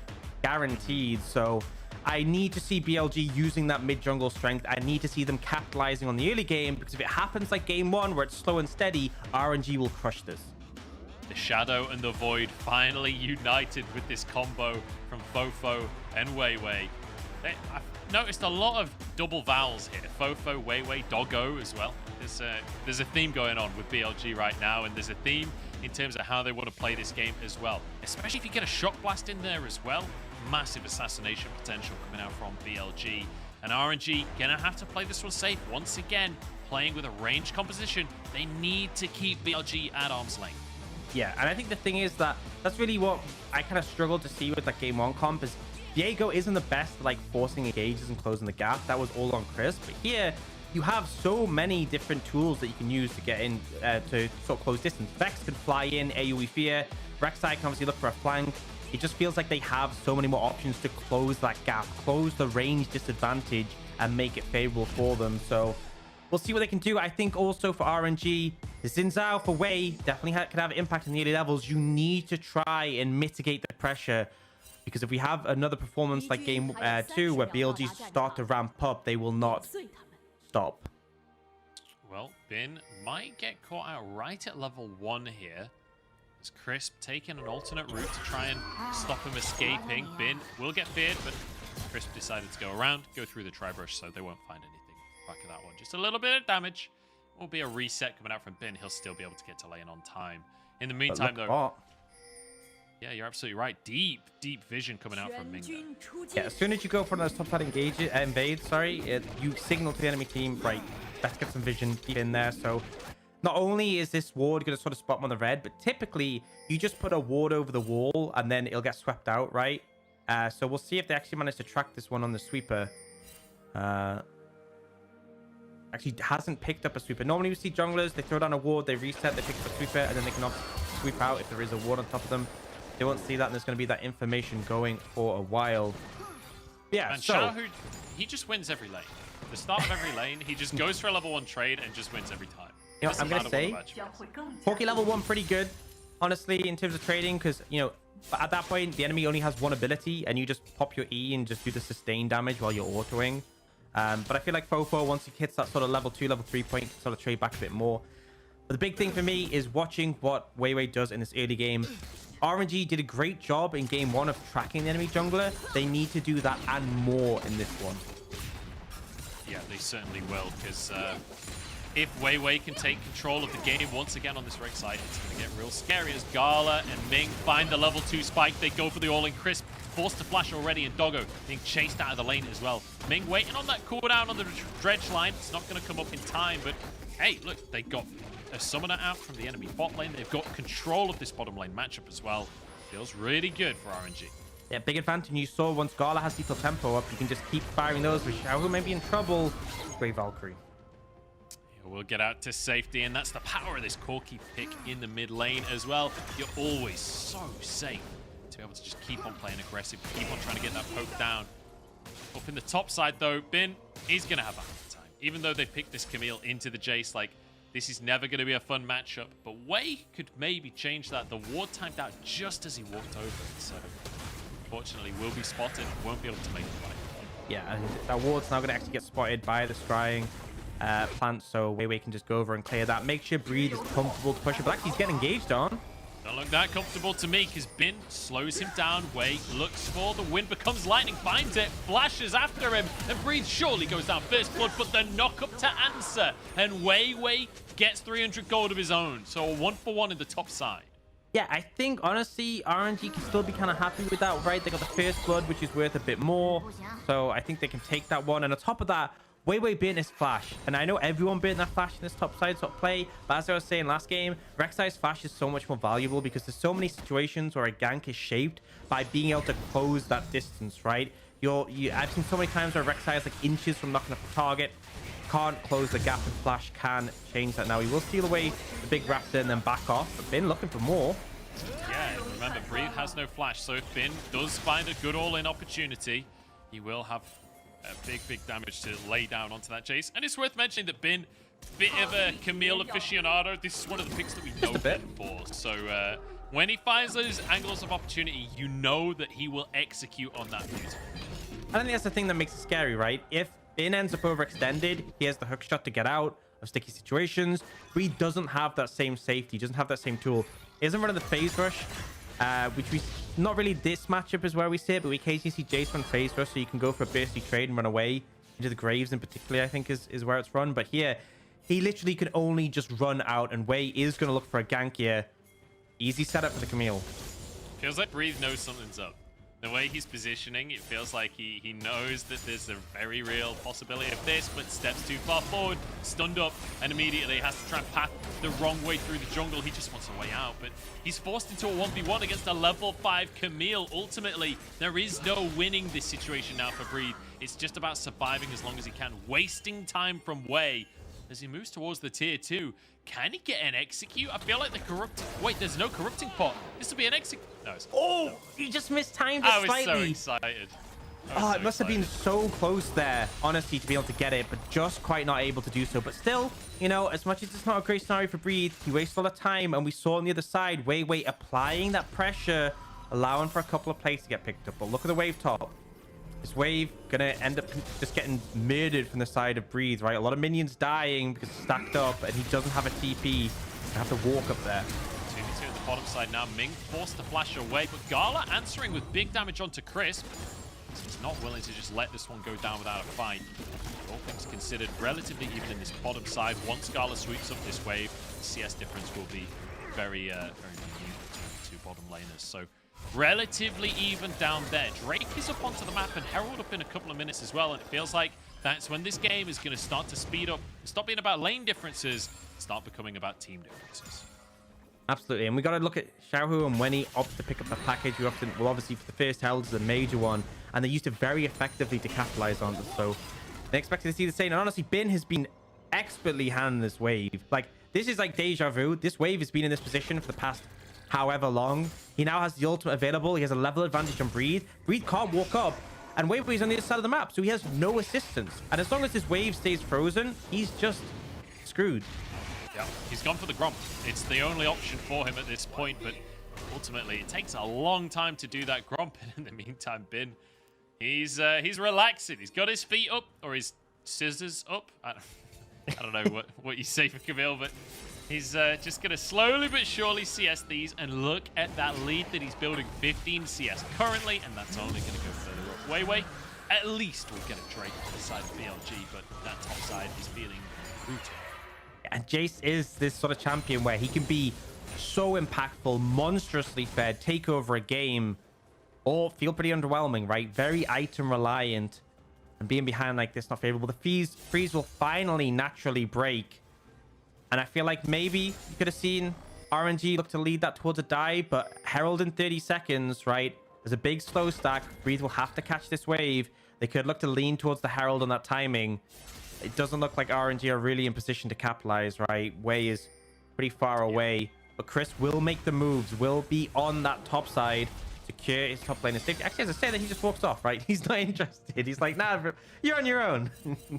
Yeah, Wei is at least here. They were worried about the potential of it. Breeze should be able to sweep up that wave, which will, you know, the 30 CS lead is slightly inflated because Breeze will be able to catch a lot of that CS, so should minimize that, but even still, it's going to be at least 20 CS, and more crucially, the experience lead, right? Level 6 versus level 7 up in that top side. Bin, really, really huge. And when it comes to the skirmishes over Drakes, over Rift Heralds, that's where we're going to see that top lane difference really matter. Absolutely, and as the game goes on as well, Camille is really strong on the side lane.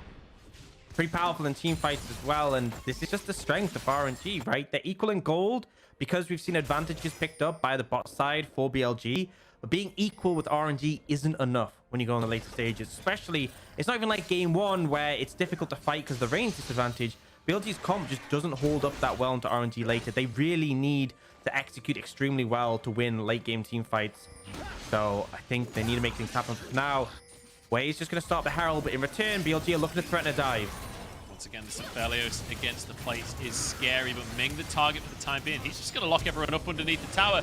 Looks like he'll go down eventually with the Void Rush. Doggo getting the credit. But Wei's tanking the tower, and he will go down. Carla goes 1 for 1 here. And that, I mean, that's as bad as it, well, it's not as bad as it could have gone. It could have gone worse as the rocket comes through. But still, RNG finding a kill there, that's bad news for BLG. And the thing is, look top right. We've seen the Herald picked up. Breathe hasn't farmed in like the past 30, 40, like minute or two. And they're going to get plates on plates on plates and get this tower. It's a disaster for BLG. Absolute disaster because they botched that dive. And especially for Breathe, man, I feel bad for Breathe in this kind of He's situation. like, guys, this game is unplayable. Yeah. Like, what can you do? He's 30 CS down. He's lost all 5 plates, and now Bin, he can go where he likes on the map as well. He has freedom from this top side. You know, I'm going to say, it isn't Xiao Hu in the top lane anymore, but Wei is definitely experienced at camping top and making sure his top laner gets ahead. Nothing really amiss in this situation. Look at that replay. And I think the big mistake, so what's good from Crisp is he actually doesn't take aggro here. Oh, no, wait. No, it doesn't take aggro here. He kind of saves it, so he's not taking tower hits, I think. Does he? Yeah. No, he was taking tower hits. Okay. So ramping up. Okay, I just completely misread that then. I felt like he wasn't taking them. I guess Leonis is invincible, but Wei ults and then gets aggro after the ult. That is the mistake. Honestly, I feel like what they could have done is they could have just not taken aggro, right? And just let Nautilus burn all his CC and then gone in, use the Rek'Sai ult to reset. So a little bit mismanaged, but yeah, you're correct. He did take aggro. Just Leona is invincible. What a champion. Yeah, she's a little bit tough, I think is the nicest way I could say that one. Just breathe, just desperately trying to scoop any of these minions underneath this tower. Look how far up Bin is. We're only 11 minutes in, and Bin is threatened. He's happy to go for a little mini tower dive, get a bit of damage onto Breathe, use that passive shield as Fofo moves up to the top side. Shadow Surge. I don't think it quite connected. I think it was out of range. The Fear going to come down. Bin in trouble. The Ignite ticking, but it's not going to be enough. And Bin walks away. Yep, Bin's just going to be able to walk that one off. I like these plays coming out where you go and like lean in the side lane, look to punish the split pusher, but Fofo bins everything, right? And they don't even get bins flashed. A little bit unfortunate on that regard. And you can start to see that BLG feeling a bit more desperate, feeling like they have to force things, particularly around this Camille. I will say though, Breeze be able to pick up a fair amount of CS just in the past couple of turn of plays. Like he had a significant disadvantage and he's now actually just ahead by 1 farm. Now, Finn will be able to pick up this wave, but even so, they're making the best of a bad situation. Still 1,000 gold down, but able to close that CS distance. It's like he's managed to even up CS. I mean, granted, 1,000 gold down individually at the top side. It's not ideal, but hey, we take small wins in this kind of situation for that top lane. Just 1,000 gold lead in favor of RNG, but BLG once again controlling the bottom side of the map. We'll be able to get the Drake. It's a late teleport down on the bottom side, and it's 3v3 to start this fight off. Chris pulled back in, but he has to stopwatch his way, getting onto Doggo. Fofo behind the play here, but it's going to be Crisp to go down to start things off. Gala getting the resets, getting excited. Fear from Fofo, but he's locked up in the middle of everyone. Health bar's low for RNG, but it just won't matter as Doggo is free-firing the whole time. It is going to be Breathe escaping with his life. And that's all he'll escape with. Yeah, pretty big team fight win for RNG, and they're looking for more. Do you want to try and find that ultimate coming on down? It will be way full. So another little bonus pick off for RNG. That makes it 3 kills across the whole fight. What was very close didn't feel close anymore. Able to get the ramping resets, and this is kind of the power of that 5v5 from RNG, right? When they have the front to back, super comfortable in those situations. They've got the Zinzao on the front line. You can just soak so much damage, but Bin, they might be looking for him here. I'm not sure, honestly, how easy this is going to be to pull off. Yeah, he has his jump available. Doggo trying to go for this one. The hook shot, the wall dive back in as they re-engage. Xiao Hu is here, and they want the 2v2. Crisp trying to keep himself alive with the heal coming out from Doggo, but Crisp will fall. One more auto, and Ming is behind enemy lines. They're not going to pull the trigger. I'm a little surprised. No TPs up available for BLG, but RNG play it safe. I think they see Fofo moving down and they're scared. That's such a long range engage from the Vex. They don't want to potentially risk it. But at the end of the day, they turn the play around, they get the kill. And we will get a replay of that team fight. So this is BLG. They're getting the Dragon. They really don't need a fight, right? They're engaged on the Nautilus, not the best target. And again, Wei goes in, Crescent Guard blocks the ultimate from Doggo. And as much as he gets bursted out by the Jace, he's able to survive for such a long time and soak so much damage. And then they find the momentum. Jinx starting to get resets, lethal tempo stacked. So easy to run down BLG. Yeah, beautifully done. And that blast cone actually knocks Bin out of the fight there. That's a little interesting coming out, as I didn't quite see who was able to hit that one in the super slow-mo, but yeah, definitely a messy fight. And RNG coming out on top of it ultimately. 3,500 gold lead, but BLG, they're spotted. It's a disaster. I like the attempt. I like the gumption, but it's not good. Yeah, and this is kind of the vibe this game has now, is that BLG kind of have to go for those numbers advantage pick plays, kind of the cheesy ones, because 3,000 gold disadvantage, we're starting to feel like some of the picks are falling off, right? Already the Rek'Sai isn't going to feel as impactful as the Xin Zhao. Xiaohu's just at level 11 on this Corki, where he gets a big spike because there's increased damage from the rockets.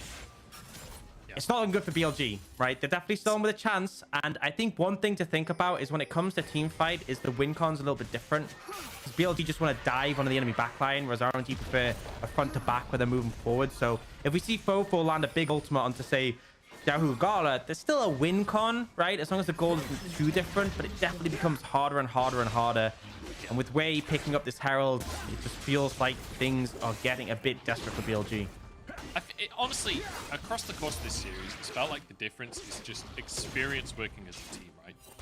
You can kind of tell that BLG is a new squad working together, whereas RNG, aside from Bin, this is the same squad from last year. This is the squad that won MSI. Like this is a very experienced team working together, whereas for BLG, it feels like a lot of very, very strong individual pieces, but not necessarily all on the same page. Not necessarily having that depth of strategy available to them that RNG already have a full playbook of, you know? Like, when it comes to things like this Rek'Sai pick, it feels like this was the secret weapon they will bring into this series, and it worked once. It doesn't feel like it's worked again, and it doesn't feel like BLG have that much more in the tank.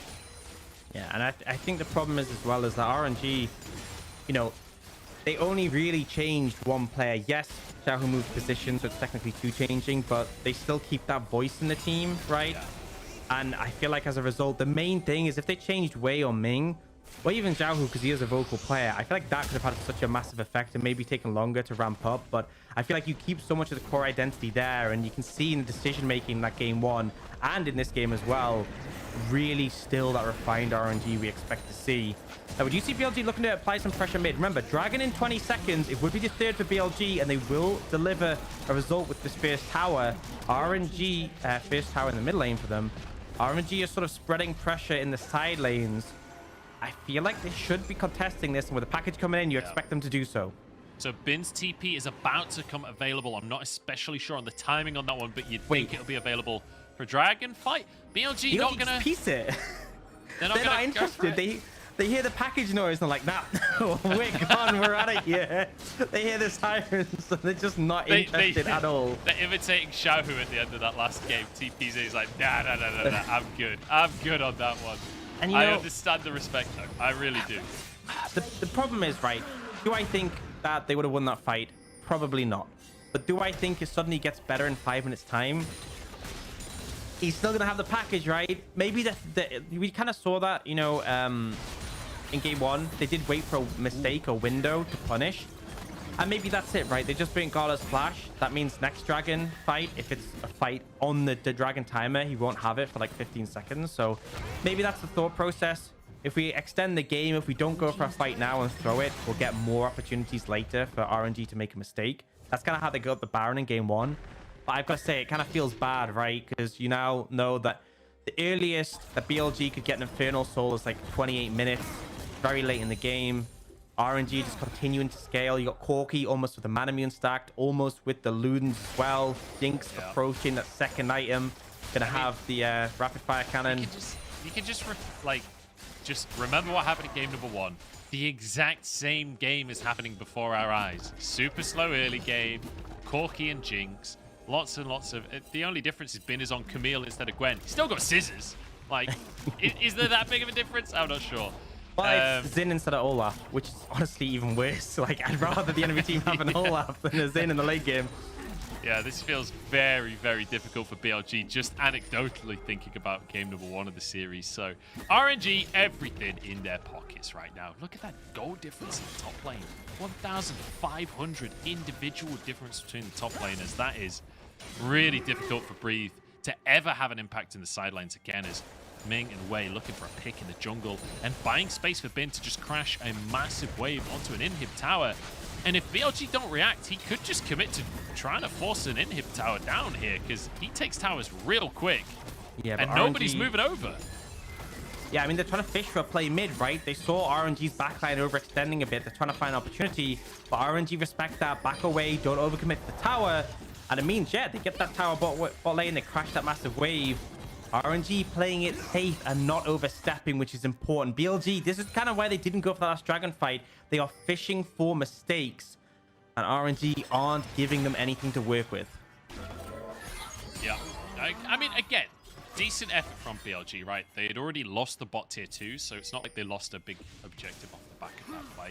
And again, as you say, fishing for opportunities, trying to find a way back into the game. And that's one thing we can praise for BLG, and honestly for RNG last game as well, as it feels like these teams acknowledge when they're behind, when they're not winning the scaling war, and they do try and make things happen.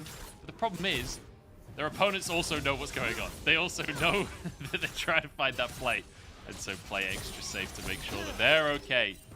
And it means that we get one of these games where it is a bit of a stalemate in the mid game, right? There's not that much going on. And I know a lot of people in chat, you're watching the LPL, you want it just to be a bloodbath every game, but it's good that we get a variety. It's good that the top teams in the league, these teams with such exceptional talent, are playing intelligently and don't necessarily just flip Baron every single game. Well, especially in this meta as well. I think this meta is where you want them to be very proactive, very aggressive, but in this meta, if every LPL team was just playing super aggro, I'd be a little bit concerned, right? Because there are picks, you know, like RNG's composition, you don't really need to make things happen too early in the game, but they still have been proactive, right? They've made sure that the Jace wasn't a big issue. They've made sure they've got accrued these leads.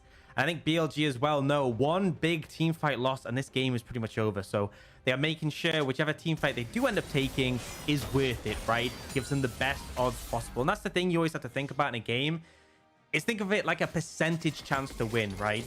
BLG's percentage chance to win if they play this game out probably pretty low based on the comp, but they might find a moment that gives them a big potential opportunity, and that's their way back in. Very, very close one from Ming. I like the attempt trying to get onto Doggo there, but doesn't quite find his target. And for the time being, Fofo just going to play out the side lanes, but it means that RNG can move into this mid lane, clear that tower. Drake coming up in 40 seconds once again. And with RNG already having complete control of the bottom side of the map, feels like they're the ones that'll be in control for this Drake and BLG.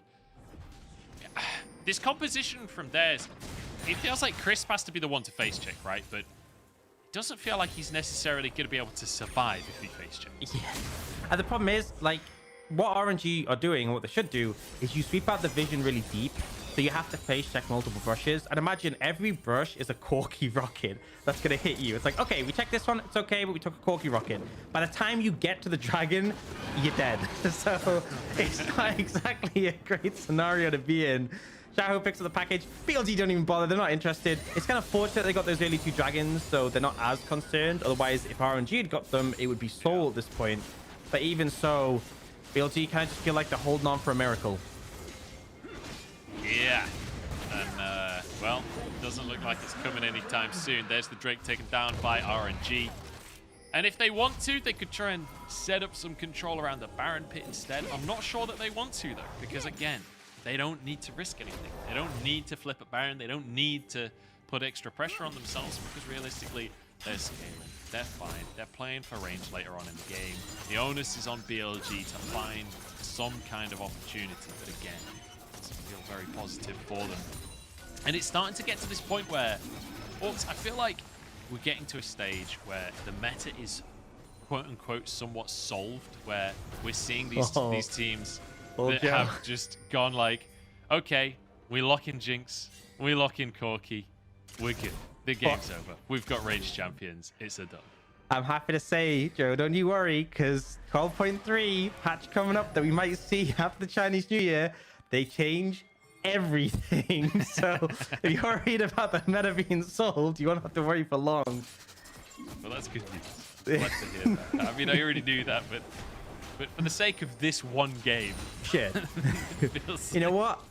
I think there's certain picks that just become so hard to deal with. I feel like there's a lot of priority on the Cephalios in the LPL as a good lane answer to the Jinx, but when it's like Corki and Jinx, such a problem later on. And now they will blue trinket this. They have to approach, but this is going very fast. This could be the window for BLG, though.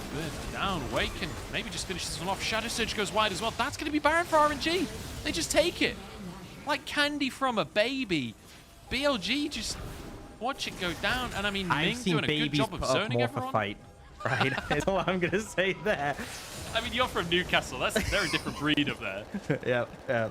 I mean, I think the setup's good from RNG. We did talk about sort of establishing the control that was fairly deep. But also, critically, Fofo is the one with the biggest gap closer, right? You saw him fire his ultimate in. Gala actually flashing it, because if it connects, that's just a route for Fofo to gap close. Ultimately, the DPS is there for RNG. They're able to secure it, and now things are looking pretty rough. Xiao even picking up a QSS, and look at the stopwatches, right? 3 stopwatches for RNG.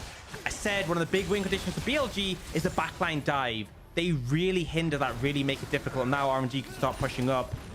Now who's going to join them? But they are going to try and establish control of the area. They don't want to risk flanks coming in. Certainly don't. Complete control for RNG. Playing this one slow and safe. And BLG, I mean, we've just been talking about how they need to make a miracle play. They need to find some angle. The fact that they don't even contest damage from Xiaohu onto Fofo there. I mean, we saw the percentages at the start of the game, right? And it was like 55% favor of Corki. You can understand why. Unless Corki severely misplays, it feels like Vex never really has an opportunity to close that gap, and we'll just get poked out. We're seeing it before these fights. Xiaohu just hammering away. There's only one tier 2 remaining on the map for the side of BLG, and with this Baron, another minute and 20 to work with. It feels like that will be very easily swept up by the side of RNG. They can reset if they want to go get some extra items before finishing this one off. They'd have time to reset and still do a bit of damage. But Xiaohu moves in with the Baron up wave. This will be the tower taken down. Solar Flare, good attempt from Crisp, but it's not going to connect. And it means that is all 3 tier 2s taken. And now Bin starts to pressure in the bottom side. And it just feels like this is unrelenting orcs. RNG will not give BLG a single minute of breathing. They refuse to fight them, right? RNG refused to fight BLG, because why would they fight when they can just win without doing so? Just poke them down, prod them, take their objectives, take their structures. And BLG keep waiting for this moment, this opportunity, keep fishing. We saw the solar flare from Chris, but it's like, you know, when they didn't fight that dragon, I said, fair enough. Maybe they're waiting for a better opportunity. That was a long time ago, right? About 10 minutes ago now. And we're still waiting for that opportunity, right? Gala has lost his flash twice in the last 10 minutes. Hasn't died though. And it just feels like BLG are still waiting for the window. And they're just getting outscaled more and more as time goes on. I'm getting pretty worried, right? I just want to see them go for something sometime soon. Just try, right? Worst case scenario, you lose. And you know what? You're already losing. So how much worse can it get? Just go for an engage. Try and find someone, pick them off. That's actually a really nice ult from Gala. Stops the reset from Weiwei. So I guess that's just a free dragon for RNG. Okay, nice one from Gala there. Just using the rocket to stop. I said that he was trying to make his own identity with this Jinx. This rocket is not a tool for damage. It stops resets, it scouts out, it pokes. Like, this is not the way that you think about it. Right? If you're firing the rocket off cooldown, it's higher DPM. That's the strategy. When you think about, like, LPL Ezreals, like you think of players like Uzi, for example, they would just ult on cooldown for waves around the map. When you think in like 2016, 2017, I remember at international events, you'd see them just ulting every single wave to get farm from the mid lane into top lane. Feels like Gala taking a similar route here, but with the Jinx rocket instead. Yeah, and I mean, at least that one had some tactical use, right? Because there was stuff in the recall. Normally, it's just a bit of poke, right? But honestly, this game's feeling rough. I feel like we've hit all the points we can. It's just on BLG. Oh, make something happen. Make something happen. For like 20 minutes. I just want to see them fight, man. Just go for something, man. I feel so bad for Crisp. He's like, I got the Leona. Can we fight? No. Can we fight? No. He throws a solar flare down. The team are like, nah, we ain't going in on that. Didn't connect. And it's just, he's just... Think how many ultimates BLG have just sat on, like, for such a long time that they haven't been able to use. It's so painful. And at this point, Xiaohu, really strong. He's going to start throwing out the poke. Something, anything at some point in this game, please. There we go. That was a bit of poke and brief. You love to see it. There's an auto attack. There's a graviton. This is the opportunity. Chris goes in. He's already one shot though, but Ming has a stopwatch to keep himself alive. Gala, Void Rush from Weiwei could be an opportunity. That went pretty good. RNG still surviving. Another graviton, but damage Oh, the block. ult. Shadow Surge just goes wide. And no RNG, one They dies. survive. They get away with it. That's... Oh, I mean, that's just a heartbreaking BLG, isn't it? You know what's the worst thing? You know what's the worst thing about that? Look at the summoners inside of RNG. They got Waze Flash. Right? Hey, they got Ming's Ignite. True, right? But like the hope there is you get like someone's flash, and then next fight you have that advantage, but you got this inside mean, flash, Doggo which you Flash, don't really so, care about. Yeah, so even worse, right? But like we got some good poke here, and honestly, it's just a great job from RNG disengaging and not getting connected on by the Vex, right? Ming gets bursted so hard. No! Oh, BLG! That's not good. Not That's like 5 this. seconds on Baron, and they don't have a jungler. But No. We didn't even see what happened. He just Camille dies to ulted him. replay. Yeah. 1-3-1 Rek'Sai. This Wei is not it, I'm afraid. This is I don't not know the what way. it is, but this aim. This is not Time the for way. Baron. And Fofo has no ult. They can't even contest. That's going to be Baron taken by RNG. A comfortable lead now. And, well, 10,000 gold up with the Baron. Bin's just going to charge into the base and basically one-shot the tower because he's Camille. And that's what Camille does. The Finn going to do a little bit of damage, but Bin is actually completely fine because he's playing Camille. Yep. So he'll get away. Dredge line onto the wall as well means that Ming is safe. BLG, they get nothing. Again. BLG get nothing. Again. And again. Oh, we get the replay. Let's see what happened. Okay. So here, Wei made this critical error in that he existed. And RNG, or Bin in particular, took issue with that and ended his existence. So, yeah. Bit of a rough one. We can see the items coming in. I like to refer to them as several for the side of RNG with a pretty significant 10,000 gold lead on the dot. Now, BLG trying to fish for something mid, maybe. I mean, let's be honest as well. This is not the first time that we've seen Bin make this kind of decision, right? When he gets offended by someone's existence. I mean, G2 were first party to feeling Bin removing their existence. And it feels like, oh, this Camille doing well against BLG as well. But now, again, trying to stop the reset. God, what are these ults? It's the rockets per minute, okay? He's trying to maximize his RPM. Okay, right, time to push down the bottom side. Hey, Come on, this BLG is managing to burn Garlet's ult before the fight. You'd love to see it. Very Let's smart engage. play from them. Here we go, Fofo fear onto 4 people. It's 1-for-1 start though. Fofo can't even drop a Zhonya's. It doesn't even have one. Had a stopwatch, but doesn't use it. And now 3 versus 4 as the dive continues. Chris trying to stop that breathe. Almost one shot there. Xiaohu jumps in to finish the job.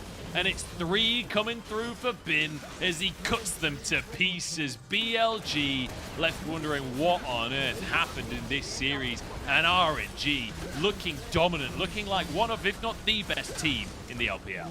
Yeah, but there was no RNG there because they didn't leave anything to chance. Very clinical finish out of that game. And honestly, a frustrating game for BLG. It just felt like they never found the window. They passed up objectives to wait for the opportunity, and it never came. Slow and steady, death by 1,000 cuts. RNG close it out, winning the Spring Gala 2-1. Yeah, I wouldn't. It's not even death by 1,000 cuts. It's death by 1,000 rockets, and that's not including Corki. That was just from Gala. RNG.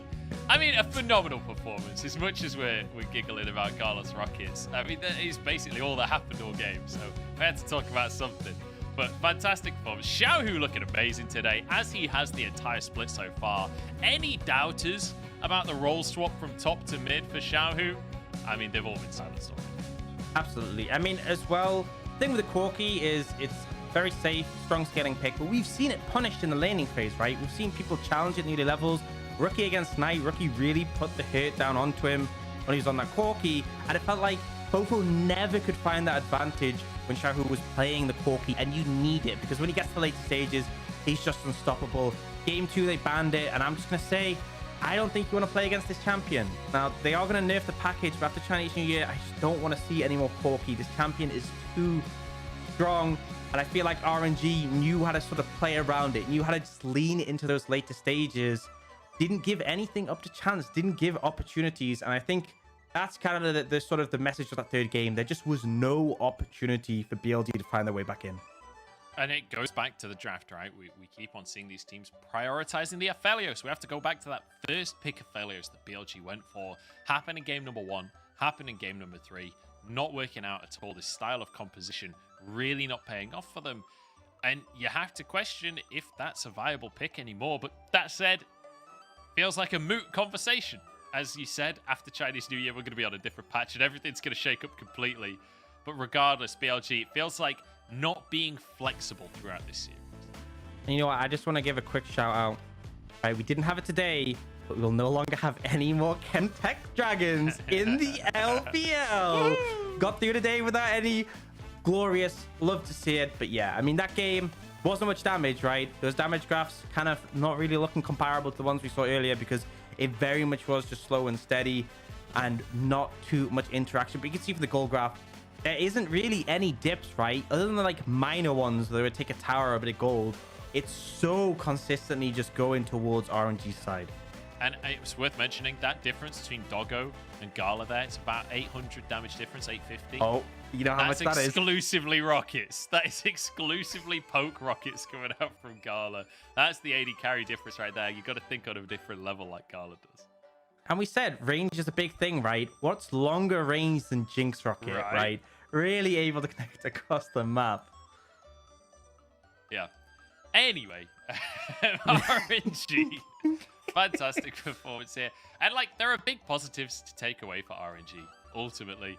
Like, the fact that they're able to play this kind of clean game. But we've also seen them be more proactive. I want to, like, for anyone that this is their first RNG game that they've watched this split or something like that, this is not a team that plays super slow every single game. This is a team that has acknowledged how their opponent plays, what their opponent's win condition is, and played around that. And it is beautiful to see that because there are a lot of LPL teams that will have one specific style and just play that style every time. Like, for example, RNG in spring last year. But this is clearly a version of RNG where they are going to be cognizant of what the meta is. They're going to be cognizant of the way that you should play League of Legends at the time and clearly master it. And, you know, RNG didn't look super hot in the Master Cup. They didn't look super hot coming into the start of the split. And I felt like maybe there'd be a slow burn because I felt confident the changes they made to the roster could allow them to grow beyond, right, having Cryin in the mid lane. But I really think they've already started to deliver. And considering BLG was undefeated before this and looking like one of our stronger opponents, and this was a pretty solid, convincing win. There was still that game too, but they really looked lost in the third one. So I think RNG definitely looking like one of our top contenders. And I am hyped for when we see them go up against EDG. Yeah, RNG EDG will be a hell of a matchup. That is going to be, honestly, probably the decider of who's first seed this split. Because based on what we've seen from RNG and based on what we've seen from EDG, they are not going to lose many series. I guarantee they'll lose a couple because that's just how the LPL goes. Someone like Anyone's Legend will take one. TT, down, right? TT already got one win in the bag. Oh. Hey, I'm just saying, every single split, this is not really relevant to the conversation, but every single split, Rogue Warriors beat Top Esports. Anyone's Legend versus Top Esports, I'm watching out for that matchup because Anyone's Legend is going to get a win on the board. I don't think that's so hard anymore though this season. I feel like I'd be more impressed if Top Esports beat Anyone's Legend at this point. Honestly. Well, OMG beat Anyone's Legend and then OMG beat Top Esports, so they're within the same category. That's all I'm saying. We've got an interview. I'm going to pass it over to the stage to chat to our winners. Welcome to interview, and now we have invited Wei from RNG with us. So congratulations on today's win, and moving on to game 1. In game 1, your Olaf definitely played a very huge role, but I want to talk a bit more about this champion Olaf because he didn't have a very high pick rate in LPL, but the win rate for this champion is super high recently. So what are your thoughts towards this champion, or under which conditions Olaf can be a very good pick? 那首先恭喜你们今天获得了比赛的胜利。第一个问题想问一下第一局小薇的一个奥拉夫，因为你第一局奥拉夫发挥非常出色，我们感觉这个版本好像奥拉夫的选取率不是很高，但他的胜率却是非常比较高的。所以说也想问一下小薇对奥拉夫这个英雄的看法，或者说在什么样的情况下他会是一个很好的选择呢？我觉得就是对边选了那种很多控的阵容吧，然后队友没有那种能探视野的辅助啊什么的，就帮忙挡在前面，不怕被控吧。对。So I feels like if the opponent's compositions got a lot of CC skills, and also in terms of our compositions, if we don't have some support champions that can really do the visions in the front, so I think Olaf can be a very good pick to help the support player to do some visions and also to be the front line for the whole compositions, whole draft. Yeah, I agree with you. And my next question is about the early game strategy of from you guys in game 3, because we feels like in game 3 you guys really played super aggressively from the laning phase. So tell us more about the early game strategy, and maybe is there any feedbacks after game 2?那其实到第3局，感觉你们第3局整个的前期是打得很凶的，所以说也想问一下，可能你们在第2局结束之后，对内有进行了哪些的反馈？包括说第3局可能前期整体的一个安排是怎么样的呢？第2局就是也是输的比较可惜嘛，就是前面优势挺大的，然后送了一波。第3盘就是我们拿到了自己想要的阵容吧，然后下路可能我们下野打架就不一定好打，然后我们就去想针对一下这个解释吧，对。I really feel it's a pity that we didn't manage to get the win for game 2, because although we have already built a very huge lead from the early game, but we made a couple of mistakes in the mid game for game 2. And for game 3, we actually picked a very comfortable draft, and also based on our composition, we feel like it can be a bit hard if we just would like to target on the bot lane for game 3. So we would like to just punish the opponent's Jace to try to play around the top lane in game 3 to get more leads to open the whole situation. And definitely you guys really did that. And I want to talk a bit more about this champion Viego, because in both game 1 and 2 this champion didn't manage to get the win. So I'm very curious about your thoughts towards Viego, especially how about his strengths and also weaknesses. 那其实接下来还想问一下关于佛爷哥这个英雄，我们小薇有什么样的看法？因为其实第1局、第2局这个英雄都没有能够取得胜利嘛，所以说你觉得可能佛爷哥这个英雄的一个优劣点是怎么样的呢？我觉得佛爷哥就是那种搭配冲阵阵容，然后大家一起去冲阵，然后他去打收割吧，然后让他早点变身的话，这英雄就很厉害。So I feels like if you would like to choose Viego, it's really need the help from other teammates, especially we need to build a very hard engage composition. So we just made the hard engage in the actual team fights to let Viego to clean up the battlefield. So at this time, Viego can be a very strong pick, a very good choice. And also if Viego can use his ultimate quite well to clean up the battlefield, definitely he can be a very strong champion, a very strong pick in the current meta. And my last question is, this is the last matchup before our Chinese New Year. So do you have any words you want to say? 那这也是我们新年前的最后一场比赛嘛，所以小薇有没有什么话想要说的？对，无论是对观众还是包括说对队友都可以。就是队友们就是也辛苦吧，就年前了就最后一场赢就好好过年嘛，然后就感谢粉丝们的支持吧，然后就辛苦了，然后祝我们新年就身体健康，万事如意吧。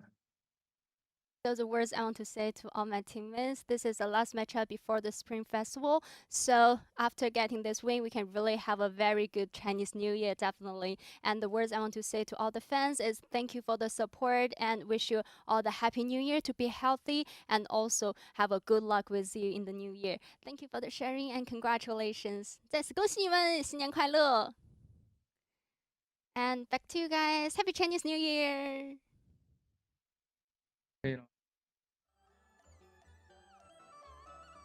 Bye, Wendy. Thank you very much. Have a good Chinese New Year. But with that interview, that just about wraps us up for the day. And what a banger of a day it has been. We had some slower games towards the end, but high quality games. And the first series, kind of the exact opposite of that. Fast-paced, low-quality gaming. That's what you love to see. Yeah, it was definitely just kind of OMG, pretty convincing, but it just felt like a bit of a mess at times. But game 2, I really feel like this was RNG hitting their stride, and BLG came in with a great strategy in that game 2, but it just felt like that wasn't enough to carry them over. The fundamentals RNG showed, the ability to play the map, the decision making regarding setup for objectives, really excellent. And the thing I loved the most was, like, in that game 1, them choosing not to go for things like going, we're not going to contest this dragon because it doesn't suit us, it doesn't favor us. And just there's so many teams who just feel like obligated to fight everything. I think RNG have a very good read on when and when not to fight. Yeah, beautifully done. And good to see both teams acknowledging that. I wish Would have seen a little bit more from BLG, though, in game number 1 and game number 3, where it felt like they needed to push the envelope a little bit. Let's talk about our MVP, though, as we round things out for today. Bin playing the Scissor Lady. You have to guess which one. That's right, it was Camille. Managing to get himself the MVP. I think a comfortable MVP in this one. Bin had an insane game for himself. Yeah, you can definitely shout out Wei for helping in the top side, but he got that lead, really ran away from it. And there's critical moments like when he found Wei in the jungle, able to just pick him off, solo kill him, delete his existence, and just find them that little advantage they needed to push them over and take the Baron. So pretty excellent play, kind of what we expect. But yeah, moments like this as well. Fofo, I feel like he got such low value off his ultimates this game. Yeah, it felt very difficult for Photo. I mean, the problem was he was trying to land them at maximum range with no setup, right? It's always going to be difficult. He needs lessons from Gala with landing them things at max range. You can do the replays. Yeah, I mean, just more of them diving forwards. And honestly, at this point, they had a big lead, but their comp is just so favorable. Gala firing rocket after rocket. Doesn't have his main tool, though, that he loves to utilize in any scenario. But yeah, just honestly controlled from RNG, not giving really any space for BLG to breathe. And in particular, Breathe not having any space to breathe in this game. Yeah, Bin doing a good job of just destroying absolutely anyone that came close to him. And like in these late game fights, the damage that he was doing is just absurd. Like, look at that! That's half a Breeze's health in 1 Q! It's just insane. What a champion. You know, I feel like having Corky and Gwen has kind of made me forget how obscene that Camille is, right? Like, you just see her do something like that, and you're like, why? Why is that a thing? The problem is, it's not a champion-specific thing anymore. That's the big problem. Every champion can do this now. It blows my mind. Every game I watch someone just completely one-shot them. I'm like, I've played this game for 10 years. That champion didn't used to do that. It blows my mind. Items. It's the items. We have to blame them. It's the only thing we can fortunately, if you've actually seen the changes they're doing for 12.3, they are making all the bruise items have less health and more damage. So, more one-shotting is what we can expect to see. Excellent. That's exactly what I wanted to hear. I don't know if our results are ready to look at just yet, but we're getting a little delirious on the cast here. Yeah, the results are ready. Let's take a look at what happened today as we round things out. Top Esports against OMG, a surprising 2-0 to OMG. I don't think many people would have predicted that this morning, but hey, Top Esports living up to their reputation and occasionally just running it down. And then RNG versus BLG, a solid win from RNG, much higher quality League of Legends, and BLG still some work to do, but showing really positive signs themselves as well. Yeah, for sure. There's definitely moments that BLG, that you sort of saw what they were offering, and that game 2 was a big one, right? Because they came out with an innovative strategy and were able to deliver, but it definitely felt like the better overall team in terms of cohesiveness, in terms of play, was RNG, and a well-deserving win to round off our Spring Gala. And obviously, going into Chinese New Year, so we will have a pretty long break, but this is where we stand before we go into that break. LNG on top 5-0, RNG just behind. And you do see some of the struggling ones. Top Esports actually now dropping below Ultra Prime in the top 10. You love to see it. Yeah, Ultra Prime making their way up thanks to Top Esports making their way down. I'm excited about Weibo, man. Like, I was really nervous about this team. I was like, it could work. In theory, it could work. And I wasn't ready to commit, but hey, managing to take the series against V5, 4-1, 4th place in the league. It's feeling good for Weibo right now. OMG as well. We said that the hype train was derailed when they lost to LGD, but coming back strong against Top Esports. Now, the next matches that are coming your way are a little way off. As you can see, February 10th is when we'll next be back with LPL. We're going to take a break for the Lunar New Year, and we'll be kicking off with IG versus Rare Atom, and then JDG versus WE. So, certainly, redemption series for 3 of those teams. For JDG, it's just a matter of trying to maintain their place in the middle of the table. But honestly, I feel like it's a great day to come back on, because all of these teams will be going away over Chinese New Year, having a think, having a plan, being like, how can we fix our problems? Hopefully coming back refreshed, and we're going to see what works for them, what new sort of strategies, what new plans they'll bring out. So, you know, if we saw RNG coming back on our first day, we can expect more of the same, but I hope that all the teams we see out of those will look to sort of bring a little bit more pizzazz coming into it. Yeah, we'll see if they're going to be able to redeem themselves, if they're going to be able to change things up going into the second half of the split, or second 2/3, I don't know. Either way, we're going to be rounding things out for today. I've been joined by Orcs. My name is Munchables. I don't know why I'm saying that in that way, but it doesn't matter. My brain has gone to mush. We're closing things out. Happy New Year, everyone. We'll see you guys in a couple of weeks. See ya.